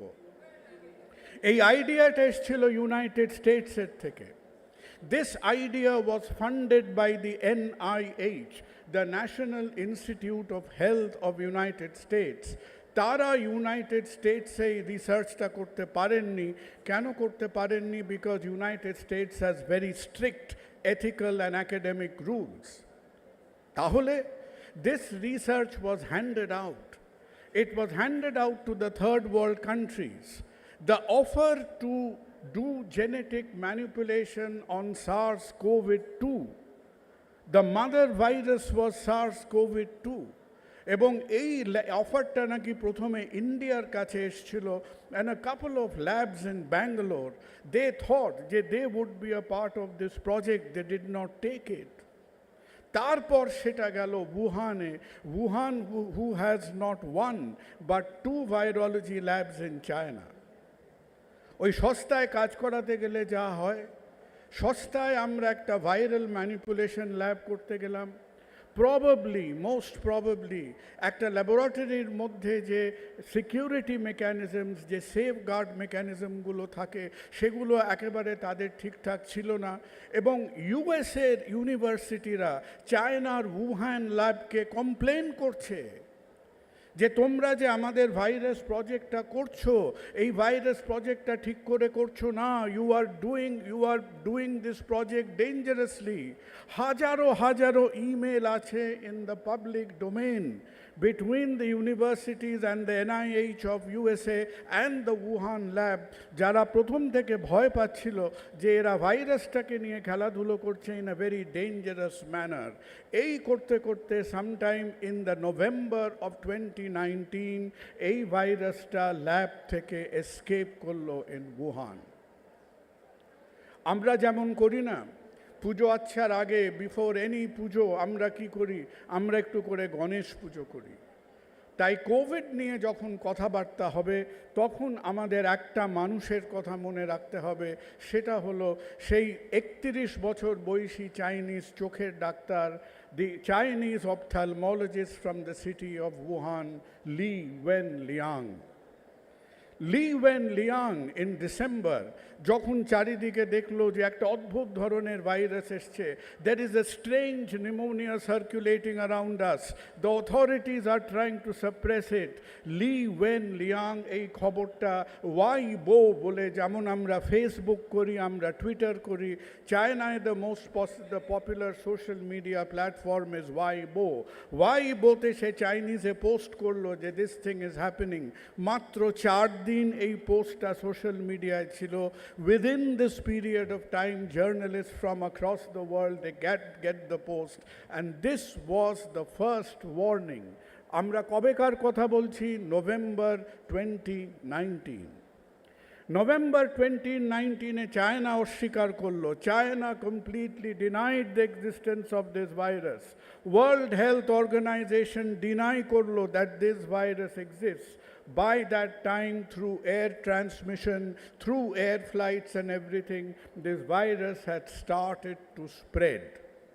7th of January 2020, 7th of January, প্রথমবার এই ভাইরাসটা out of China গেল to a resident of Thailand, and the University of Bangkok was the first university who isolates this virus. যেই মুহূর্তে ইউনিভার্সিটি অফ ব্যাংকক এই ভাইরাসটাকে isolate করলো, within a few hours Shanghai University came out and said that look, we also know, আমরাও জানি এই ভাইরাসটা আছে. Within a few hours of one another তারা identical DNA structure পাবলিশ করলো, and therefore this virus from that day was named the novel coronavirus, which was a genetic manipulation of SARS-CoV-2. কিন্তু সেই সময়ের মধ্যে unfortunately by that time the damage has been done. By January the virus has escaped out of China. Out of China প্রথমে থাইল্যান্ডে গেল, তারপর হংকংয়ে গেল, then Iran picked it up, then Italy picked it up, and somewhere between 27th and 28th of January, India recorded its first case of SARS-CoV-2. How did India react to it? What was India's response to it? Our first response to SARS-CoV-2 was in complete ignorance. কেন complete ignorance? এটা কারো দোষ নয়, আমরা কেউ জানতাম না. The entire medical community had no hint of the fact যে after the SARS outbreak which happened 4-5 years before, যে 4-5 বছর পরে এমন একটা ভাইরাস আসছে যেটা আরও বেশি ট্রান্সমিসেবল, আরও বেশি আমাদের ইনফেক্ট করতে পারে, যাকে বলে সহজ বাংলা ভাষায় ভ্যাবাচাকা খেয়ে যাবার. With complete bewilderment and complete ignorance আমরা প্রথমে জানুয়ারি ফেব্রুয়ারি বলে বসলাম যে this virus is not going to affect India at all. আমরা বিসিজি ভ্যাকসিনেশন নিয়েছি, আমরা রামায়ণ পড়েছি, আমরা মহাভারত পড়েছি, অনেক কিছু কারণ করতে করতে দেখা গেল যে 24th of March আচমকা আমাদের ওপর comes down the biggest disaster of public health in India, which is India's lockdown. এই যে 24th of March ইন্ডিয়ার লকডাউন হলো, তার মাত্র কয়েকটা দিন আগে in 11th of March World Health Organization, যারা এতদিন চায়নার সঙ্গে বসে গল্পগুজব করছিলেন, তারা for the first time November থেকে ঘটনাটা শুরু হয়েছে, coming in 11th of March the World Health Organization recognized this problem to be a pandemic. 24th of March কেন আচমকা আমাদের ওপর ওইভাবে একটা লকডাউন নেমে এসেছিল? We have no idea about the fact. আমি আপনি জানি ভারতবর্ষের প্রাইম মিনিস্টারকে, আমি আপনি জানি ভারতবর্ষের অমুক অমুক রাজ্যের মুখ্যমন্ত্রীকে, আমরা জানি ভারতবর্ষের প্রেসিডেন্টকে, কিন্তু আমরা কেউ জানি না যে ভারতবর্ষের এপিডেমিওলজিক্যালি পাবলিক হেলথের চিফকে, who is the chief epidemiologist of India, সেটা আজ অবধি 24শে মার্চ থেকে শুরু করে এইটা একটা গোপন কথা. আমি জানি না কেন এখনও একজন ভারতবাসী বলতে পারবে না যে who was the person leading our COVID programme as a public health expert. পরবর্তীকালে 2 বছর পরে 2 years later we have gone back and said যে yes, the lockdown should have happened in 24th of March, but it should have happened in 24th of March 21 years later in 2021, not in the year 2020. কারণ March 2021-এ যদি লকডাউনের মতো কিছু করা হতো তাহলে হয়তো সেকেন্ড ওয়েভের দাপটটা খানিকটা কম হতো. The first lockdown completely paralyzed the country economically. সবাই চোখে সেই ঘটনাগুলো ভাসছে. The migrant laborers, তাদের মধ্যে 12 জন না 16 জন কাটা পড়লো ট্রেন লাইনের ওপর শুয়ে গিয়ে, যারা শয়ে শয়ে মাইল ধরে বাচ্চা বাচ্চা ছেলে মেয়ে বউ তাদের বেডিং বিছানা মাথায় করে, পিপল হু আর ট্রাভেলিং। মার্চের থেকে লকডাউন বেশি দিন টানা গেল না, and come August or September, as the lockdown was lifted, the first wave actually started in India. Lockdown ended, first wave started. First wave lasted for about 3 to 4 months. First wave er pore amra shobai mile, all of us, especially the central government of India, started celebrating, we have conquered COVID. Ami jani na, some of us tell us je Delhi te naki some people had brought a tract of land, যে দিল্লিতে জমি কিনে নেওয়া হয়েছিল, যেখানে India's victory over Covid একটা monument তৈরি হবে বলে। আমাদের দেশের প্রধানমন্ত্রী 28 জানুয়ারি 28th of January 2021 announced to the world যে India has conquered COVID and COVID does not happen in India anymore. And right at the same time, unnoticed by the political hierarchy of India, unnoticed by the so-called public health experts of India, in the district of Amaravati in Maharashtra, a deadly variant was growing that was called the Delta variant. India is at fault, ladies and gentlemen. India should have alerted the world about the existence of the Delta variant at least 3 months before the breakout of the second wave in India. We were so busy celebrating. We almost built up a national monument.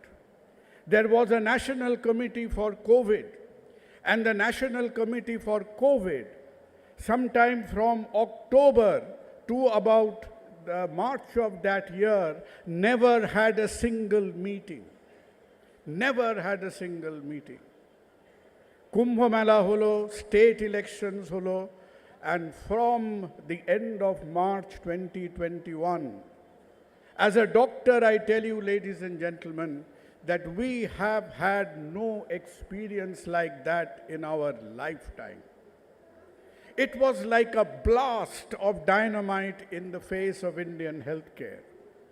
Indian healthcare was completely overpowered by the second wave of COVID.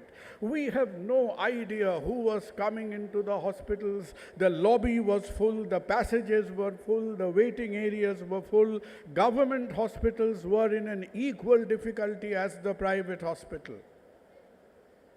But those of us, আমরা যারা পশ্চিমবঙ্গে আছি, এই কলকাতা শহরের মধ্যে আছি, আমরা কোভিডের দ্বিতীয় ওয়েভের সবথেকে কঠিন জিনিসটা আমরা সেইভাবে টের পাইনি, that is the lack of oxygen.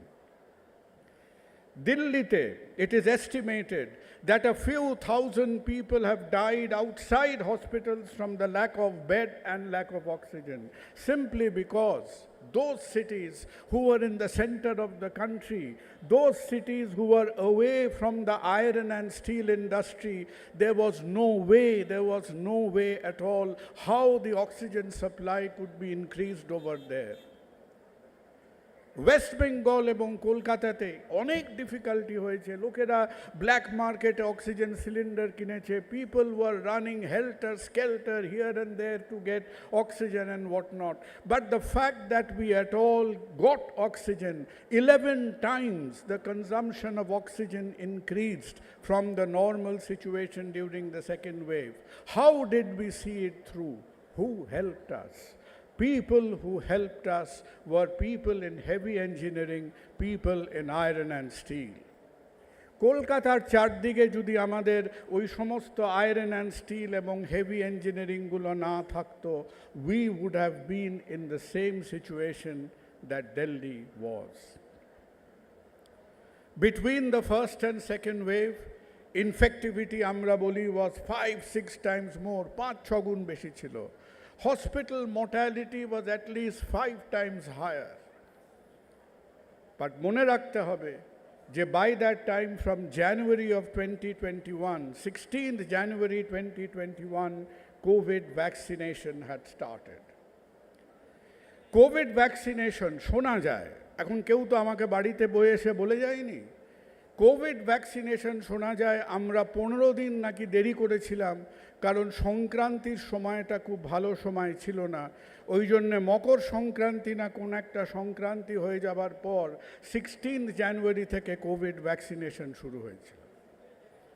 But all over the country and all over the state, India did a pretty heroic job of vaccinating its people.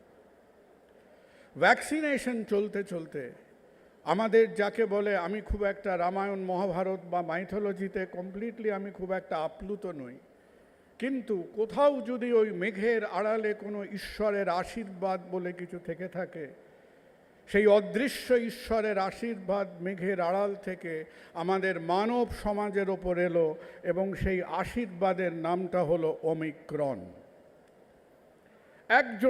একজন বাঙালি মেয়ে, একজন ইন্ডিয়ান মেয়ে in the KwaZulu Natal lab of Johannesburg was the first girl. তার নাম হচ্ছে Upasana Rampal. Upasana Rampal was never heard of and never recognized later on in the world. That girl, a PhD microbiology student in the KwaZulu Natal University, first isolates Omicron. And সবাই জানেন আপনারা, all of you know that the reason Omicron was a big blessing, যে একদিক দিয়ে আমরা Covishield দিয়ে vaccinate করছি, ওদিক দিয়ে আমাদের একটা ডিভাইন ভ্যাকসিনেশন হচ্ছে, কারণ I completely believe that there was nobody left in the country who did not have Omicron exposure. সম্ভব নয়। Omicron was even 3 times more infective than measles. আর বাই দ্যাট টাইম, বিকজ আমাদের pneumonia হচ্ছিল না, because আমাদের জ্বর গলা ব্যথা, it had transformed itself into an upper airways infection, it was giving the much needed immunity. কটা লোক আজকে এই হলের মধ্যে মাস্ক পরে বসে আছেন? Not many. তাহলে এই যে আমরা আজকে এই হলের মধ্যে বসে আছি কয়েকশো মানুষ, আমাদের মধ্যে কোভিড নেই? প্রচুর কোভিড আছে, প্রচুর কোভিড আছে। যত লোক আছে তার কয়েক লক্ষ গুণ বেশি SARS-CoV-2 এই ঘরটার মধ্যে ঘুরে বেড়াচ্ছে। তাহলে আজ রাত্রিরে বা কাল সকালে আমাদের জ্বর হবে না কেন? Because in the period of time, A due to vaccination and B due to repeated exposure, আমাদের মধ্যে একটা ইমিউনিটি ডেভেলপ করেছে। So that is the reason. আমাদের অনেকে জিজ্ঞেস করেন, ডাক্তারবাবু SARS-CoV-2 কি চলে গেল? Has SARS-CoV-2 gone? A virus that is once introduced into human environment never goes away. The virus stays in its own place, we stay in its own place. Because of natural immunity and vaccine-given immunity, we are not vulnerable to the disease to that extent. After this experience, time has come for us to look back. India officially claimed that we lost 5 lakhs of people in COVID. The World Health Organization criticized India's statistics and said, no, you have lost about 25 to 30 lakh people in COVID. Why this discrepancy? Because on an average day, on a given day, on any general day, India death rate is about 40,000 people every day. আজকে যে book fair হচ্ছে, এই যে আমরা আনন্দ করছি, আজকের দিনেও ভারতবর্ষে 40,000 মানুষ মারা যাবেন। আজকের দিনেও পশ্চিমবঙ্গে বাই শিয়ার পপুলেশন স্ট্যাটিস্টিক্স 2.5 থেকে 3,000 মানুষ আজ মারা যাবে। That is how life works.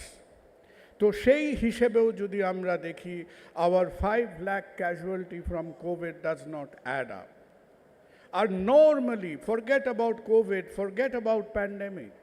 In the normal situation, আমাদের যত death rate হয় ইন্ডিয়াতে, about 30 to 35% death rates are not recorded in India. Normal deaths on a daily basis are not recorded in India. statistics apart, এইবারে প্রশ্ন হলো, the question which is facing us, যে এই যে একটা অগ্নি পরীক্ষা, এটা তো অগ্নি পরীক্ষা না, এটা হচ্ছে আগুনে ঝলসানো।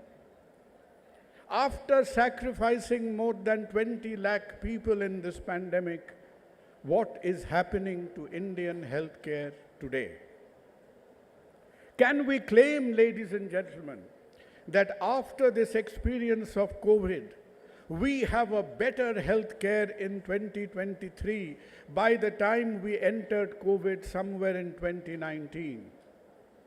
Perhaps in one or two ways we can. একটা দুটো ব্যাপারে আমরা হয়তো বলতে পারি আমাদের কোথায় উন্নতি হয়েছে, কারণ এই সেকেন্ড ওয়েভের ধাক্কাটা খেয়ে বিশেষ করে আপনি এখন if any one of us get into a hospital, even in a suburban hospital, even in a rural hospital, you have a better chance of getting an oxygen supported treatment. আমরা যদি আজকে শহর বা শহরের বাইরে কোনো হসপিটালে যাই, you probably stand a better chance of getting your oxygen saturation monitored, your blood pressure measured. সুতরাং standard of treatment in the existing hospitals probably সেগুলো খানিকটা উন্নতি হয়েছে। আর কিসে উন্নতি হয়েছে? There has been lots of diagnostic labs all over the side. যখন Covid start করেছিল, at the beginning of COVID, India had one RT-PCR lab. One. There was one RT-PCR lab in Pune. Right now in the whole country, there are more than 20,000 perhaps RT-PCR labs. So diagnostics have improved. Standard of healthcare একটু improve করেছে. But এই যে experience, this Indian healthcare turmoil that we have experienced, number one, has this made healthcare a priority? আজকে কি আমাদের গভর্নমেন্টের কাছে, আজকে কি আমাদের স্বাস্থ্য নীতি যারা ঠিক করছে তাদের কাছে is healthcare a priority today? আজকে উহানের ওই রেফ্রিজারেটরের দরজাটা যদি কেউ আরেকবার খুলে, if some scientist has already manufactured SARS-CoV-3 virus over there, how is India going to come out and answer that public health pandemic? What are the problems? Health in India, 2019-এও it was a state subject. Very good. Healthcare in India is a state subject.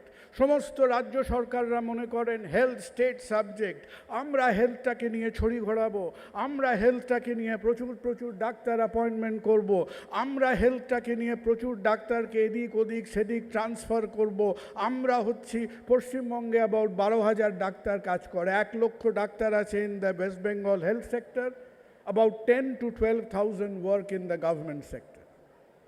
So the state loves to control healthcare, but state has no money, ladies and gentlemen. Healthcare budgeted about half the budget has to be supported by the center. ওই যে একটা cinema দেখেছিলেন না, যে যখন বাবা মা ঝগড়া করে, ক্রেমার ভার্সেস ক্রেমার, সোমবার ছেলেটাকে নিয়ে বাবা টানছে, মঙ্গলবার ছেলেটাকে নিয়ে ছেলে মেয়েগুলোকে মা টানছে। তো আমরা একটা ঝগড়ুটে পরিবারের মধ্যে in India, state being a self-subject, dependent on the center for money, আমরা এখন no man's land-এ পড়ে আছি। কখনো আমরা এটা করছি, কখনো আমরা ঝগড়া করছি, কখনো আমরা পলিসি ঠিক করতে পারছি না। আজকে সেন্ট্রাল গভর্নমেন্ট বলছেন that the future of Indian healthcare will be in private-public partnership. Very good. West Bengal is the first state to look on the other direction and said no. Our West Bengal নিজের থেকে গিয়ে we announce a lot of private super speciality hospitals. আমাদের কোভিডে কে আমাদের policy ঠিক করলো? কোভিডে আমাদের policy ঠিক করলো আইসিএমআর। আইসিএমআরটা কি?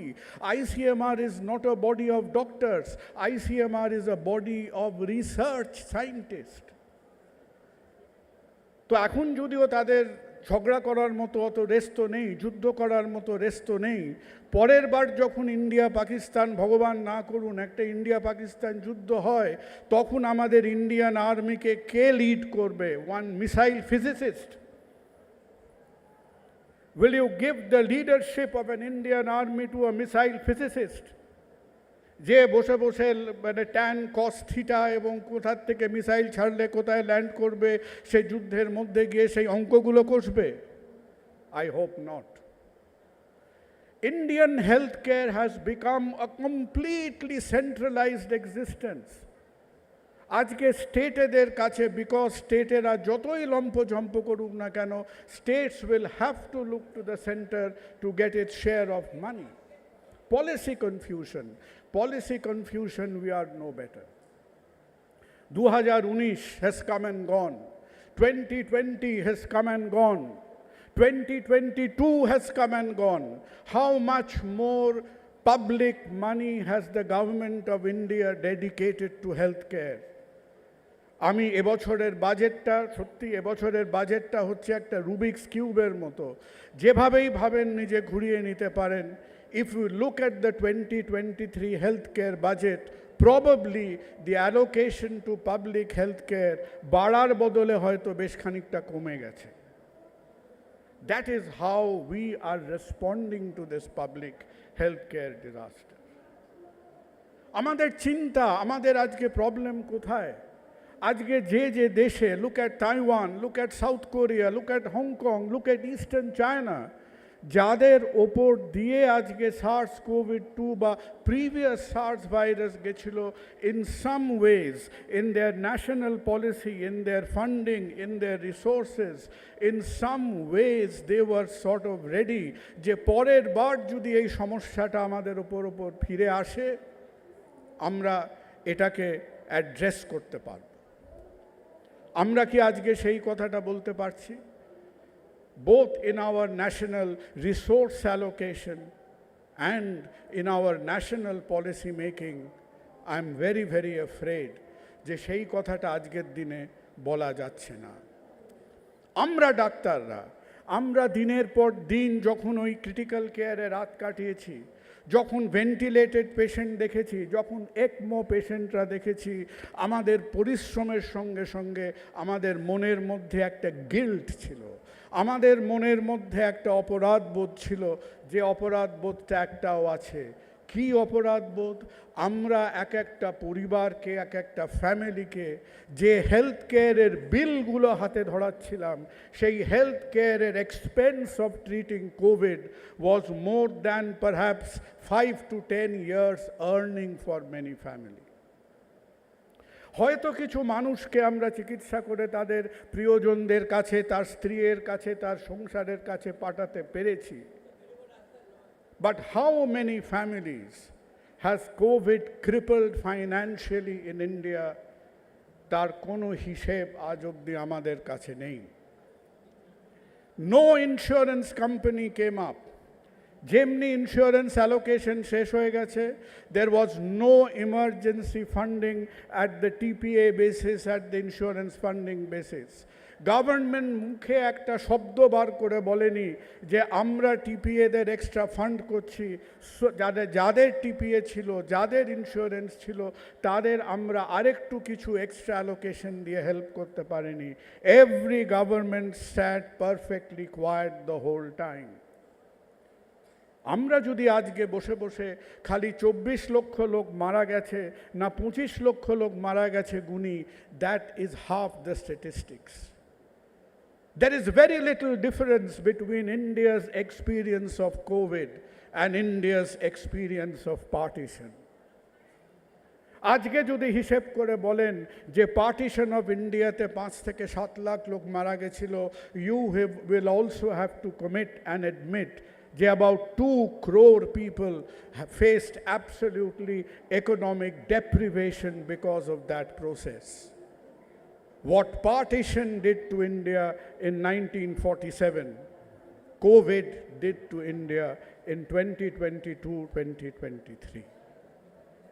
আমাদের চিন্তা হচ্ছে আজকে we are in deep turmoil, the medical community, যে এত বড় একটা এক্সপিরিয়েন্সের মধ্যে দিয়ে বেরিয়ে are we ready, is the country systematically ready to face up to a different struggle? Perhaps not. আজকে আমাদের মধ্যে যে সেন্টার স্টেট কোলাবোরেশনের জায়গাটা, সেটা কোথায়? আমরা ভোট বক্স নিয়ে চিন্তা করছি, পরের লোকসভা ইলেকশনে কি হবে 2024 নিয়ে আমাদের চিন্তা। 2024 নিয়ে ইলেকশনের হিসেব করতে করতে সমস্ত ক্যালকুলেটরগুলো ব্যস্ত হয়ে গেছে, কিন্তু 2024-এ যদি ঘুণাক্ষরে আর একটা প্যান্ডেমিক ব্রেকআউট করে, then how is the country going to stand up and face up to that challenge? We as doctors, unfortunately, we have serious doubts. আপনাদের মনে প্রশ্ন আসবে, বলে তো যাচ্ছেন এত সমস্যার মধ্যে how did we at all manage to see through that phase? Friends, we managed to see through that phase because of the thousands and thousands of young people, the youth who are sitting amidst us today. For 2 long years, when we spent sleepless nights in the floor of the intensive care units, looking after patients and counseling relatives, we took a break. But the 20-year-old nurse who was working with me did not take a break.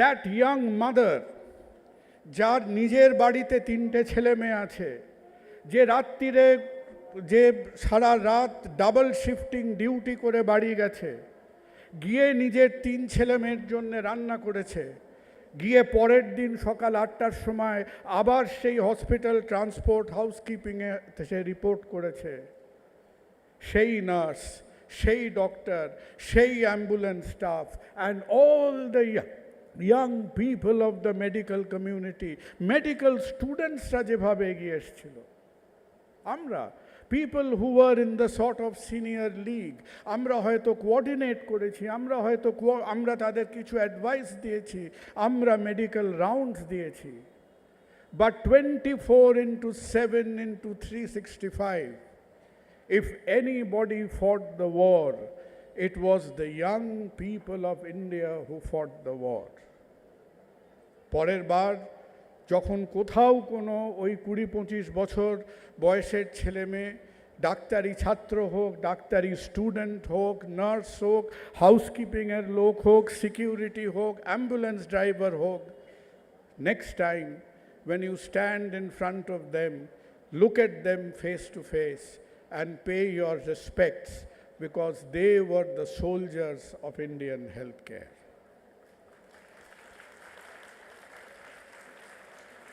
And through you, through all of you, like once again, I regret to say, the fundamentals is Indian healthcare at the end of 2022 to 23 today. Are we based on stronger fundamentals than we should be? I wish the answer was yes. আপনাদের এখানে আসতে গিয়ে যখন ওই দক্ষিণ কলকাতার bypass ঘুরে আসছিলাম, তখন রাস্তার এধারে ওধারে অনেকগুলো প্ল্যাকার্ড দেখলাম। আশা করি কেউ আমাকে লেকচারটার পরে মারধর করবেন না, কারণ মানুষের সবচেয়ে বড় শত্রু হলো ইগনোরেন্স। এবং সেই প্ল্যাকার্ডের মধ্যে গোটা 20 প্ল্যাকার্ড চোখে পড়ল, যেখানে G20 G20 G20 G20 লেখা আছে।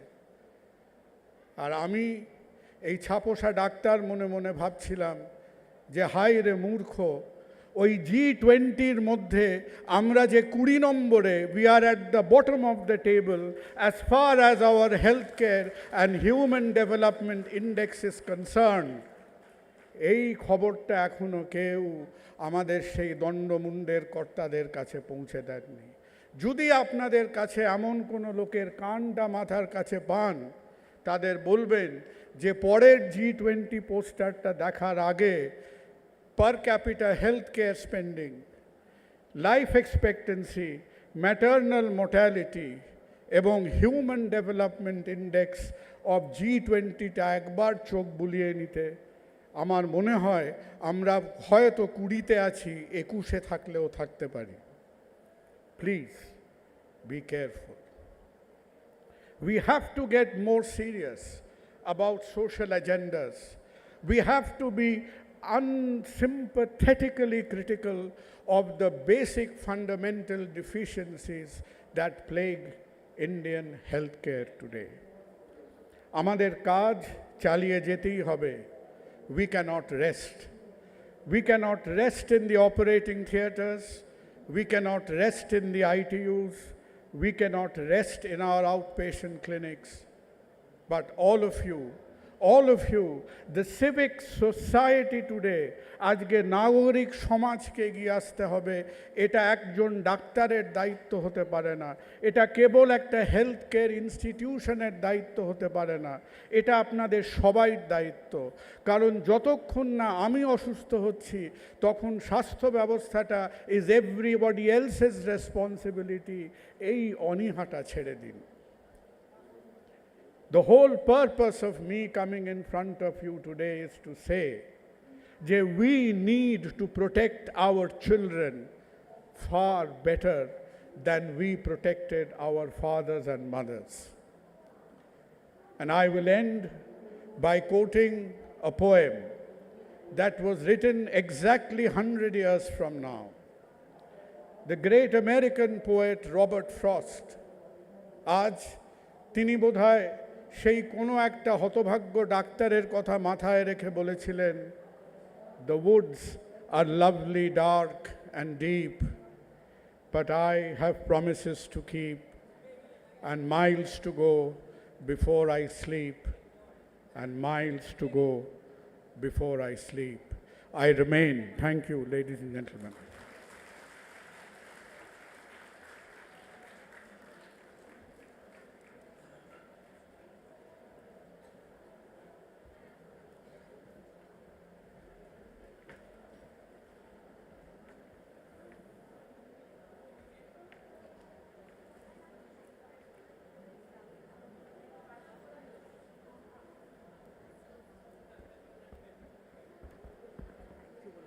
Thank you, Dr. Sarkar.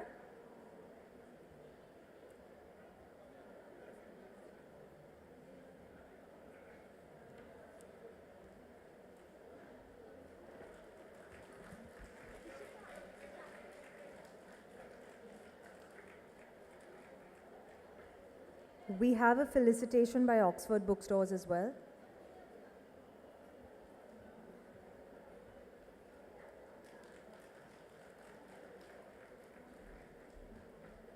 So we will now immerse ourselves in the music of Pandit Tanmoy Bose and Pandit Debojyoti Bose. We'll start in just a minute once the stage has been set up. Please note that this musical program is not the last session. This will be followed by another session with Procheto Gupta, Dhruvo Banerjee, Ushoshi Chakraborty and Trideep Chatterjee. So please do wait for it.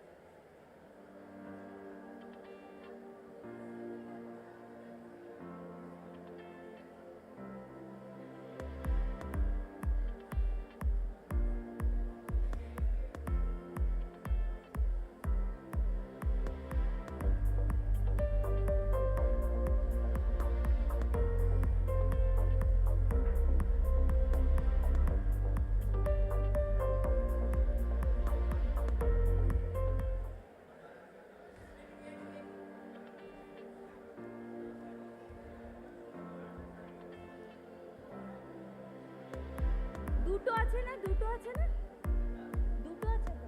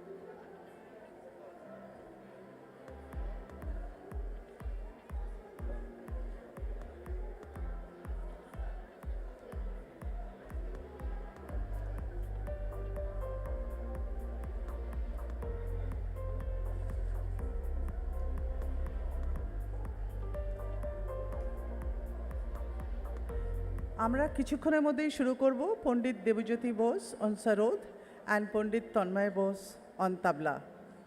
Just 2-3 মিনিটেই শুরু করব। Specially আমাদের জন্য ওনারা এসেছেন, ওনাদের অন্য জায়গায় প্রোগ্রাম ছিল বলে আমরা বাংলা প্রোগ্রামটা এটার পরে করব, একটু শিফট করে দিয়েছি আমাদের শেডিউলটা, কিন্তু আমার মনে হয় আপনাদের ভালো লাগবে। Rare treat, Pandit Debajyoti Bose on sarod আর পণ্ডিত তন্ময় বোস অন তবলা।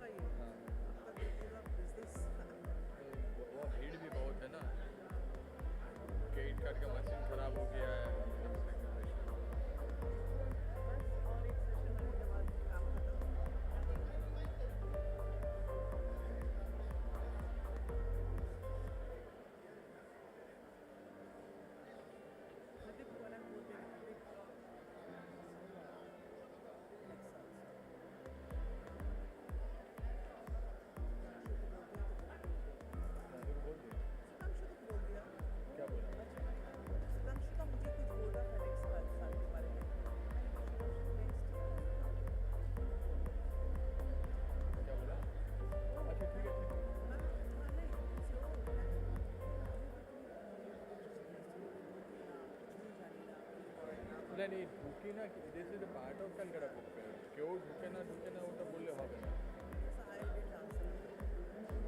কেউ ঢুকে না হবে না।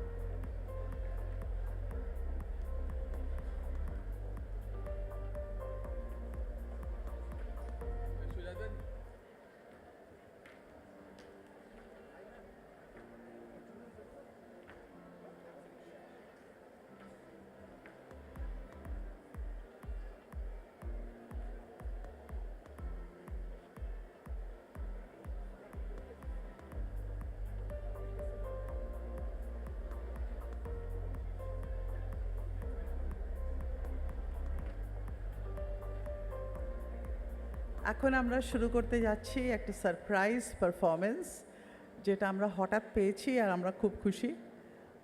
পণ্ডিত Dibyajyoti Bose on sarod and Pandit Tanmay Bose on tabla. May I welcome the two maestros on stage, and let's give them a big hand. We are delighted.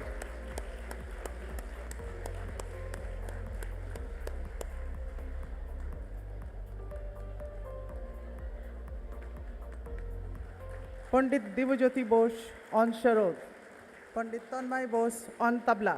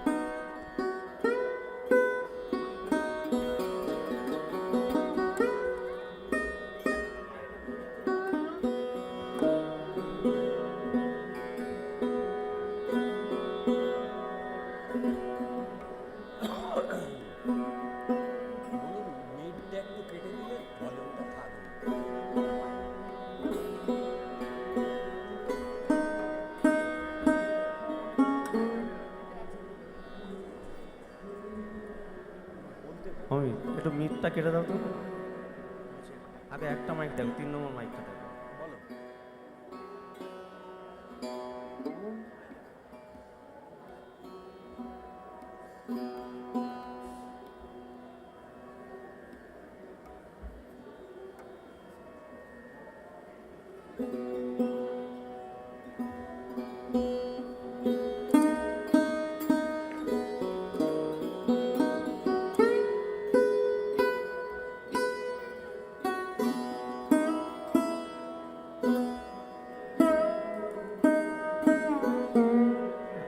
একটা মাইক দিয়ে দাও 4 নম্বরটা দাও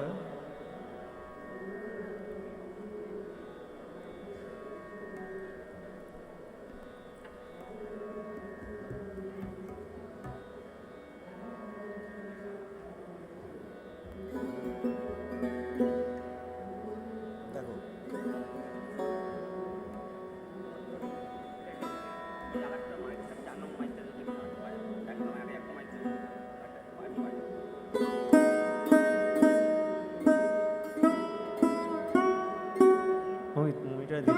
4 আর 2 4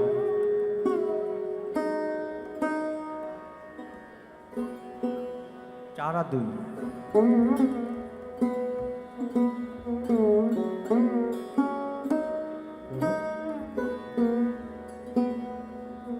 2 আসেনি তো 2 আসেনি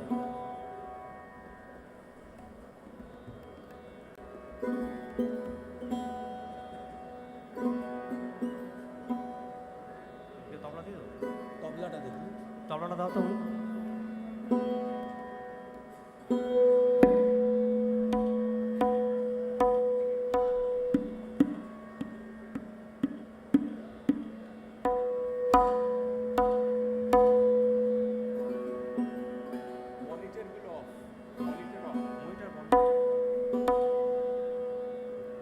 বাঁটা দিয়ে দাও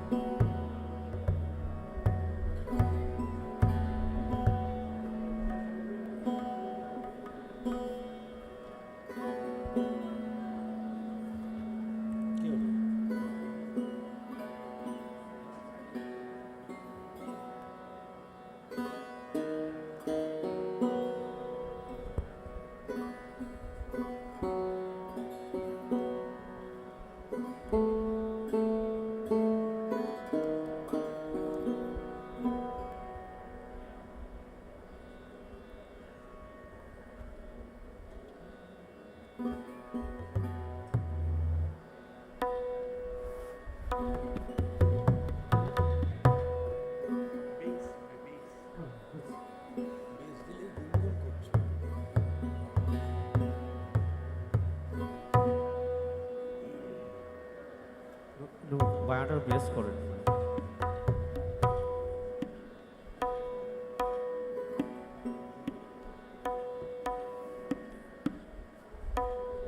অমিত মুইটা আমার দিয়ে দাও একবারে তাহলে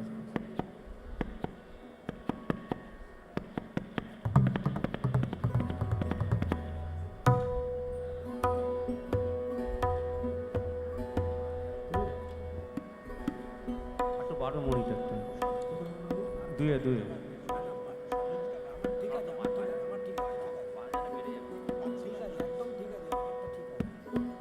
সরাতে তো বাড়াও তো 2 নম্বর মুড়িটা 2 নম্বরে অল্প অল্প সবকটা মুড়িটা দিয়ে দাও তবলাটাও দিয়ে দাও সব মুড়িটা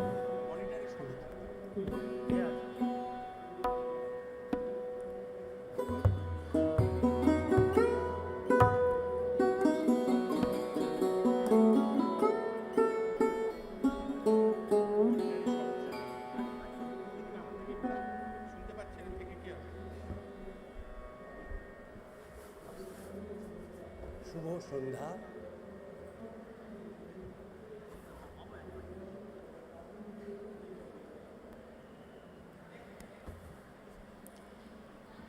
হ্যালো শুভ সন্ধ্যা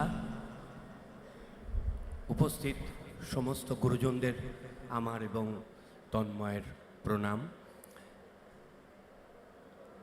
হঠাৎ করেই ত্রিদীপদার অনুরোধ ফেলা যায় না কারণ বহু বছরের জানি না কত বছরের সম্পর্ক আমার কিছু পড়াশুনোর অভিভাবক আছেন তার মধ্যে ত্রিদীপদা আছেন নির্ভেদদা আছেন নৃসিংহদা আছেন এরা কিছু বললে আমরা মনে করি আজ্ঞাবহ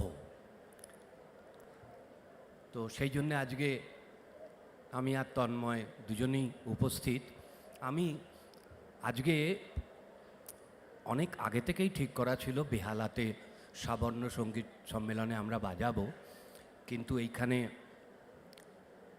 একটু ওই জন্যে ছোটো করে বাজাবো কিন্তু উপন্যাসে যেমন যাব না তেমন ছোট গল্পেও যাব না একটু প্রবন্ধের মতন বাজাবো রাগ খামাজ আমার গুরু ওস্তাদ আমজাদ আলী খাঁ সাহেব এই উপশাস্ত্রীয় রাগটাকে অদ্ভুতভাবে উনি খুব শাস্ত্রীয় করে তুলেছিলেন আমি বহুবার ওনার কাছে শুনেছি, সেইটাই বাজাচ্ছি এবং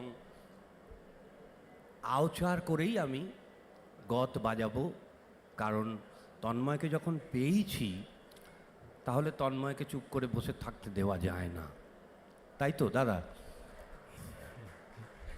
সেই জন্যে খামাজ, বিলম্বিত, মধ্যলয় এবং দ্রুত। নমস্কার।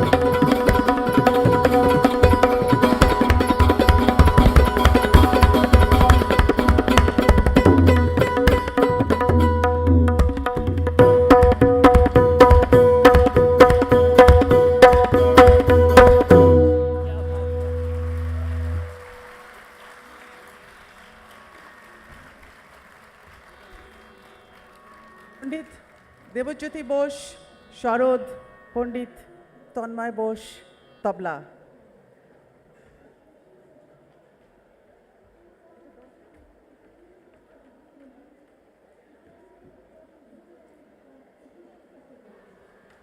হ্যালো, আজকে এই অনুষ্ঠানটা সব শেষে হওয়ার কথা ছিল, অন্য একটা অনুষ্ঠানের জন্যে মাঝখানে হলো। আমার স্বনির্বন্ধ অনুরোধ আপনাদের সকলের কাছে, এরপরে একটা ভীষণ গুরুত্বপূর্ণ সেমিনার আছে, আপনারা সবাই চলে যাবেন না, আপনারা শুনবেন।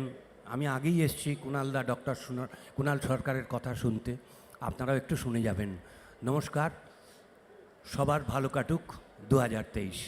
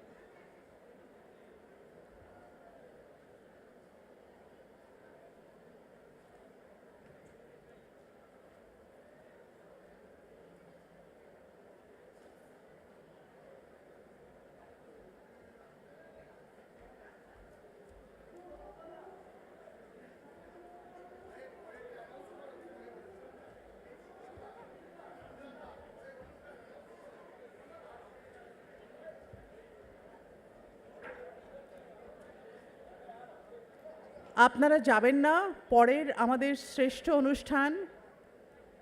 ওটিটি এখন প্রিয়, বই এখন অতিথি। ওটিটি না অতিথি না বই, কি? সো এটা নিয়ে কথা বলবেন প্রচেত গুপ্ত, ধ্রুব ব্যানার্জি, উষাসী চক্রবর্তী, ত্রিদীপ কুমার চট্টোপাধ্যায়। একটু দাঁড়ান, আমরা এই শরদার তবলা এই শেষের অনুষ্ঠানের আগে ইচ্ছে করে করেছি বইমেলায়, কলকাতা লিটারেচার ফেস্টিভ্যালে একটা বই নিয়ে আলোচনা করে আমরা শেষ করতে যাই। এই আলোচনাটা খুবই এখন আমরা সবাই করছি। ওটিটি না বই, বই না ওটিটি। এক্ষুনি আমরা শুরু করব, 1 মিনিটে শুরু করছি।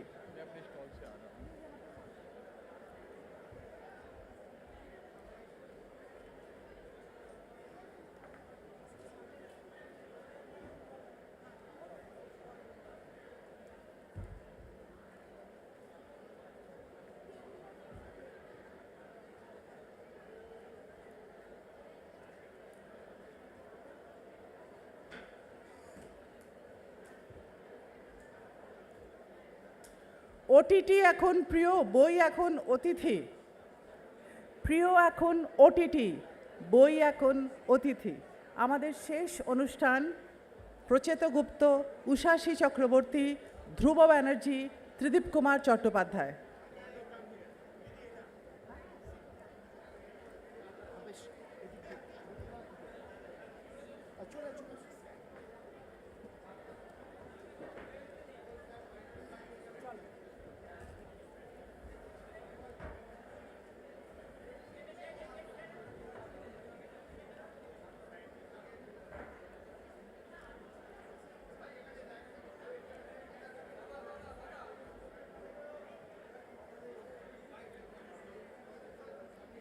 প্রিয় এখন ওটিটি, বই এখন অতিথি।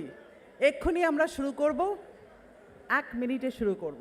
আমাদের টেবিল সেট হয়ে গেছে, মাইক্রোফোন সেট হয়ে গেছে। প্রিয় এখন ওটিটি, বই এখন অতিথি। প্রচেত গুপ্ত, উষাসী চক্রবর্তী, ধ্রুব ব্যানার্জি, ত্রিদীপ কুমার চট্টোপাধ্যায়। আপনাদের একটু স্টেজে ডাকছি, একটু প্লিজ স্টেজে আসুন। আরে এসো, আমরা তো আরে অডিটোরিয়ামে তুমি ওখানে বসে থাকবে, কি করবে? নিয়ে এসো, নিচে বসে। নমস্কার, শুরু করতে চলেছি আজকের একটা বিতর্কিত বিষয়। এই সময়ের যার কোনো পরিচয় দরকার পড়ে না, বাংলা সাহিত্যের সেরা বাঙালি এবারের প্রচেতগুপ্তর জন্য একটা হাততালি চাইছি। প্রচেতগুপ্ত এবার লড়াই করবেন বাকি দুজনের সঙ্গে। একজন হচ্ছে ওটিটি দিয়ে যার শুরু এবং যিনি বিখ্যাত সেই ধ্রুব বন্দ্যোপাধ্যায়, সোনাদা। আর একজন উষসী ফিল্ম এবং সিরিয়াল এবং ওটিটি সব কিছুতেই স্বচ্ছন্দ। আমাদের অনুষ্ঠান শুরু করছি, আপনারা সকলে আমাদের সঙ্গে থাকুন, এটাই আমাদের শেষ অনুষ্ঠান।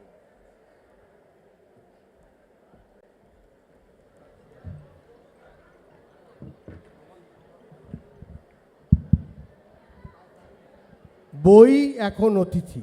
আমরা অনুষ্ঠানটা করছি কোথায় না, বই মেলায়। যখন মেলা প্রাঙ্গণ জনসমুদ্র হয়ে আছে, যেখানে লক্ষ লক্ষ মানুষ মেলায় ঘুরে বেড়াচ্ছেন এবং কোটি কোটি টাকার বই তারা সংগ্রহ করছেন।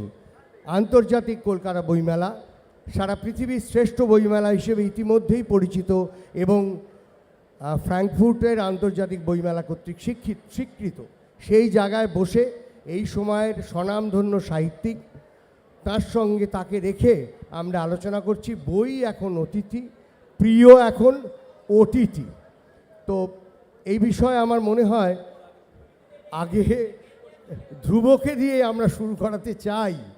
যে ধ্রুব বন্দ্যোপাধ্যায়, আপনার যে সিনেমাগুলো দিয়ে আপনি ওটিটি দিয়ে আপনি মন জয় করেছেন, ওটিটি বলুন সিনেমাই বলুন, আলটিমেটলি সিনেমা আমরা বাড়িতে কম্পিউটারে দেখি, টিভিতে দেখি, মোবাইলে দেখি, সেটা সিনেমা। তো এই যে আপনার সোনাদা দিয়ে আপনি মন জয় করেছেন, সেটাও কিন্তু একটা রহস্য অ্যাডভেঞ্চারের আধারে আধারিত। তো সেটা কিন্তু আলটিমেটলি ওটিটি এবং সেটা সাংঘাতিক জনপ্রিয় হয়েছিল। তো আপনি কি মনে করেন যে বই এখন সত্যি সত্যি অতিথি, মানে আমরা আর বই পড়ার দরকার নেই, শুধু আপনাকেই দেখব বা আপনার এই সিনেমাগুলোই দেখব? প্রথমেই বলি, সোনাদা ওটিটিতে নয়, বড় স্ক্রিনে সিনেমা এবং আমরা পরবর্তীকালে ওটিটি যাই না।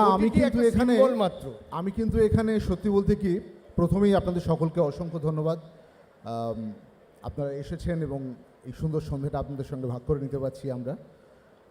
না, আমি আজকে বইয়ের পক্ষে, ওটিটির পক্ষে, এর বিপক্ষে, ওর বিপক্ষে না। আমি ঠিক সেরকম ভাবধারায় বিশ্বাস করি না।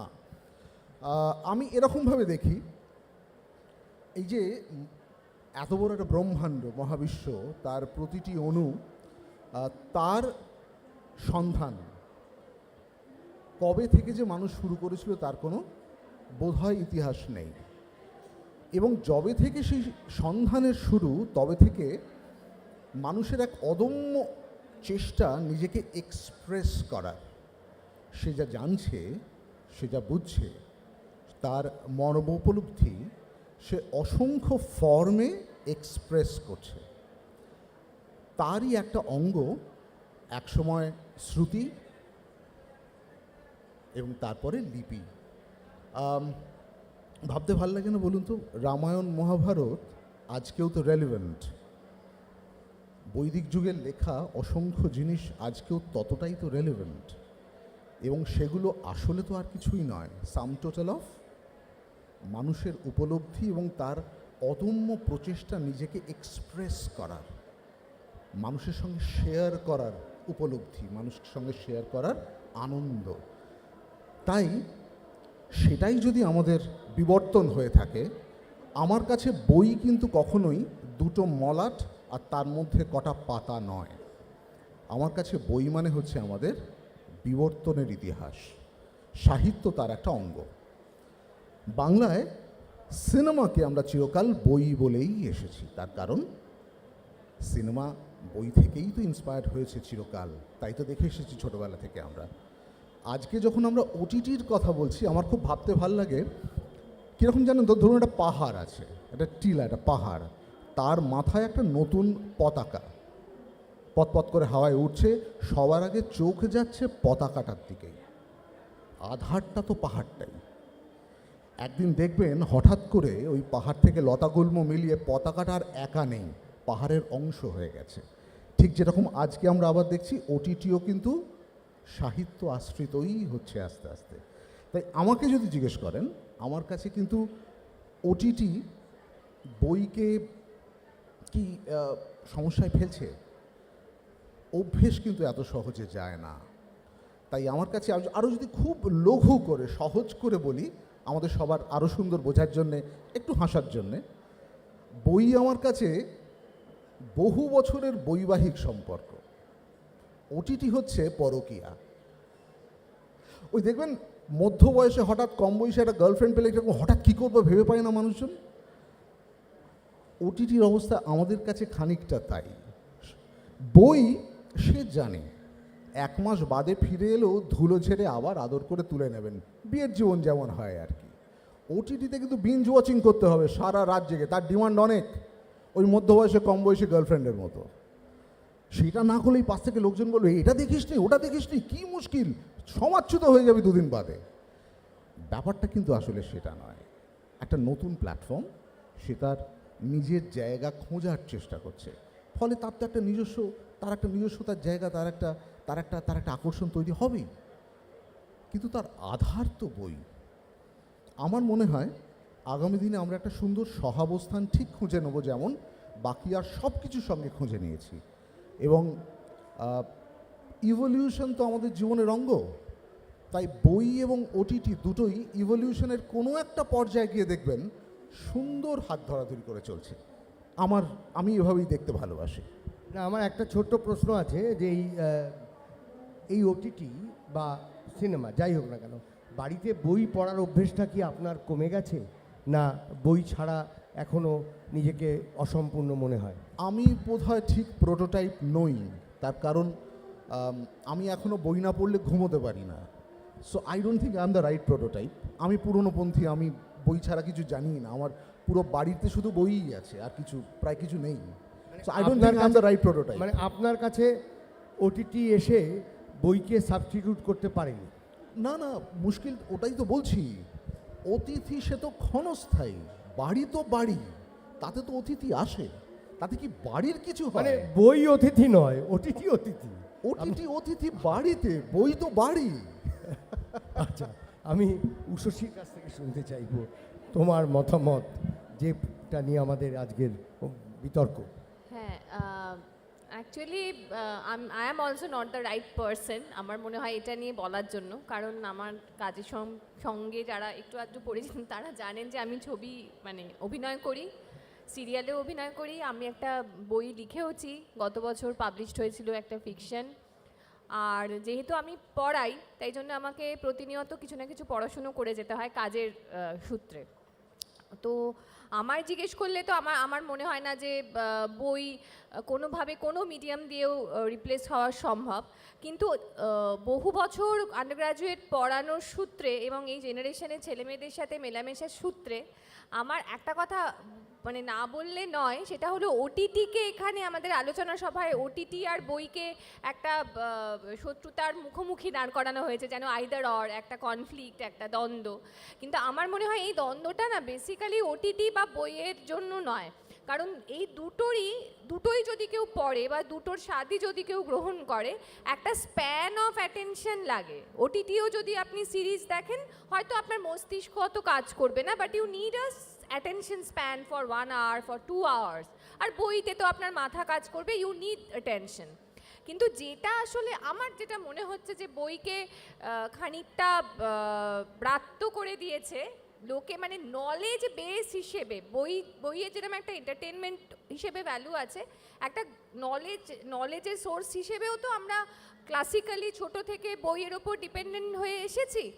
যেটা বেসিক্যালি এখন হয়েছে আমার মনে হয়, সোশ্যাল মিডিয়া কোনো একটা বড় সেক্টরে এই জেনারেশনের ছেলে মেয়েদের কাছে ক্রমশ নলেজ বেস হিসেবে বইয়ের রিপ্লেসমেন্ট কিন্তু হয়ে উঠছে। এটা ভালো হচ্ছে এটা তো আমি বলতে পারবো না, আমরা তো চিরকাল বই পড়েই পড়াশুনো করেছি এবং এটা আরও প্রায় মানে মহামারীর আকার ধারণ করেছে লকডাউনে, বিশেষ করে ছাত্রছাত্রী সম্প্রদায় যাদের কাছে বইয়ের অ্যাক্সেস সেই সময়, এটা আমাদেরই দোষ, আমরা যারা পড়াই বা আমরা যারা খানিকটা সমাজের প্রিভিলেজ অবস্থায় আছি, আমরা বই তাদের কাছে পৌঁছে দিতে পারিনি, তাদের কাছে বাদবাকি ফিজিক্যাল নলেজ বেসের সমস্ত এভিনিউজ বন্ধ হয়ে গেছিল। এবং সেই যে এই জেনারেশনের ছাত্রছাত্রীরা internet dependent, social media dependent হয়ে গেল, এটা কিন্তু বই আর ওটিটির সংঘাত বলে আমার মনে হয় না। আমার মনে হয় সোশ্যাল মিডিয়া থেকে পাওয়া সমস্ত তথ্য বিনা যাচাই করে ধ্রুব সত্য বলে গ্রহণ করার যে প্রবণতা এখন গোটা, খালি এই জেনারেশন বললে মনে হবে যেন আমরা কত বুড়ো হয়ে গেছি, গোটা সমাজেই চলেছে, সেটা কোথাও বইকে কোথাও একটা কি বলবো, মানে বইয়ের সাথে সেই প্রবণতাটার একটা দ্বন্দ্ব আছে। ওটিটি আর বইয়ের মধ্যে কিন্তু দ্বন্দ্বটা অতটা মানে আনহ্যাপি নয় আর কি। না, কিন্তু তথ্য তো অন্য কথা বলছে। তথ্য বলছে যে লকডাউনের সময় প্রকাশকরা মানে বিভিন্নভাবে বিভিন্ন ফর্মে ইবুক হিসেবে হোক বা অনলাইনে ডিজিটাল মার্কেটিং করে হোক প্রত্যেকের বাড়িতে বাড়িতে বই পৌঁছে দিয়েছে। আমি একজন প্রকাশক হিসেবে জানি, এবং সেই সময় কিন্তু বই পড়ার অভ্যেসটা যেমন ওটিটিও দেখেছে মানুষ, তেমনি বই পড়ার অভ্যেসটাও বেড়ে গেছে, নাম্বার 1।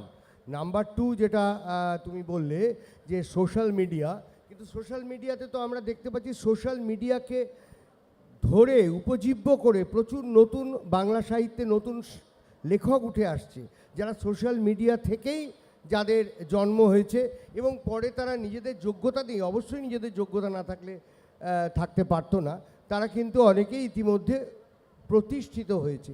ফলে সোশ্যাল মিডিয়ার জন্য হয়েছে না সত্যি সত্যি আমাদের বই পড়ার অভ্যেসটা বা সময়টা কমে গেছে?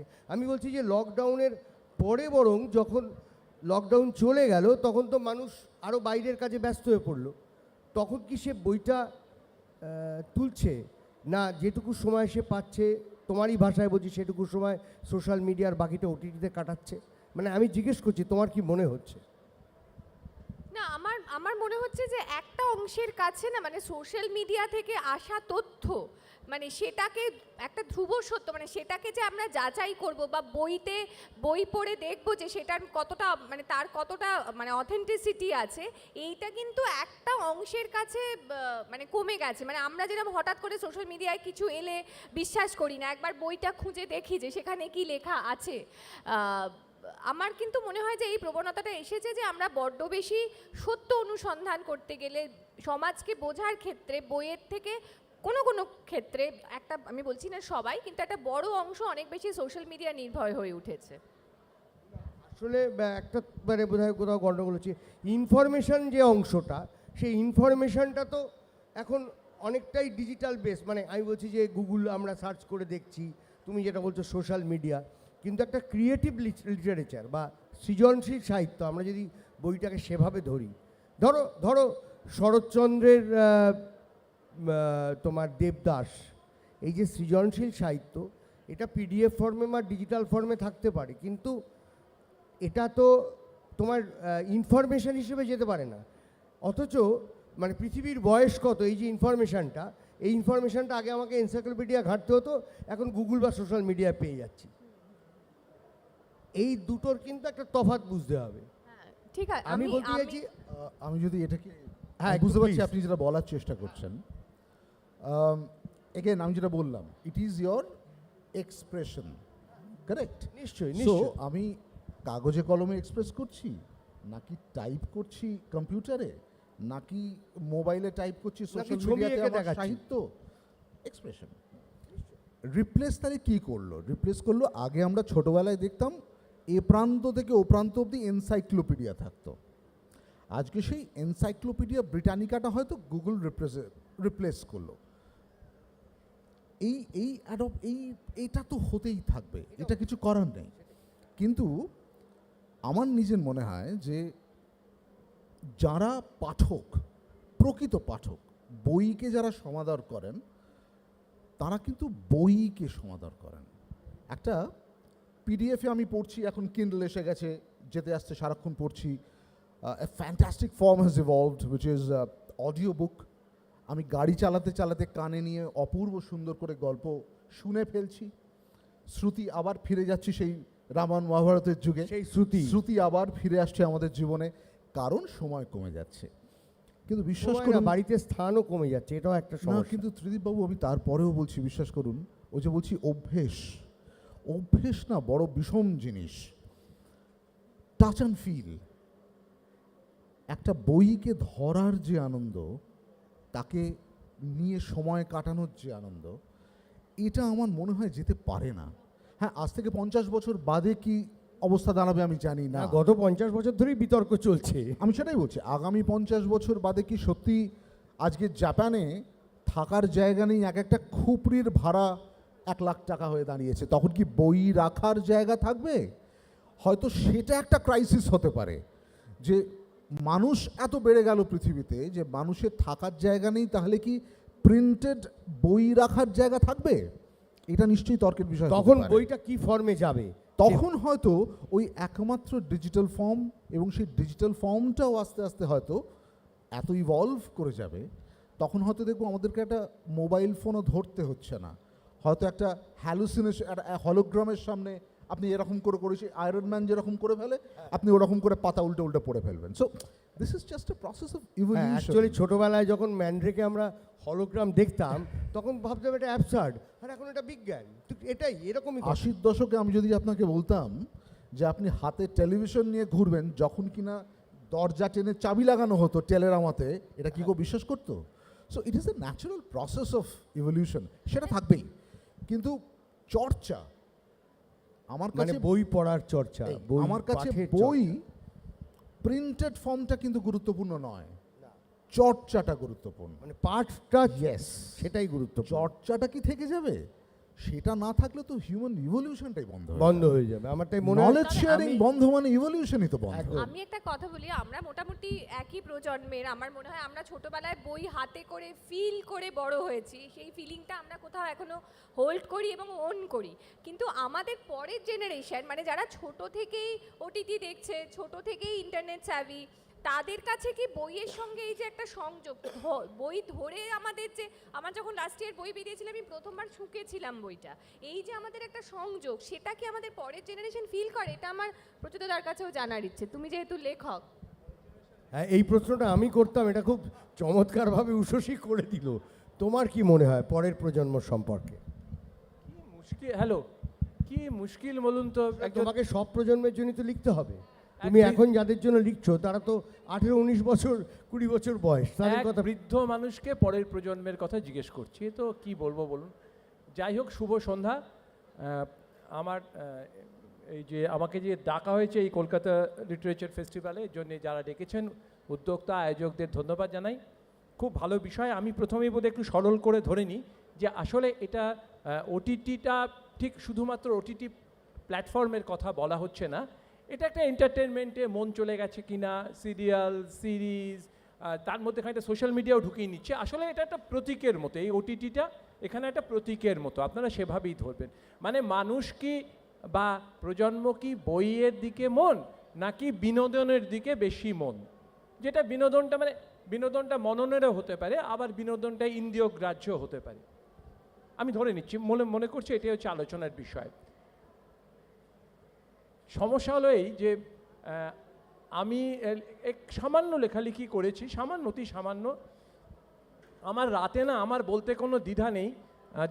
ধ্রুব বললেন যে বই না পড়লে ঘুম হয় না, আমার না রাতে ওটিটি না দেখলে ঘুম হয় না, ওটিটিতে সিরিজ না দেখলে আমার ঘুম হয় না। আমার বই দেখলে মানে একটা কিরম আতঙ্ক, ঘুম চটকে যায় মনে হয়, ওরে বাবা আমার ওটিটিতে সিরিজ দেয়। এটা আমার সত্যি কথা স্বীকার করতে অসুবিধে নেই, আমি এটা প্রথম সত্যি কথা স্বীকার করি। আরও একটা সত্যি কথা স্বীকার করে নেওয়া ভালো, যে আমার বৈবাহিক সম্পর্ক যেমন সুন্দর, আমার তার বাইরে সম্পর্কগুলো ভীষণ সুন্দর। আমি আর পরকীয়া শব্দটি ইউজ করছি না, ভারী সুন্দর। আমার কোনো প্রেমেও কোনো রকম নাকশিট কোনো ভাব নেই, ভালোই তো, সুন্দর তো, বেঁচে আছি তো, থাকবেই তো। স্ত্রীর প্রতি আমার ভীষণ প্রেম, আবার একটু আমার অন্যদের প্রতি যে প্রেম নেই, এটা আমি বলি কী করে, মিথ্যে কথাটা বলা ঠিক হবে না, স্বীকার করে ফেলাই ভালো। তো এই স্বীকারের মধ্যে আমি একটা কথা বলি, আসল বিষয়টা সম্পর্কটা না, আসল কোনটা খাঁটি সম্পর্ক, কোনটা খাঁটি আর কোনটা ভেজাল, এটা হচ্ছে আসল কথা। যে বইটি পড়ছি সেটি বা যেভাবে পড়ছি, সে কিন্ডেলে পড়ি আর ফেসবুকে কি বলি মানে সোশ্যাল মিডিয়ায় পড়ি, বা ওটিটি রাতে ল্যাপটপ বা মোবাইল হাতে তুলে যে গল্পটা দেখছি, যে কাহিনীটি দেখছি, এটি খাঁটি কিনা, আমার মাধ্যমে কোনো আপত্তি নেই, আমার প্রেমে কোনো আপত্তি নেই, এটি খাঁটি তো। যদি খাঁটি না হয়ে ভেজাল হয়, যদি এটির মান সত্যিই খুব নিম্ন মানের হয়, তাহলে আমার আপত্তি আছে। কেমন? আমি যেভাবে আসি না কেন, আমি যাই দেখি না কেন, আমি বই কি ফর্ম এসব আমি বিশ্বাস করি না। আমি বই কাকে বলে আমি বিশ্বাস করি তার বিষয়ের ওপর। কেমন? দেওয়ালে আঁকা না ফেসবুকের ওয়ালে আঁকা আমার কিছু এসে যায় না, আমার আঁকাটা আঁকা তো, এটি হচ্ছে আসল কথা। সে গুহার গায়ে যদি আঁকা থাকে, 1000 বছর পরেও যদি সেই আঁকাটা আবিষ্কার করা হয়, তাহলেও সেটা কিন্তু মুছে দেওয়া যাবে না। তেমনি তেমনি ফেসবুকের ওয়ালে যদি আপনারা কেউ কিছু লিখে ফেলেন, সেই লেখাটা যদি সত্যি খাঁটি জীবনের কথা বলে, আমার কাছে সেটাই সাহিত্য। পাতায় লিখলেন না কিছু লিখলেন, আমার কিচ্ছু এসে যায় না, আমার কাছে কিচ্ছু এসে যায় না। বই তো হবেই, তথ্য প্রযুক্তি বদলাচ্ছে। একসময় হ্যারিকেনের আলোয় পড়া হতো, এখন আর হ্যারিকেনের আলোয় পড়া হয় না, এখন অন্যভাবে পড়া হয়। তো সে তো আসবেই, সে তো হয়ে থাকেই। আমি সেই জন্য ওই প্রযুক্তি তো আরও বদলাবে, ঠিকই বলেছেন ধ্রুব, আরও বদলাবে, আরও বদলাবে। কিন্তু ধ্রুব যদি বই না পড়তেন, অনেক আগে থেকে বইয়ের মধ্যে না থাকতেন, পাতা খুলে পাতা উল্টে ওনার পছন্দ, উনি বলছেন ওনার একটা টাচে পছন্দ হয়, আমার মাঝে মাঝে বইয়ের টাচে একটু অসুবিধা হয়, একটু বেশি ধুলো থাকলে অ্যালার্জিও হয়। অন্য কোনো সিস্টেম আবিষ্কার করে যদি খুলে খুলে দিত ভারী বই, ভালো হতো। কিন্তু উনি টাচে অসুবিধে বা সুবিধের কথার জন্য পড়েননি। উনি যদি না পড়তেন, সোনাদা যে সিরিজের ছবি উনি করেন, যেগুলো আমিও কিছু দেখেছি, আপনারাও দেখেছেন, আমরা সবাই দেখেছি, এটা করা সম্ভব হতো না যদি না উনি ছোটোবেলা থেকে ওর বিষয়টা পড়তেন। উনি ওই বিষয়ের মধ্যে ছিলেন। আমার পাশে যিনি বসে আছেন, তিনি তো একাধারে, ও ছোটোবেলা থেকে যেহেতু দেখি, চিনি বরঞ্চ, আর একাধারে উনি ঔপন্যাসিক, কেমন, একাধারে উনি সফল অভিনেত্রী, কেমন। আমি জানি না ওনার শ্রীময়ী করতে গেলে, আমি বলতে পারবো না যেহেতু আমি খুব সিরিয়াল দেখার সময় পাই না, কিন্তু আমি মনে করি যেমন সিরিয়াল অনেক আপত্তি করেন, এই সিরিয়াল না দেখে তো বই পড়তে পারতে, কথাটা অর্থহীন কথা। সিরিয়াল না দেখতে পারে বই পড়তে পারলে, সিরিয়াল দেখে যদি কেউ ভালো লাগে নিশ্চয়ই দেখবেন। বসে বসে পরনিন্দা পরচর্চা করার থেকে তো সিরিয়াল দেখে একটু সময় কাটালে ভালো, তো খুব ভালো, ভালো লাগছে, সুস্থ মনে, খুব ভালো করছেন। উনি যে অভিনয় করেন, সেই অভিনয় ওনার কোথাও ওনার ছোটোবেলা থেকে পড়াশুনো, বই উল্টে পড়ে, উনি গন্ধ শুকুন বা না শুকুন তা পড়ে বিষয়ের গন্ধ শুকেছেন বলেই উনি বিষয়ের, উনি কোথাও না কোথাও ওনার অভিনয় প্রভাব পড়তে বাধ্য। আর উনি যে উপন্যাস লেখেন, উনি জানিয়ে গবেষণা করে ডক্টরেট উপাধি মানে সম্মান পেয়েছেন, সেগুলো তো খুলে খুলে বইয়ে করতে পারেন, উনি কিন্ডেলেও পড়তে পারেন, উনি ফেসবুকেও দেখতে পারেন, উনি বড় লাইব্রেরির মাথায় উঠে কেউ কেউ, যেমন ধ্রুব বললেন, হ্যাঁ নিশ্চয়ই, একজন এখন যদি আমরা আইনজীবীর কাছে যাই, পিছনের সারিতে বই। এখন আমি চিকিৎসককে দেখেছি পিছনের সারিতে বই। এখনও আমি বাধ্য, জানি ধ্রুবর বাড়িতে গেলে কষ্ট হলেও ধ্রুবর কাছে বই, আমি জানি উষসীর কাছে কষ্ট হলেও বই। যতদিন না আমরা হয়তো অভ্যস্ত হব না, পরের জেনারেশন হবে, সেই বই খুলে আসল খাঁটি জীবনটিকে বের করে নেওয়া। আমি কি খাঁটি জীবনটি পাচ্ছি? আমি ওটিটি প্ল্যাটফর্মে যদি খাঁটি জীবনের কথা পাই, নিশ্চয়ই তার মধ্যে টেনশন থাকতে পারে, কিছু উত্তেজনা থাকতে পারে, কিছু, আমি দেখছিলাম খুনের গল্পে, ওটিটি সিরিজের কথাই চলে আসি, যেটা এটা আলোচনায়, খুনের গল্পে খুব ভালো গোয়েন্দা, বহু বাংলাদেশেও দেখলাম, এখানেও দেখলাম, ইংরেজিতেও দেখলাম, অদ্ভুত একটা, যেটা আগে ছিল না, আমার অদ্ভুত লাগলেও, এটা একটা দাম্পত্য জীবন, দাম্পত্য সমস্যা, অদ্ভুত সমস্যাগুলো কিন্তু খুব মানে জটিল গভীর সমস্যা, সেগুলো দেখানো হচ্ছে। আমার বেশ ভালো লাগছিল, যেটাই তো আমি ভালো ভালো সাহিত্য এরকম আমি পড়েওছি, সাহিত্য থেকেই এসছে। ফলে আমি যদি খাঁটি পড়ি, যদি আমি ওটিটিতেও যদি খাঁটি ভাবটা পাই, তাহলে আমার কোনো অসুবিধে নেই, আমার কোনো সমস্যা নেই। বাকিটুকু আবার পড়ে আসি। তাহলে মানে আমি আরেকটা প্রশ্ন করে দিই, তার মানে বই না থাকলেও চলবে, বিষয় থাকলেই হবে, সেটা বই থাকুক আর যাই থাকুক। বই কি চেহারায়? আমি বই চেহারা না না, আমি তো বই প্রথম বই চেহারা অনেকগুলো চেহারা আছে। বইয়ের আমি তো একটা বলি, চেহারা হচ্ছে অডিও বুক। দিদি আমি বলি, হ্যাঁ সেই তো বলছি, বই তো চেহারা নয়। আমি তো বিশ্বাসই করি না দুই মলাটের মধ্যে কিছু পাতা থাকলেই বই হয়, আমি বিশ্বাস করি না। সেটা আমরা কেউই বিশ্বাস করি না। আমি বিশ্বাস করি না সিনেমা দেখালেই সেটা সিনেমা হয়, বিশ্বাস করি না। আমি বিশ্বাস করি না ওটিটিতে যাই দেখাবে তাই আমার মনোরঞ্জন হবে, হতে নাও পারে। আমি বই তাকেই বলছি তার মধ্যে তোমার বিষয়টা আছে কি না। ফর্মটা তো আলাদা। ধরো তোমার আমি সিনেমার একটা ফর্ম আর বইয়ের ফর্ম তো এক নয়। হ্যাঁ, আমি যেটা ধরো সোনাদা, আমি একদম ওর উদাহরণ নিয়ে আসছি। সোনাদা ও কিন্তু চিত্রনাট্যর ফর্মেই লিখেছে এবং সেটাকে লেখার সময় সিনেমাটা করে, যেভাবে প্রেমেন্দ্র মিত্র বহুকাল আগে, প্রেমেন্দ্র মিত্র প্রচুর মানে উপন্যাস পরবর্তীকালে লিখেছেন। আগে লিখেছেন তার মানে ছবি করেছেন, কালো ছায়া থেকে আরম্ভ করে পথে হলো দেরি, এরকম। তো সেইভাবেই ও করেছে। তো ওকে যখন উপন্যাস লিখতে হবে তখন তো ওটা বইয়ের ফর্ম, এবং উপন্যাসটা তো বইয়ের একটা অংশ। হ্যাঁ করুক না, আমি তো বলছি সেই ফর্মে। ও তো ওটিটি আর বইকে তুমি গুলিয়ে গোলাচ্ছ কি? না না না, আমি ওটিটি গোলাচ্ছি না একদম। আমি ওটিটির মধ্যে খাঁটি সাহিত্যটাকে ধরছি, তুমি বরং একটু গোলাচ্ছ। তুমি বইটা বলার চেষ্টা করছো কাগজে হয় কিনা, এলাম না কাগজে বই, আমি বিষয়কে বই বলছি, তুমি কাগজকে বই বলছো। আমি তো কাগজে বলছি না, আমি বলছি বইয়ের যে ফর্ম, বই একটা উপন্যাস, একটা প্রবন্ধ, একটা গল্প, সেটা তো আমি তো ফর্মের কথা বলছি। ও একটা চিত্রনাট্য। হ্যাঁ চিত্রনাট্য সাহিত্য, আমি বলছি এটা খাঁটি সাহিত্য কিনা, খাঁটি জীবনের কথা বলছে কিনা। ওর সোনাদা যদি খাঁটি জীবনে আনন্দের কথা বলে, বইয়ের ফর্মে আসুক না, পড়বে সবাই, ভালো তো। না কিন্তু সেটা কি দরকার আছে? নিশ্চয় সব ভালো জীবন, আমি তো সব খাঁটির, আমি সব খাঁটির দরকার, সব ভেজাল দূর হোক এই তত্ত্বটাতেই বিশ্বাস করি। সে বইতেই থাকুক আর ওটিটিতেই থাকুক। না সব ঠিক আছে, কিন্তু প্রচেততা একটা জিনিস তুমি মিস করছো, যেটা উনিও বললেন যে আমরা তো কালে কালে যুগে যুগে ইভলভ করেছি, আমাদের নলেজ, আমাদের এন্টারটেনমেন্ট ফর্ম পাল্টেছে, কিন্তু বই কিন্তু একটা এমনই ক্লাসিক্যাল জিনিস যেটা কিন্তু সবচেয়ে বেশি দিন সার্ভাইভ করেছে, মানে 500 বছর পেরিয়ে গেছে মানব সভ্যতায়। মানে আরো অনেক সিডি এসেছে চলে গেছে, পেন ড্রাইভ এসেছে চলে গেছে, এখন ওটিটি এসে হয়তো জানি না চলেও যাবে।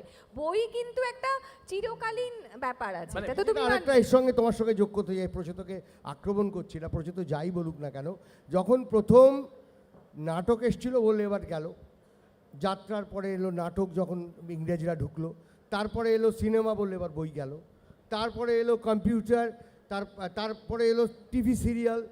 আগে ফিল্মে শুটিং হতো, এখন ডিজিটালে শুটিং হয়, কিন্তু বই কিন্তু থেকে গেছে। আমি এই আলোচনায় যাচ্ছি না তো, বই তোমরা, আমি বলিনি প্লিজ জোর করে একটা বিষয় ঢুকে পড়ছো কেন? বইকে ছেড়ে আমরা এই বসে ঢুকে যাচ্ছি তো। তোমরা কি সেই আলোচনায় যেতে চাইছো যার দুটি মলাটো কিছু কাগজ আছে ভেতরে? সেটা প্রথমেই ধ্রুব বলে দিয়েছে। আমি তো সেটা ধ্রুবকেই তো সমর্থন করছি, যেমন রুশসী সেটাতেই যেতে চাইছে যে হাজার হাজার বছর পরে দই। আমি সবথেকে আনন্দ পেয়েছি, আমি সবথেকে আনন্দ পেয়েছি যে আপনি বলেছেন যে শেষ পর্যন্ত খাঁটি এবং বিনোদন হতে হবে। আজকের না না, আমি বলছি তার সাথে বিনোদন শব্দটা যে এত সুন্দর ব্যবহার করেছেন, আজকে আমার মনে হয় সন্ধ্যার সব থেকে বড় বিনোদন কিন্তু way he is talking, a big clap for that, and that is so populist. ফলে বিনোদনমূলক সিনেমা বা বিনোদনমূলক ওটিটি নিয়ে কোনো সমস্যা নেই, অন্তত অ্যাটলিস্ট ওনার কথা শুনে আমি এটুকু নিশ্চিত। এবং বইও যে বিনোদন হয়ে উঠতে পারে সেটা খাঁটি হলেই হবে অবশ্যই। কিন্তু আমার মনে হয় ওই আবার আপনি যেটা বললেন, বিনোদনটা বড্ড প্রয়োজন, জানেন তো, খাঁটি হোক, বিনোদনটাও হোক, কারণ সেটা না হলে খুব মুশকিল আগামী দিনে এগিয়ে যাওয়া। আমি এর কাছে আসবো, আমাদের উষসীর কাছে আসবো। উষসীকে বলতে দেয়নি প্রচেত। না না, আমি যা বলার বলেছি। মোদ্দা কথা উনি যেটা বলতে চাইছেন, যেগুলো কালোজয়ী, যেগুলো আমাদের মনে সবচেয়ে বেশি প্রভাব ফেলবে, সেটা বই হোক বা ওটিটি হোক, নিশ্চয়ই সবই থাকবে। আমি একটাই কথা বলবো, বই অনেক টাইম টেস্টেড। বাকি যে কটা মিডিয়াম নিয়ে আমরা কথা বলছি তার বয়স 50 বছর, 100 বছর, সেলুলয়েড মানে ফিল্মে সিনেমা হলে আরেকটু হয়তো বেশি, কিন্তু বইয়ের স্থান আমাদের জীবনে অনেক, আমাদের সভ্যতায় অনেক বেশি টাইম টেস্টেড একটা ব্যাপার। অন্য কোনো মিডিয়াম দিয়ে এত সহজে ওকে দাবায় রাখা যাবে না। Thank you. তাহলে দেখা যাচ্ছে সবাই বইয়ের, যারা বই জগতের বাইরের লোকও, তারা মানে আমরা যাদেরকে ধরি যে তারা বিনোদন মাধ্যমের মানুষ। না এইটা গন্ডগোল হচ্ছে, আমি সেই জন্যই বারবার বলছি, বিনোদন যেদিন বইয়ের বাইরে হয়ে যাবে সেদিন ওটার বিনোদন কিছুই থাকবে না। আপনি পৃথিবীর এমন একটা প্রফেশন বলুন তো যেটা নলেজের বাইরে। উনি যে খাঁটি বলছেন, খাঁটি মানে কি? Proper expression, the right knowledge of expression, সেটাই তো খাঁটি। সেটা সাহিত্য হতে পারে, সেটা ডাক্তারি হতে পারে, সেটা স্পেস সায়েন্স হতে পারে, সেটা যা খুশি তাই হতে পারে। এটার বাইরে তো কিছু নেই, সব বিনোদন। তার বাইরে আজকে সিনেমা বানাতে গেলে, ওটিটিতে করতে গেলে, it is a perfect combination of art and commerce. তো আর্ট অ্যান্ড কমার্স দুটোই তো নলেজ। লক্ষ্মী এবং সরস্বতী দুটোই তো নলেজ, দুটোই তো expression at the end of the day. আমি তো শুরুই করেছিলাম ওটা বলে যে ফাইনালি মানুষের এক্সপ্রেশন, সেটা যে কোনো ফর্মে হোক, সেটা লেখাতে হোক। তার মধ্যে একটা প্রশ্ন যেটা উঠে গেছে যে বইটা তার মধ্যে টাইম টেস্টেড, বাকিরা এখনো টেস্টেড নয়, মানে যেটা আমাদের এটা আমার বলছি, এটা প্রশ্নই বা কেন উঠবে? মানে যে জিনিসটা আজ হ্যাজ সার্ভাইভড মিলেনিয়া, হ্যাঁ, প্রশ্ন এটা উঠতে পারে যে কি ফর্মে থাকবে, তাহলে ইভলভড ফর্মটা কি হতে পারে, কি ফর্মে থাকবে প্রচেত, কিন্তু থাকবে কি থাকবে না তো প্রশ্ন হতে পারে না। প্রচেত কি, প্রচেতর কাছে আমরা শুনি কিসের কি ফর্মে থাকবে, মানে এই বইটা কি ফর্মে থাকবে বলে, মানে বইটা কি ফর্মে থাকবে, মানে বই না, মানে বই না, কিউমুলেটিভ নলেজ। আমি নলেজ নিয়ে ব্যস্ত নেই, সরি আমি নলেজ নিয়ে ব্যস্ত নেই, আমি কল্পনার উপর বেশি ব্যস্ত। আমি আমার কথাটা বলিনি, আমি আসি। আমি নলেজ নিয়ে ব্যস্ত নেই, আপনি কল্পনা কি সেটার বাইরে? আমি বলে নিচ্ছি আমি নলেজের থেকে অনেক বেশি কল্পনা, আমি সৃজনশীলতায় অনেক বেশি ব্যস্ত। আচ্ছা, এবার আমি যেটা বলতে চাইছি যে বই, আমি এখানে বইয়ের অর্থ এটাই বলছি যার মধ্যে সেটা লিখিতভাবেও হতে পারে, খাঁটিভাবেও লিখিতভাবে হতে পারে, যেখানে যার খাঁটিত্ব, জীবনের কথা, সমাজের কথা, সম্পর্কের কথা থাকে, সেটাই আমার কাছে বইয়ের। তার মধ্যে কোনো পার্থক্য নেই। যখন সত্যজিৎ রায় এর সাহিত্যের পথের পাঁচালীকে নিয়ে ছবি করেন, তখন বিভূতিভূষণের বইটিও খাঁটি, তার চলচ্চিত্রটিও খাঁটি, সেটি ওটিটিতে দেখালেও খাঁটি, সেটা কত তথ্য আছে আমি জানি না, সেটা কত নলেজ আছে আমার জানা নেই, নলেজ সম্পর্কে আমার আইডিয়া নেই। আবার তখন সেটা যখন বইতে থাকে সেটা খাঁটি। আমি এই একটা যেটা নিয়ে আমরা আলোচনা করছি সেটা সৃজনশীলতা, মননের কথা, মূলত মননের কথা। খুব তথ্য প্রযুক্তি নিয়ে বসিনি, আমরা মনন নিয়ে বসেছি। আমরা ভুল করে তথ্য প্রযুক্তির দিকে চলে গেছি যে এ তো হবেই, স্বাভাবিক, একদিন বই থাকবে, তারপর একদিন অমুক থাকবে, তারপর একদিন তারপরে তমুক থাকবে, তারপর একদিন গ্রহ থাকবে, সে তো হবেই, বিজ্ঞান এগোবে।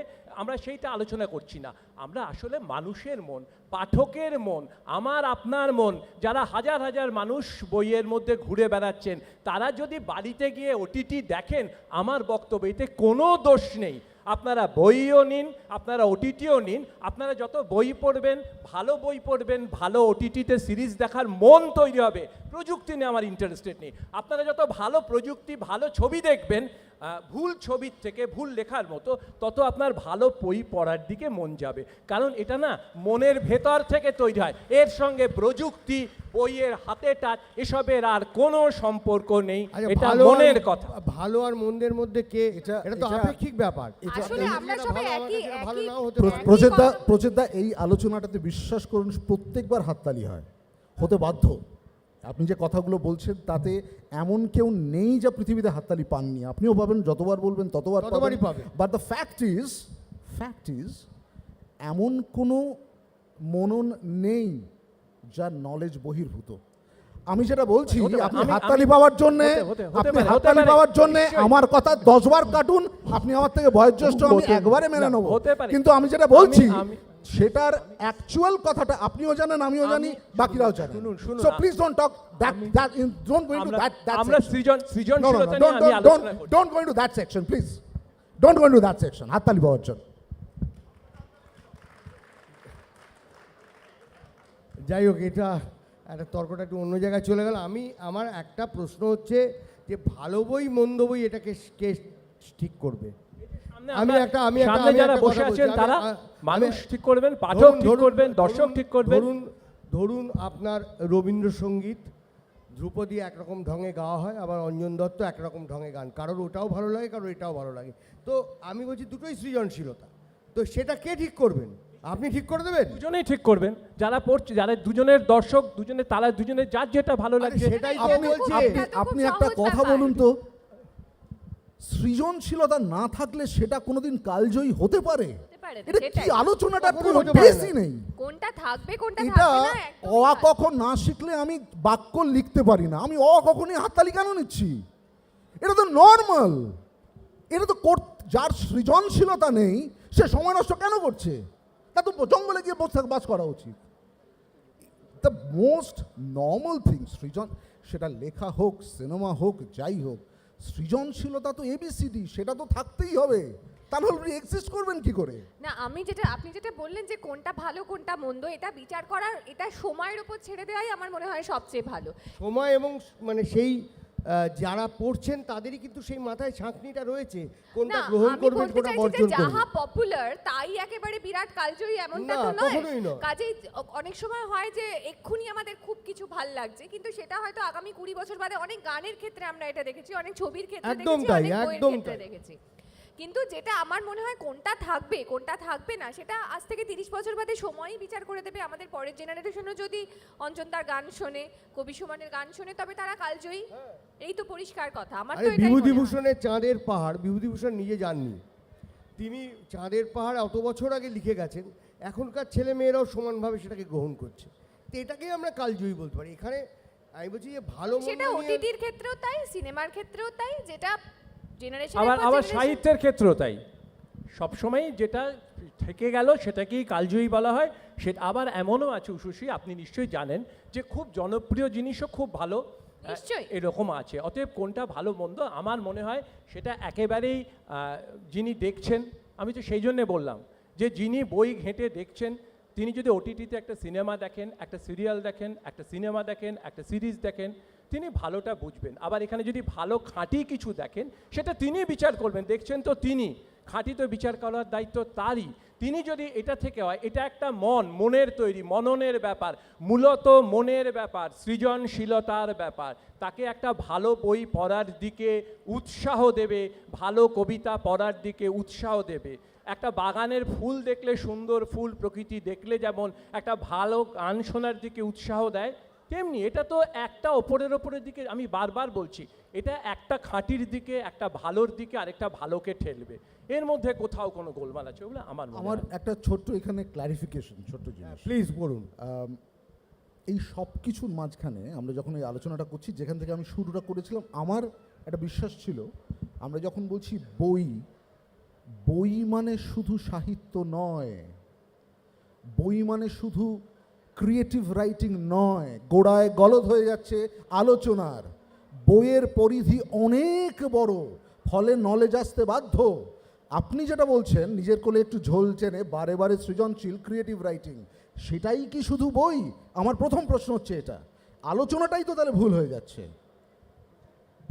বলছে তো প্লিজ আমাকেই প্রশ্ন, কি বিষয়ে আলোচনা সেটা নিয়ে না বলছে যে বই মানে শুধু সৃজনশীল সাহিত্য নয়, আমি এখানে যেটা বই মানে নলেজও বটে, বই মানে জ্ঞান। এখানে এমন একটা বিষয় নিয়ে পৃথিবীতে এত কিছু রয়েছে, এত কিছু রয়েছে, বই তো সমস্ত কিছু নিয়ে আলোচনা। শুধু ক্রিয়েটিভ রাইটিং নিয়ে আমি কেন করব? বাকিটা কি নয়? যিনি লেখেন না, যিনি ডাক্তার, যিনি ইঞ্জিনিয়ার, যিনি স্পেস সায়েন্টিস্ট, যিনি আর্কিটেক্ট, যিনি লয়ার, তার বইটা কি বই নয়? সেটা কি নলেজ নয়? সেটা কি আমাদের আমাদের আমাদের ইভলিউশনের অঙ্গ নয়?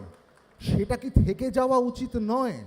সেটা না থাকলে আগামী দিনে এই ইতিহাসের অঙ্গ কি থেকে যাবে না যাবে না? আমি কিন্তু আমার আলোচনা এখান, কারণ আমার কাছে এটাই আলোচনা। সৃজনশীল লেখা নিয়ে বই আমার আলোচনার একটা অঙ্গ হতে পারে, সেটা একটা অঙ্গ হতে পারে, সেটাই আলোচনা হতে পারে না। প্রচুর কাজে শুনবো এর উত্তরটা। আমার মনে হয় মাঝখানে না বলাই ভালো। আমার শেষ হয়ে এসছে, আমি আমার বলার কিছু নেই। আজকের আলোচনার বিষয় আপনারা আবার দেখতে পাচ্ছেন, এটা খুবই ঠিকই বলছে, ধ্রুব ঠিকই বলেছেন, সুশীও খুব ঠিক কথাই বলছেন, কোনো মানে এমনিতে কোনো আমাদের পার্থক্য নেই। আলোচনার বিষয় হচ্ছে মূল যা মানে দাঁড়িয়েছে, যে এখন কি সবটাই বিনোদন, মানে আমরা কি ওই মানে চলচ্চিত্র দেখছি বা সিরিজ দেখছি, ভালো বা হোয়াট এভার মেবি, আমরা সিরিয়াল দেখছি, আমরা কি আর বই খুলে বা বই পড়ছি না? যদি আমি এটার মানে বুঝে থাকি, তাই তো? আচ্ছা, এটার মানে তাই বুঝে থাকি, নিশ্চয়ই ভালো খাঁটি সাহিত্য তো তার মধ্যে তো তথ্য থাকেই, 100 বার তথ্য থাকে।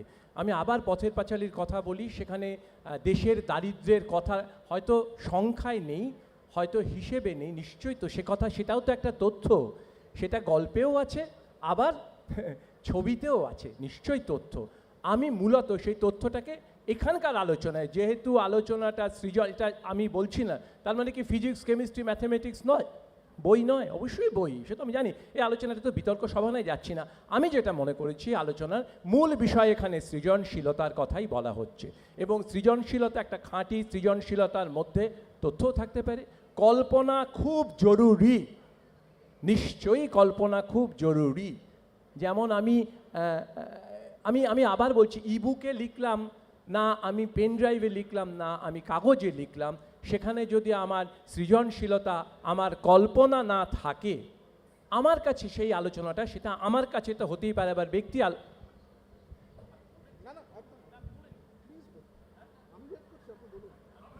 বিতর্কে যাচ্ছি না।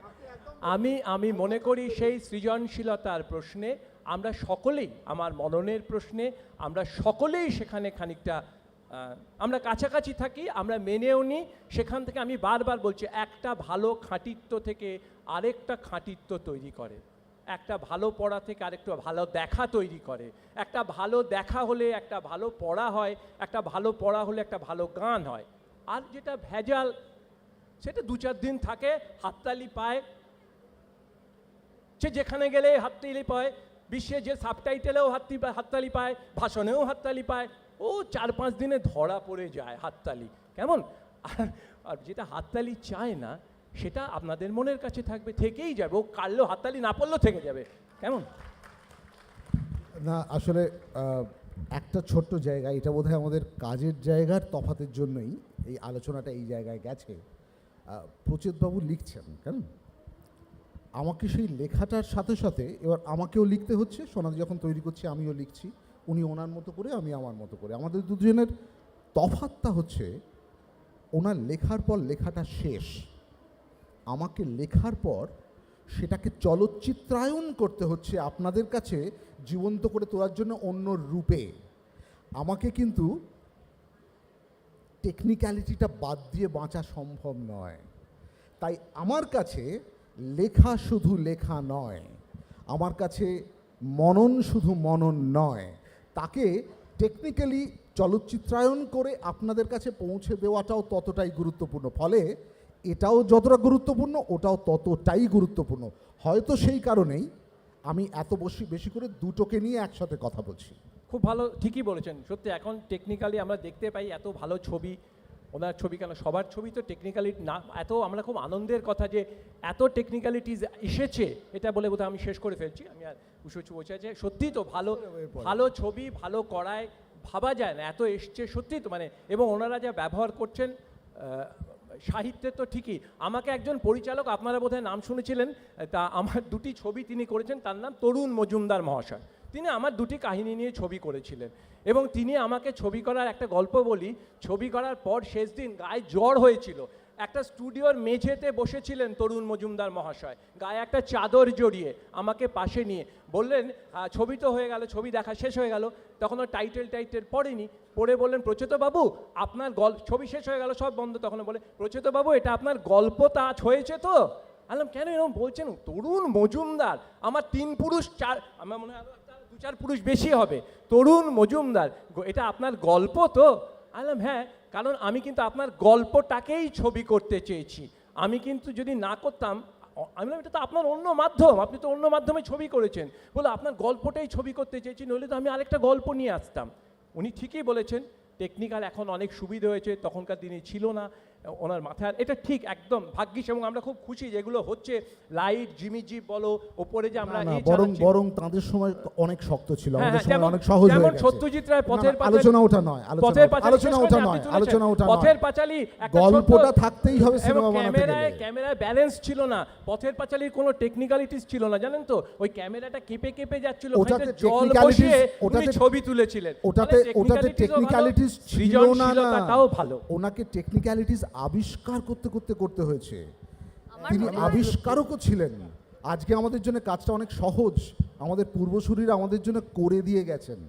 আজকে আমরা শুধুই, উনি গল্প লিখছেন, আমি গল্প লিখছি, আমি বানাচ্ছি, তারা সিনেমাটা আবিষ্কারও করেছেন, তার সাথে সাথে তাদের অনেকটা নমস্কার, অনেকটা প্রণাম করতে হয় টেকনিক্যালিটিসের জন্য। তারা গল্প বলেছেন, টেকনিক্যালিটিস শেখাতে। আমার মনে হয় যে এইটা প্রসঙ্গ থেকে আমরা আসলে একটা বিতর্কের মধ্যে চলে যাচ্ছি। আপনাদের যদি কোনো প্রশ্ন থাকে এই তিনজনের কাছে আপনারা করতে পারেন। আমরা গোটা দুয়েক প্রশ্ন নেব। হ্যাঁ, মাইক্রোফোনকে বলছি দিতে, মাইক দিন, কর্ডলেস।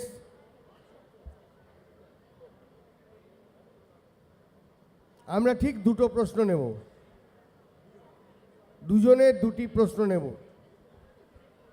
উঠে দাঁড়িয়ে আপনার নাম আর পরিচয় বলুন। আমি রমেন দাস, বারাসাত থেকে আসছি। ব্যাপারটা ছিল যে কে বই পড়ছেন কে পড়ছেন না, ওটিটি বেশি দেখছেন কি দেখছেন বই না ওটিটি? ওটিটি ব্যাপারটা অন্যরকম ছিল, কিন্তু আপনি যেটা বলছিলেন বারবার করে স্যার, আপনি বলছিলেন স্যারকে বলছিলেন যে জ্ঞান আর মননের বিনোদন। আমার মনে হয় এখানে না গুলিয়ে গেছে ব্যাপারটা প্রথম থেকে। স্যার যেটা বলছিলেন স্যার, যে বিনোদন কিভাবে আমি নেব। আমি তো সাধারণ জ্ঞান পড়ে বিভিন্ন প্রশ্নের উত্তর জানলাম, প্রশ্নটা করুন, প্রশ্ন। কিন্তু আমি কোন বিনোদন নিচ্ছি ওটি থেকে বা একটা বই পড়ে, যে আমি আমার মননকে সুখী রাখার জন্য, আনন্দ দেওয়ার জন্য যে বিনোদন নিচ্ছি, সেটা কি শুধুমাত্র জ্ঞান থাকলেই হবে? কোনো কিছু অনুধাবন করা বা অনুভব করাটা এর মধ্যে আসছে না। আর সেটা যে আমি যেখানেই বিনোদন পাচ্ছি সেখানেই আমি দেখছি, সেই জন্য আমি পাঠক হিসেবে বা দর্শক হিসেবে আমি সেখানেই যাব। আমি জ্ঞান নেওয়ার জন্য জ্ঞান নিয়ে শুধু জ্ঞানটাকে আহরণ করলাম, সেটাকে আমি কোথাও গিয়ে বলছি প্রশ্নটা করুন। আর প্রশ্নটা কাকে করছেন? প্রশ্নটা আমি স্যারকে করছি, প্রচেত গুপ্ত, দুজনকেই করছি, পরিচালক মহাশয়কে করছি, আর যিনি লিখছেন লেখক স্যারকে। ধ্রুব করবেন না প্রচেত, কে উত্তর দেবেন? আমি স্যারই বলুন তাহলে। আমি বলিনি, আচ্ছা আমার কথাটা না, কিন্তু উনি, আমি ওনার হয়েই বলছি না, কিন্তু আমি যা শুনলাম আপনি ওদের একটু ভুল করছেন। উনি সে কথাটা বলেন, উনি দুটোরই মিলন চেয়েছেন। উনি দুটোরই মিলন চেয়েছেন। তথ্য দরকার, নলেজও চেয়েছেন, উনি সৃজনশীলতাও চেয়েছেন, আমি যতদূর বুঝেছি। এর মধ্যে আমাদের কোনো পার্থক্য নেই। আপনি কি একটা জিনিস বুঝতে পারছেন? আজকে একটা কর্পোরেটেও বলা হচ্ছে you need to be creative. যারা এখানে কর্পোরেটে চাকরি করেন, যারা তার ওয়ার্কশপসগুলো করেন, একটু জিজ্ঞেস করবেন তাদের ওয়ার্কশপের মূল মন্ত্র আজকের দিনে কাজ করতে গেলে you have to be creative regardless of what profession you are in. বুঝতে পারছেন কথাটা? ফলে এবার বক্তব্য হচ্ছে আপনার বিনোদন। বিনোদন ছাড়া তো হবে না, এটা তো আন্ডারস্টুড। আমরা তো সেটাই বারে বারে বলছি। এটা তর্কের জায়গা না। Thank you. শুধু একটি প্রশ্ন। আরেকটি প্রশ্ন, ইমানুল। একটাই প্রশ্ন, মানে প্রচুর দাদা আমাকে জিজ্ঞেস করছি, ধরুন প্রিন্সিপাল ম্যাথামেটিকা, আমার অঙ্ক ভালো লাগতো না, আবার আমি আমার হোস্টেলে অনেককে দেখতাম তো অঙ্কটাই বিনোদন, তার মন খারাপ হলে অঙ্ক করতো। তো প্রচুরদাকে আমি অন্য মানে মজার প্রশ্ন একটুখানি, প্রচুরদা তুমি যেটা বললে, তোমাকে যদি অন্য শিবিরে দিত তুমি কি এটাই বলতে নাকি আজকে তর্কের জন্য তর্ক করলে? এই গোপন কথা বলবো না। হাততালির গোপন বাক্স খুলে যাবে, ধ্রুববাবু শিখে যাবেন কি করে হাততালি হবে, সেই জন্য এটা চেপে যাব। আমার আপনাদের সবার কাছে অনুরোধ রইল, আমার কথা শুনে নয়, আমার ছবি দেখে হাততালি দেবেন। Thank you. ধন্যবাদ আপনাদের সবাইকে। আমাদের আজকের এই অনুষ্ঠান শেষ হচ্ছে এবং আজকের এই অনুষ্ঠানের মধ্য দিয়েই আমাদের নবম কলকাতা লিটারেচার ফেস্টিভ্যাল শেষ হবে। আপনারা কেউ যাবেন না। আমাদের এই অতিথিদের আমরা একটু স্মারক এবং উপহার দিয়ে বরণ করে নেব। আমাদের সঙ্গে রয়েছেন আমাদের সভাপতি সুধাংশু শেখর দে। সুধাংশু বাবু, তাহলে শেষ পর্যন্ত কি দাঁড়ালো, বই পড়ছে না অতিথি? আমি তো বলবো যে বই পড়ছে, তাহলে লাইন দিয়ে বই বিক্রি হচ্ছে, লাইন দিয়ে বই বিক্রি হচ্ছে, অতিথি কেউ নয়, লাইন দিয়ে বই বিক্রি হচ্ছে। আপনারা এখনো গেলে মাঠে দেখতে পাবেন, অতিথি নয়, বই নিয়ে পড়ছে, লাইন দিয়ে বই কিনছে।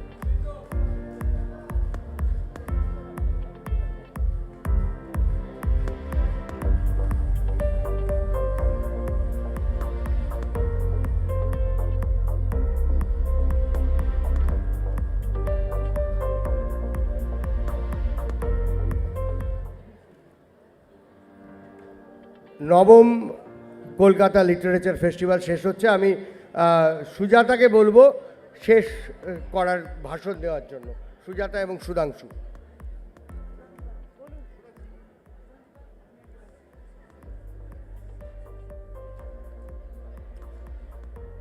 আজকে বইমেলার লিটারেরি যে ফেস্টিভ্যাল ছিল তার আজকে শেষ দিন। প্রত্যেকবারের মতন এবারেও হয়েছে। আপনাদের সকলের শুভেচ্ছা, সকলের সাজেশান, অনেকে যদি কিছু মনে করেন এরপরে আপনারা গিল্ডে জানাবেন যে কী ধরনের হলে আপনাদের ভালো লাগবে। আপনাদের কাছে সবাইকে জানাই যে বইমেলা সম্পর্কে যদি কিছু আপনাদের মনে হয় আপনারা গিল্ডে জানাবেন। আজকের মতন এই অনুষ্ঠান শেষ হলো। আর এবছরের মতন কলকাতা লিটারেরি ফেস্টিভ্যাল আজকের দিনের মতন শেষ। নমস্কার।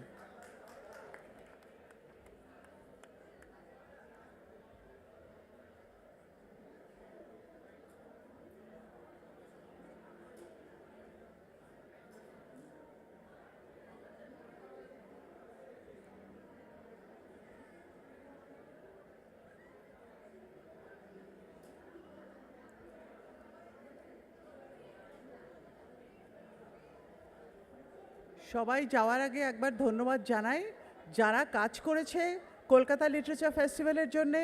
Publishers and book sellers guild সবাই পাবলিশার অ্যান্ড বুক সেলার, ওনাদের সাহায্যে ওনাদের ইন্সপিরেশনে কলকাতা লিটারেচার ফেস্টিভ্যাল হতো না, হবে না।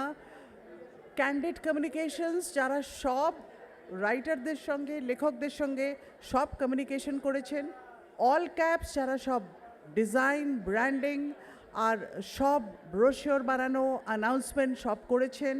অল ক্যাপস কমিউনিকেশনসের সবাইকে, ক্যান্ডিডের সবাইকে, এসএনইউর সবাইকে, মিলিন্দদাকে, আনন্দকে যে ডিজাইনগুলো করেছি আমাদের বাইরে মাঠে, আর আমাদের সবাই যারা এখানে আমাদের স্পন্সর আছে, SNU, SBI, CSC, Meghbela, the Telegraph আমাদের মিডিয়া পার্টনার ছিলেন। সবাইকে ধন্যবাদ, থ্যাংক ইউ। আর আপনাদের most of all.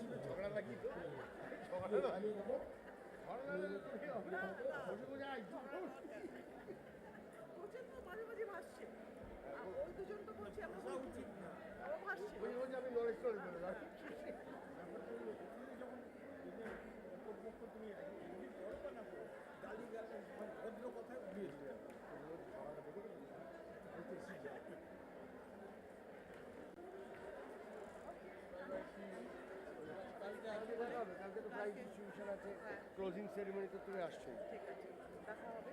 Sure. Tata.